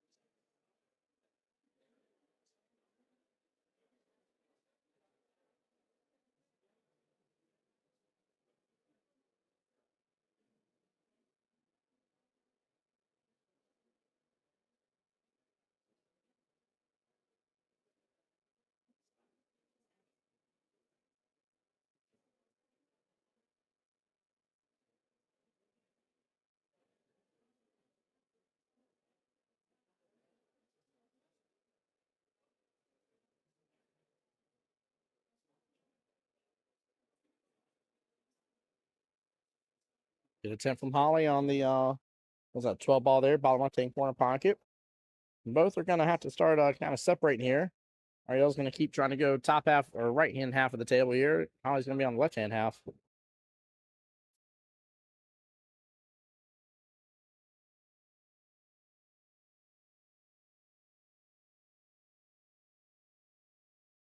There we go. Great shot. Nice here on the 6. Go and take that 6 in that side pocket.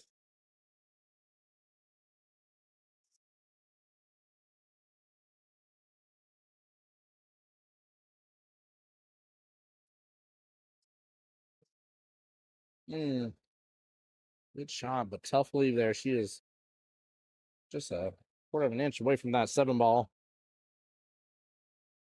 She's gonna be shooting away from it just a little bit. Logan saying, look at them Angels getting the W. Did they officially get the W? That was a great shot, by the way.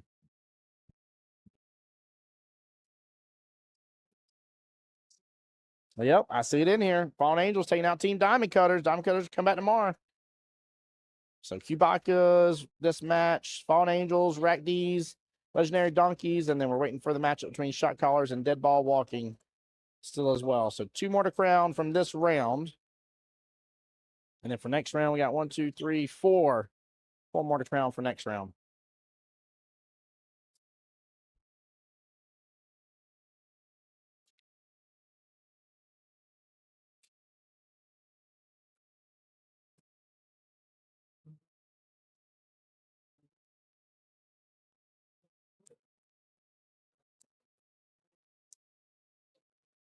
Chat, just because of how long we are into this stream, by the way, before we get into the next round, I will need to reboot the stream. So even if it needs to start almost immediately, based on time constraints, stuff like that, I will have it probably about a 5-minute break in between. Just as a heads up in case you like. Tim said he'd be right back. I definitely will, I promise you. Just understand that we are going to need to do a reboot because we're about at the 5-hour mark. So next matchup can take over 3 hours potentially. You know, so we got to make sure and not let it kick us off Facebook automatically. Facebook is a huge fan of not letting the stream past 8 hours. So I do mean huge fan of it.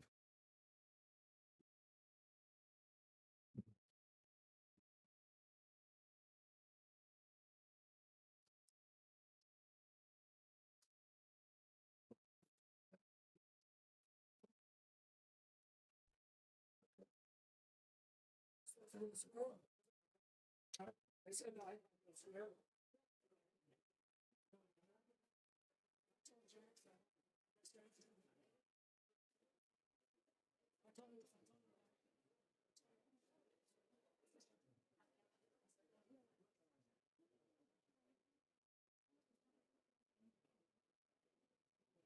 All right, a little timeout on the field.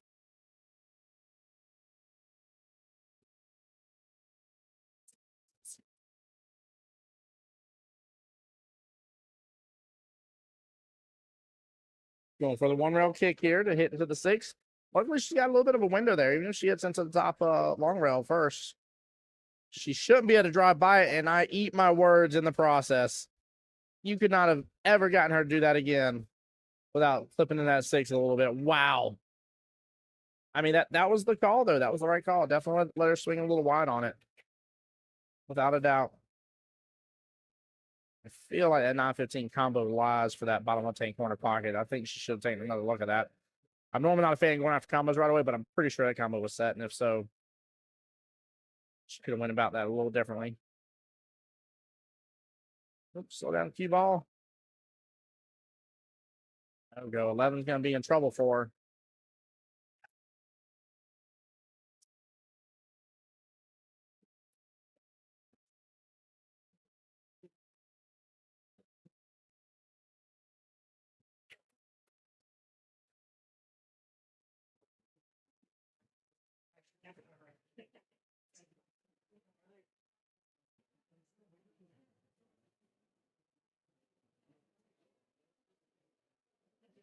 Again, for those just coming in the stream, this is a winner side match. This is for $800 and to go to the World Qualifier later on this year. In which Team Hateful Eight has got to win here, get that 1 more additional point. Both teams have already earned 1 point each. It's already reflected on the scoreboard. FPRD with 2 wins on their belt. Hateful Eight with 1.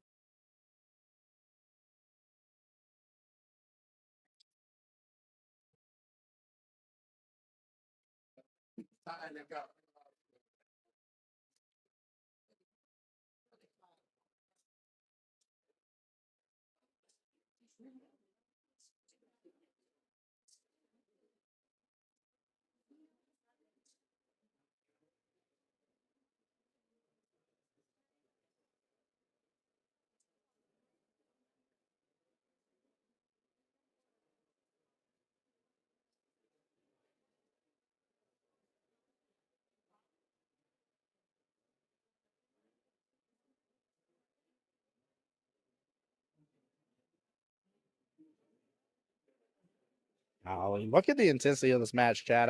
I know I may not be reflecting it just enough here, but both ladies, 1 ball left on the table. Both ladies on the hill. One lady right now trying to keep her team in it to guarantee going into sudden death. What's up, Mr. Sonny? Other lady trying to go and secure the win, make the $800 cash money.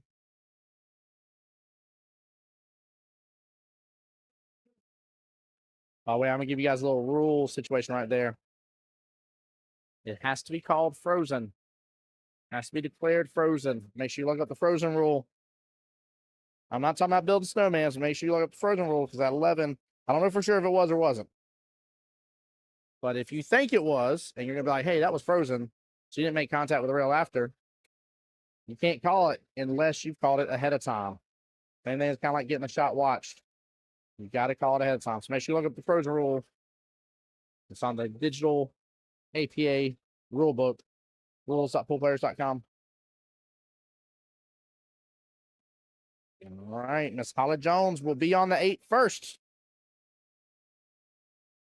First opportunity to seal the deal, close it out.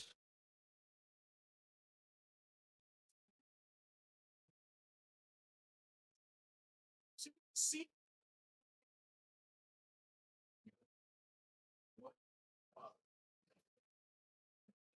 Oh, she does not. Ariel still lives another shot.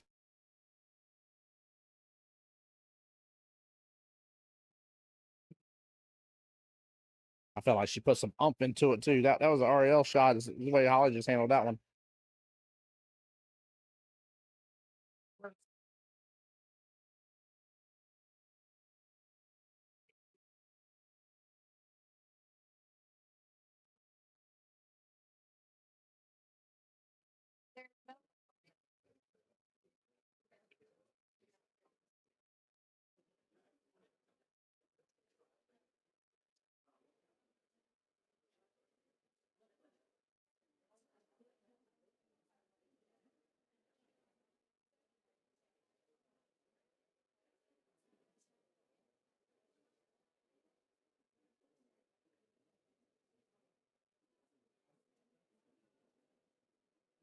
Oh, what a shot.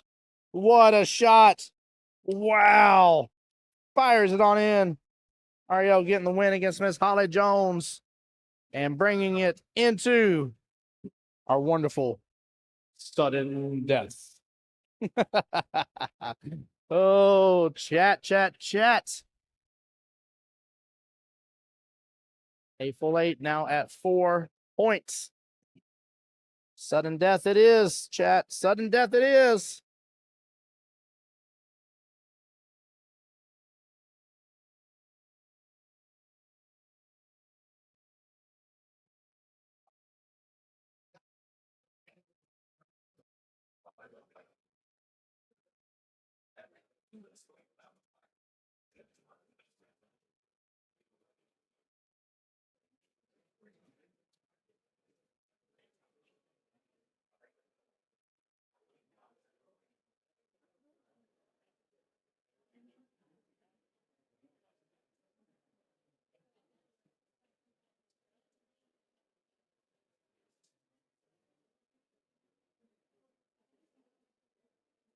All right, chat.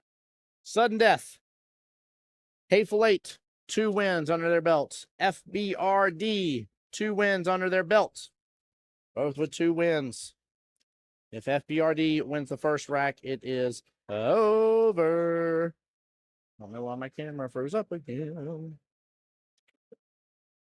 1 second, it's reconnecting here, guys. Hateful 8, if they win the first rack, it will be tied 6-6. They will still have to play a second rack. So Cameron wins either rack, it is over. Aaron has to win both racks.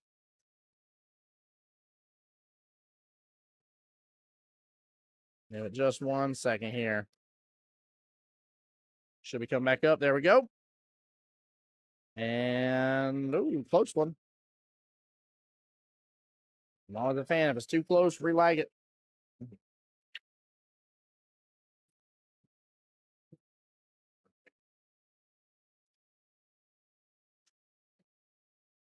Well, potentially 2 racks for the win there, PJ.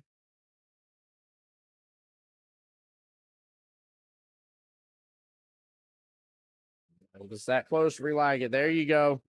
Let's not spend 10 minutes on a lag. That close of a lag there, relag it. Ooh, Aaron fired that one a little bit. Cameron will win the lag on that one.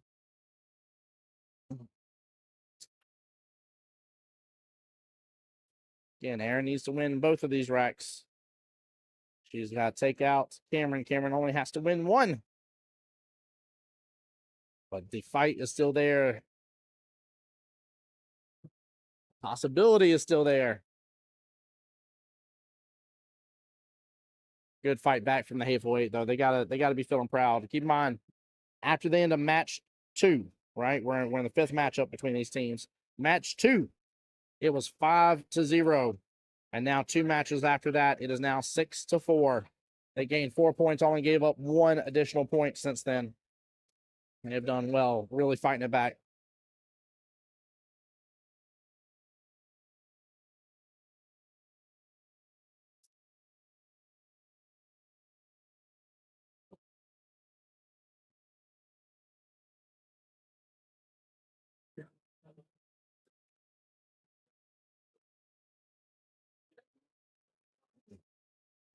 All right, we are off.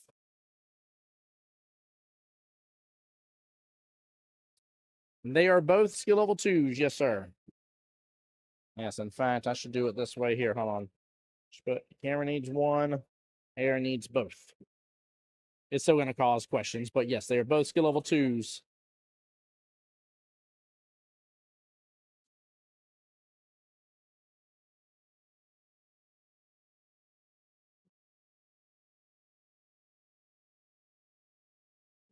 I wonder if Aaron's going to get this first one, and we're going to go to where it's 1 rack to roll them all.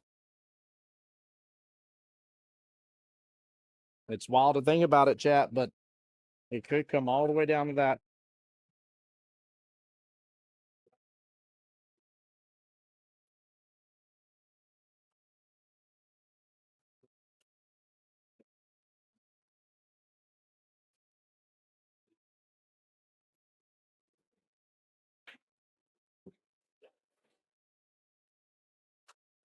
All right, there we go.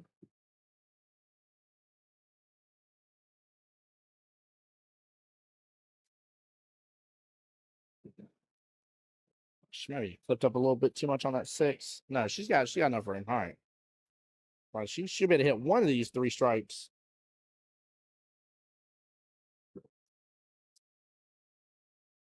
Katrina Fallen Angels got the victory.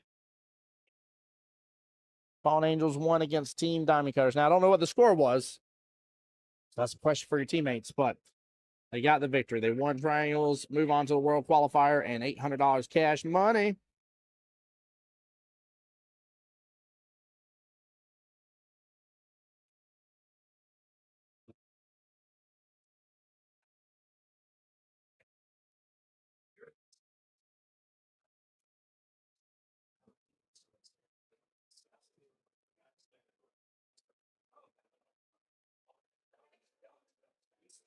Good attempt by Miss Aaron on that side pocket. Katrina over there hopping in chat saying, let's go. Let's go indeed. Congrats.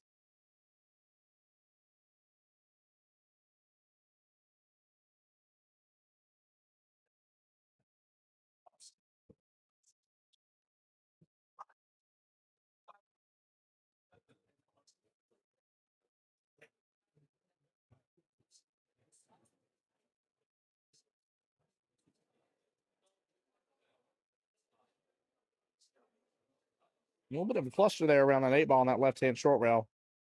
Don't like that one bit.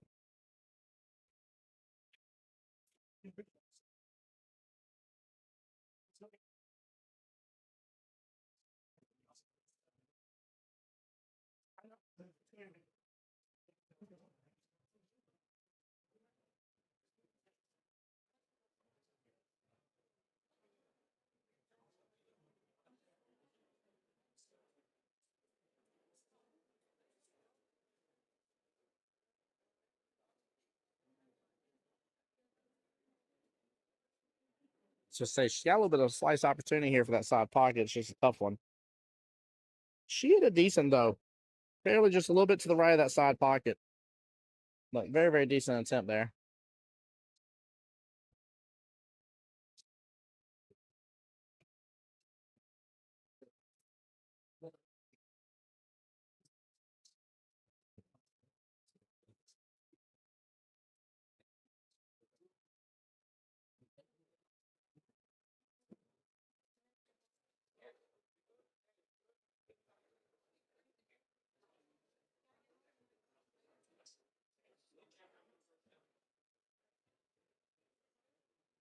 There we go. Nice shot by Miss Aaron.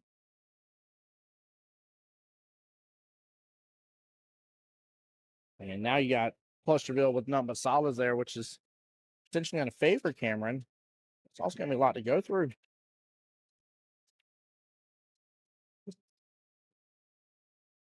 Going for the back cut, frees up that corner pocket, though. Ain't mad at that. Not a bad leave at all. Not a bad leave. Chat, who's going to get the win here? Will it be the Hateful Eight getting their 2 games they need to be able to get the overall victory, or will it be FBRD? Which one, guys? Which one? For those just tuning in, I see a couple new names coming through the stream, guys. When this matchup is over with, I will need to turn the stream off, give it about 5 minutes, give or take.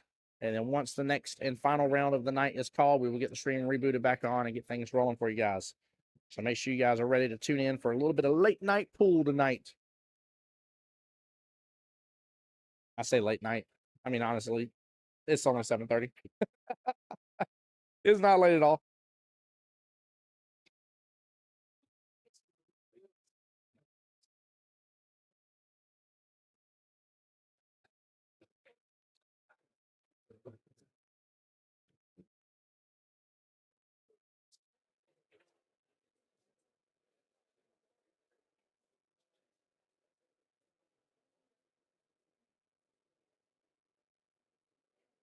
Right, so breaking away that 8 a little bit, but not gonna have much of an opportunity to do so on that 8 ball. Just needs to drill down, focus on what she has, and keep on pushing forward. Work on the 8 when it comes.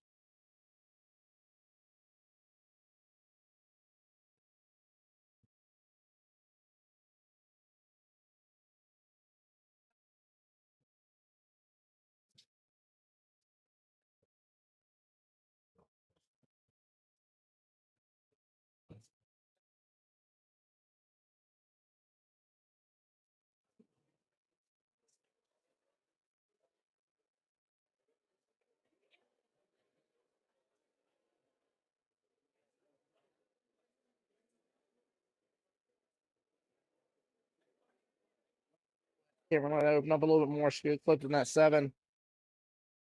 Scratch on that top pocket there. And ball in hand, back to Miss Aaron.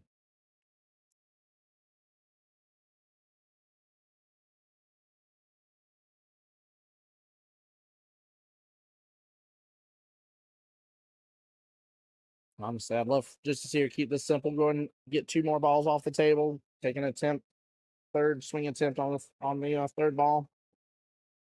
But go ahead and land 2 of them right now. You got to think, guys, and maybe you don't remember kind of back in the day when you were the lower skill level player like this, but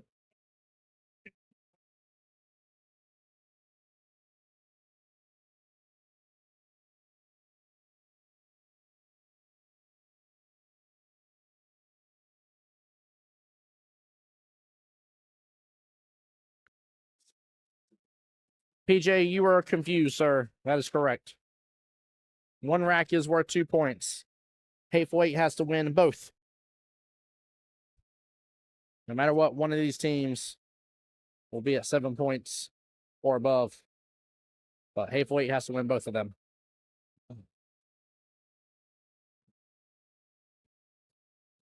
Because right now, if Hateful Eight wins the first one, they will gain 2 points for their team. It'll be 6-6.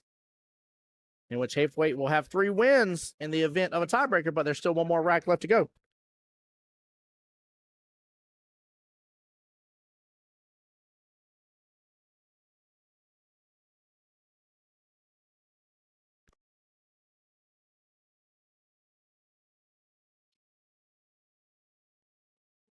But yeah, Cameron just has to win either rack, either this rack or the next. Aaron has to win both.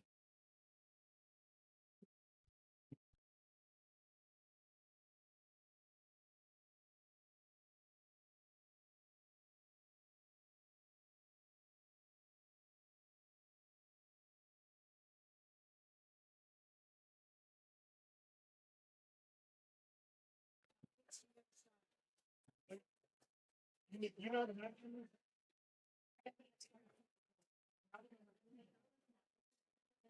I hope I explained a little better there for you, PJ.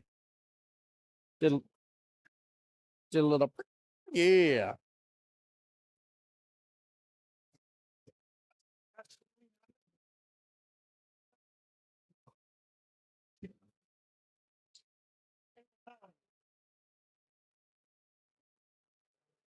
Oh, what a good timeout and a good attempt for Miss Aaron.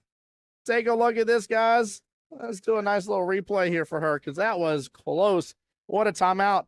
That's like a little one pocket shot there, guys. Look at this little cross banging action. I like it, guys. Look at that. She was close. She was a little to the right-hand side of that side pocket, but that was close. All right, Zach using timeout here on Cameron. This will be the last timeout for this rack. He's trying to get her to play defense here.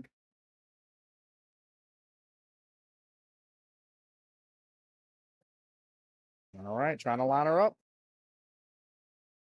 This is about speed control.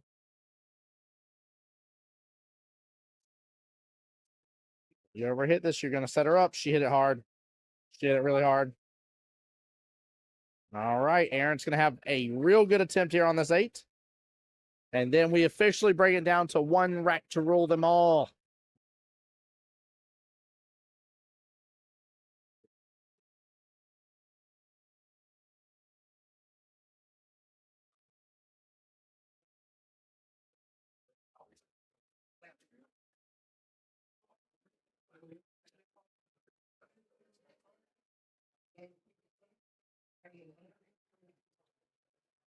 There it is.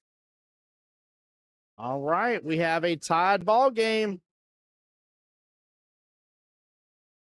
JT come back saying, yikes. 6-6.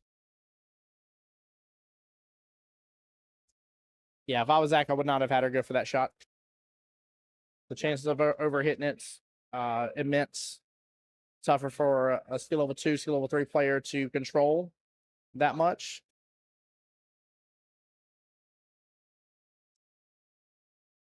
But it's also a question of like, what else do you go for? I don't think you have much else you can go for.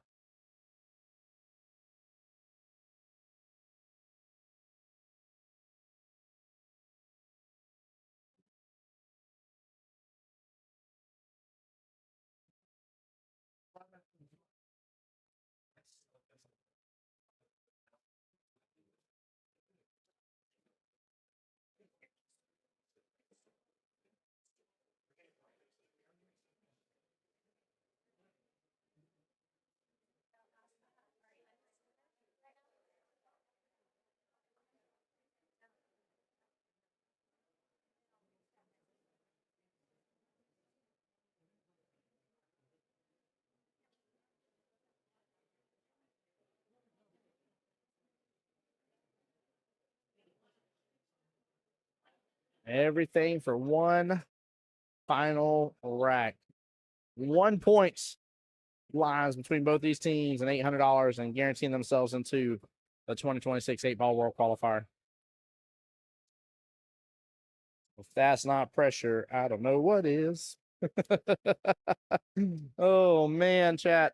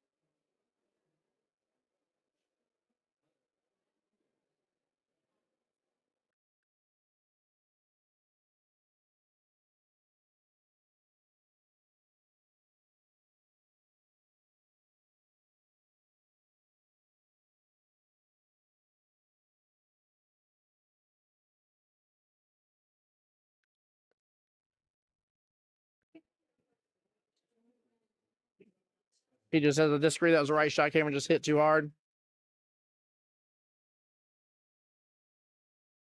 I think maybe err on the side of caution of having her hit it a little fuller.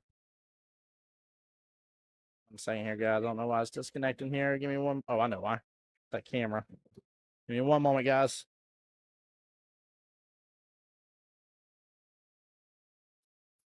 One moment. That should be coming back up. Sorry, guys.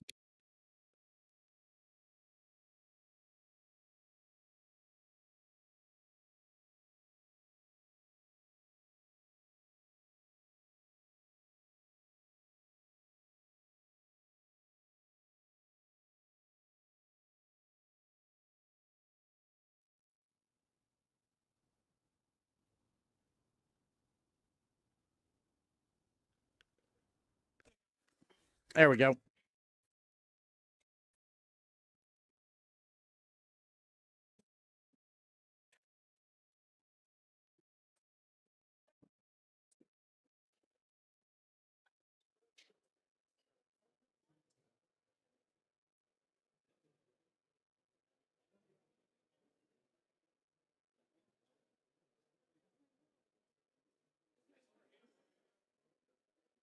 Oh, good attempt there.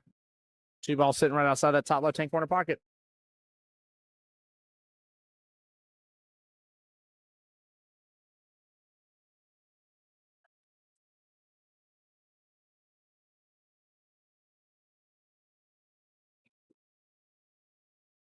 That may have been a double hit with how that cue ball just flung that way.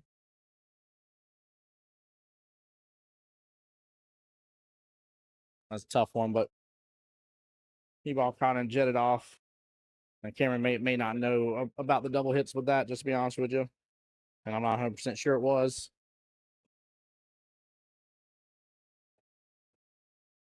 But it looked like the same speed.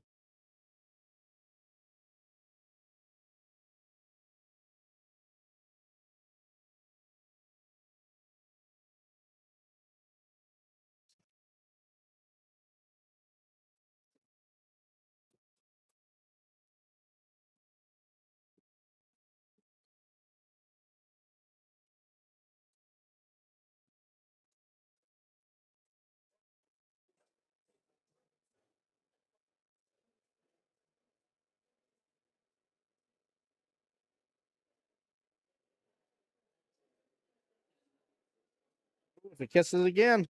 Oh, almost made that four still go in. Cue ball's falling behind.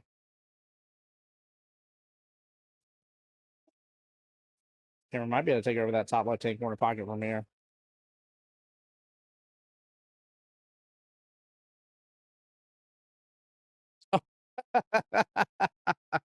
It snuggered in, and then the two falls after the cue ball follows through. That's funny. All right, back to Miss Aaron. It's not a ball in hand situation. Nope. All that ended up happening is she made your ball.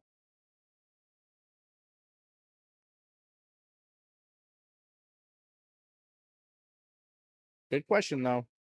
You're not sure, and plus it's been, for some of these teams now, we're getting to that longer part of the day, right?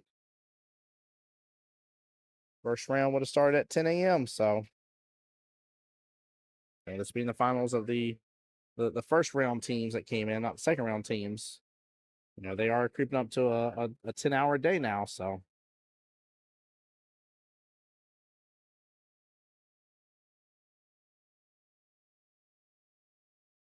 nice slow roll here for that 13. A little harder than I like, but that's okay. Got to bump into the 15. Should go after that 15 now. Looks like the cue ball's a little above it from our angle, and that Mason that cue ball down to the bottom right hand quadrant. Give her access to that 12 potentially.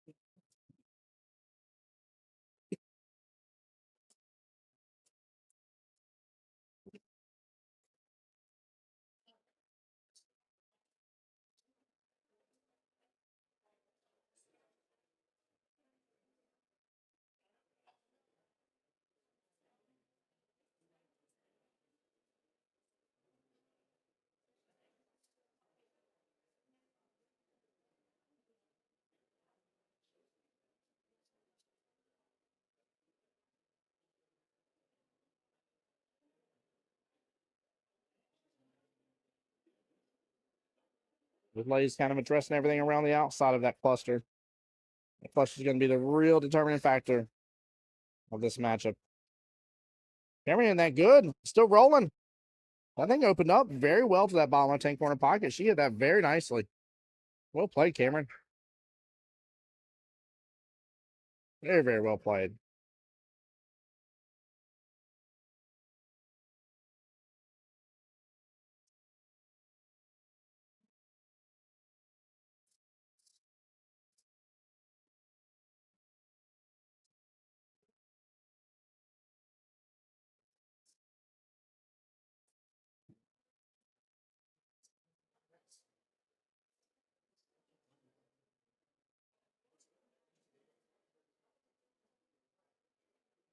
I got down far enough for her to access enough of the 4.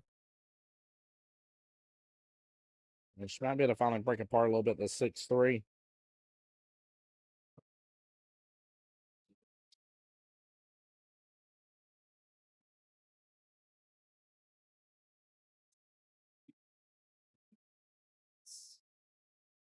There you go. Oh my gosh. 6 blocking access to the 15 to come on down, and 24 blocking a little bit of access to that 14 and 10 ball.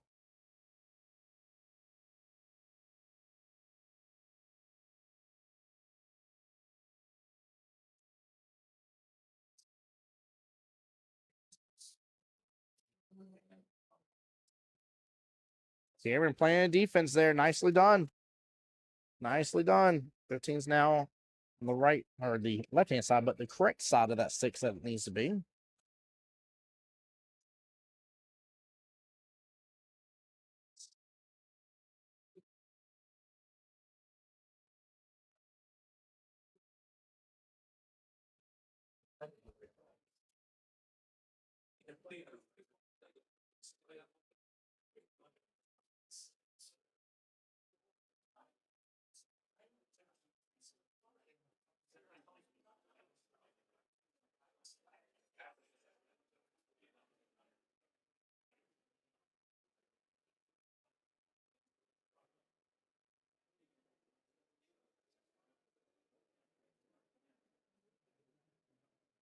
Cameron gonna opt to go for the combo here. 15 into her 10. Rattles it out. But not a bad leave. Not a bad leave at all. You know, it's a tough situation like this, Chad. I always wonder, you know, do you add more pressure or take away pressure by talking to them in between each shot? Good job. Keep it up. You're shooting good. It's always a tough thing. Great shot by Aaron, though. Goodness gracious. She stuck, though, a little bit with that 6-4. I mean, I think I'm going to try for the one rail bank into the bottom left hand corner pocket and hopefully at least take over the pockets. I think it's the best call for right now, but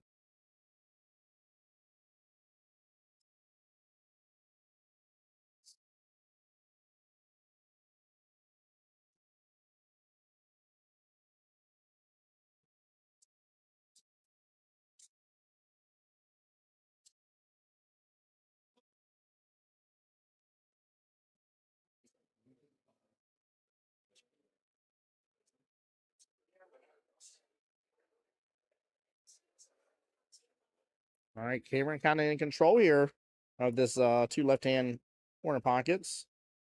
And has some really good run potential. Everything's just sitting in good range. Slow rolls this to the top left-hand corner pocket. Gonna take that other stripe on down, bottom left. It's just a matter of that, was it the 14 ball right below the 4? Oh, she fires that one a little fast. And gets herself hooked behind the 8. She needed a quarter of that speed.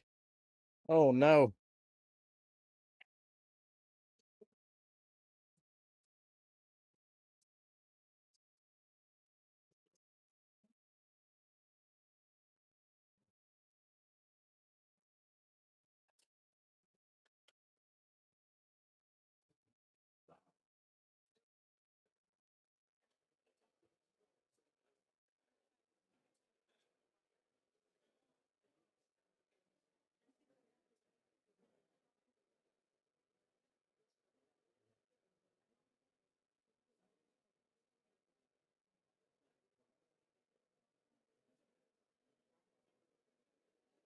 That is a good hit. The ball makes contact with that left-hand short rail right after. Nicely done, Cameron. Can't be mad at that one for her. She did that good. Did that really good, actually.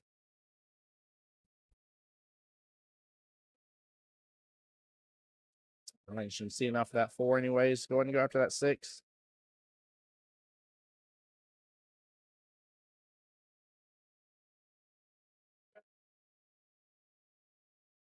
And I think sending the 4 might be a bad call.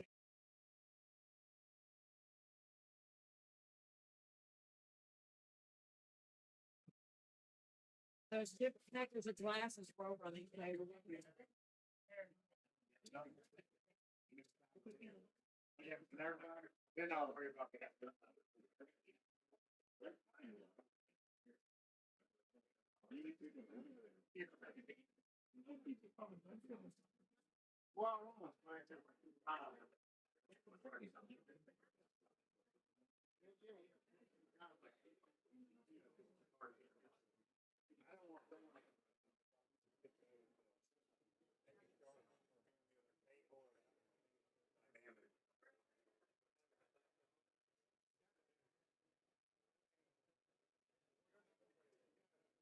Oh boy.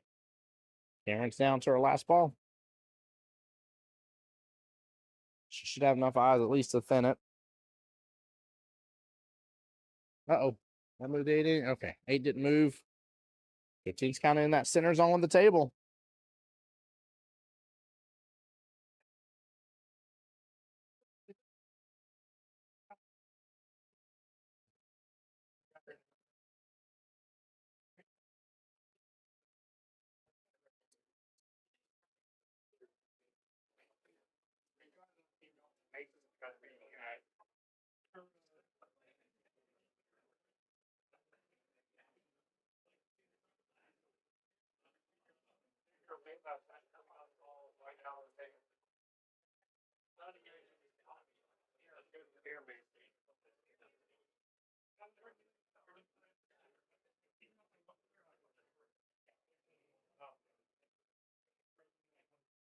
She's looking at that back cut. Honestly, she could play defense here too. I don't remember if either ladies had their timeout. Good attempt on the back cut. Oh no, hits full into. Oh no, she made it. She made it. Get a little back cut bank. I was about to say she hit full into the 6 and sets up Cameron really good for the out. I was like, Aaron's about to be in trouble, but she got a little love from the table.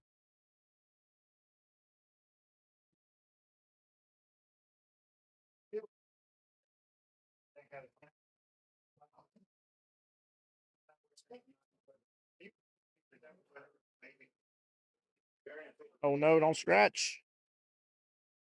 Man. Oh, my Lanta. Getting dangerous. Cameron with a good hit. Coming towards that side pocket. Now she gets a little love from the table. Cameron will be the first one of the ladies here on the 8 ball. All right, looks like the timeout is being called. Again, both ladies, regardless of skill level, 1 timeout per rack, high level tournament rules.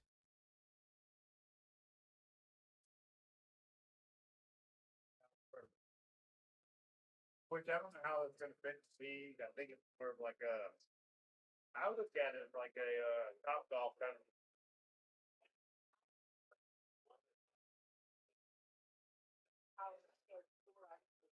Yeah, that's the great thing.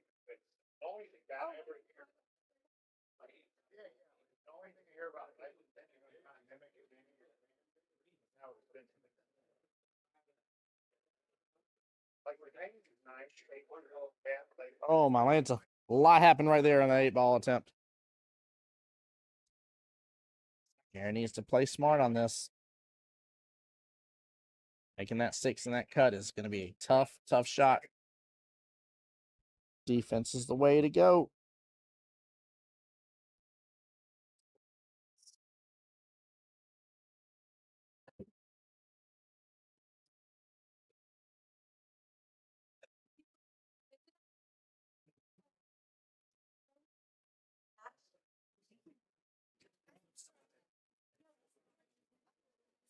She's going for it. She went for it. 6 might get in the way of access to the 8s. It rolls up a little bit, but that cue ball's too high up. Cameron will have another chance at that 8 ball for the bottom left hand corner pocket. For the win.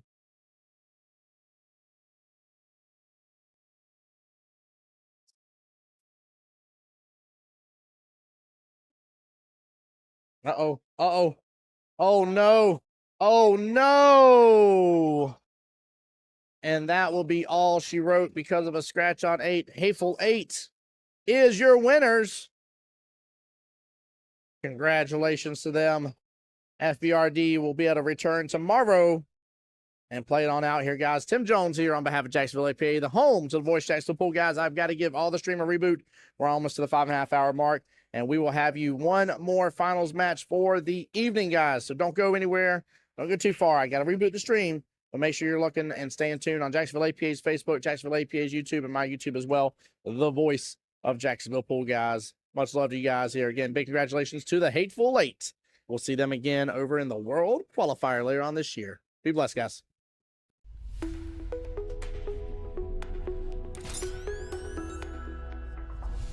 The Voice of Jacksonville Pool.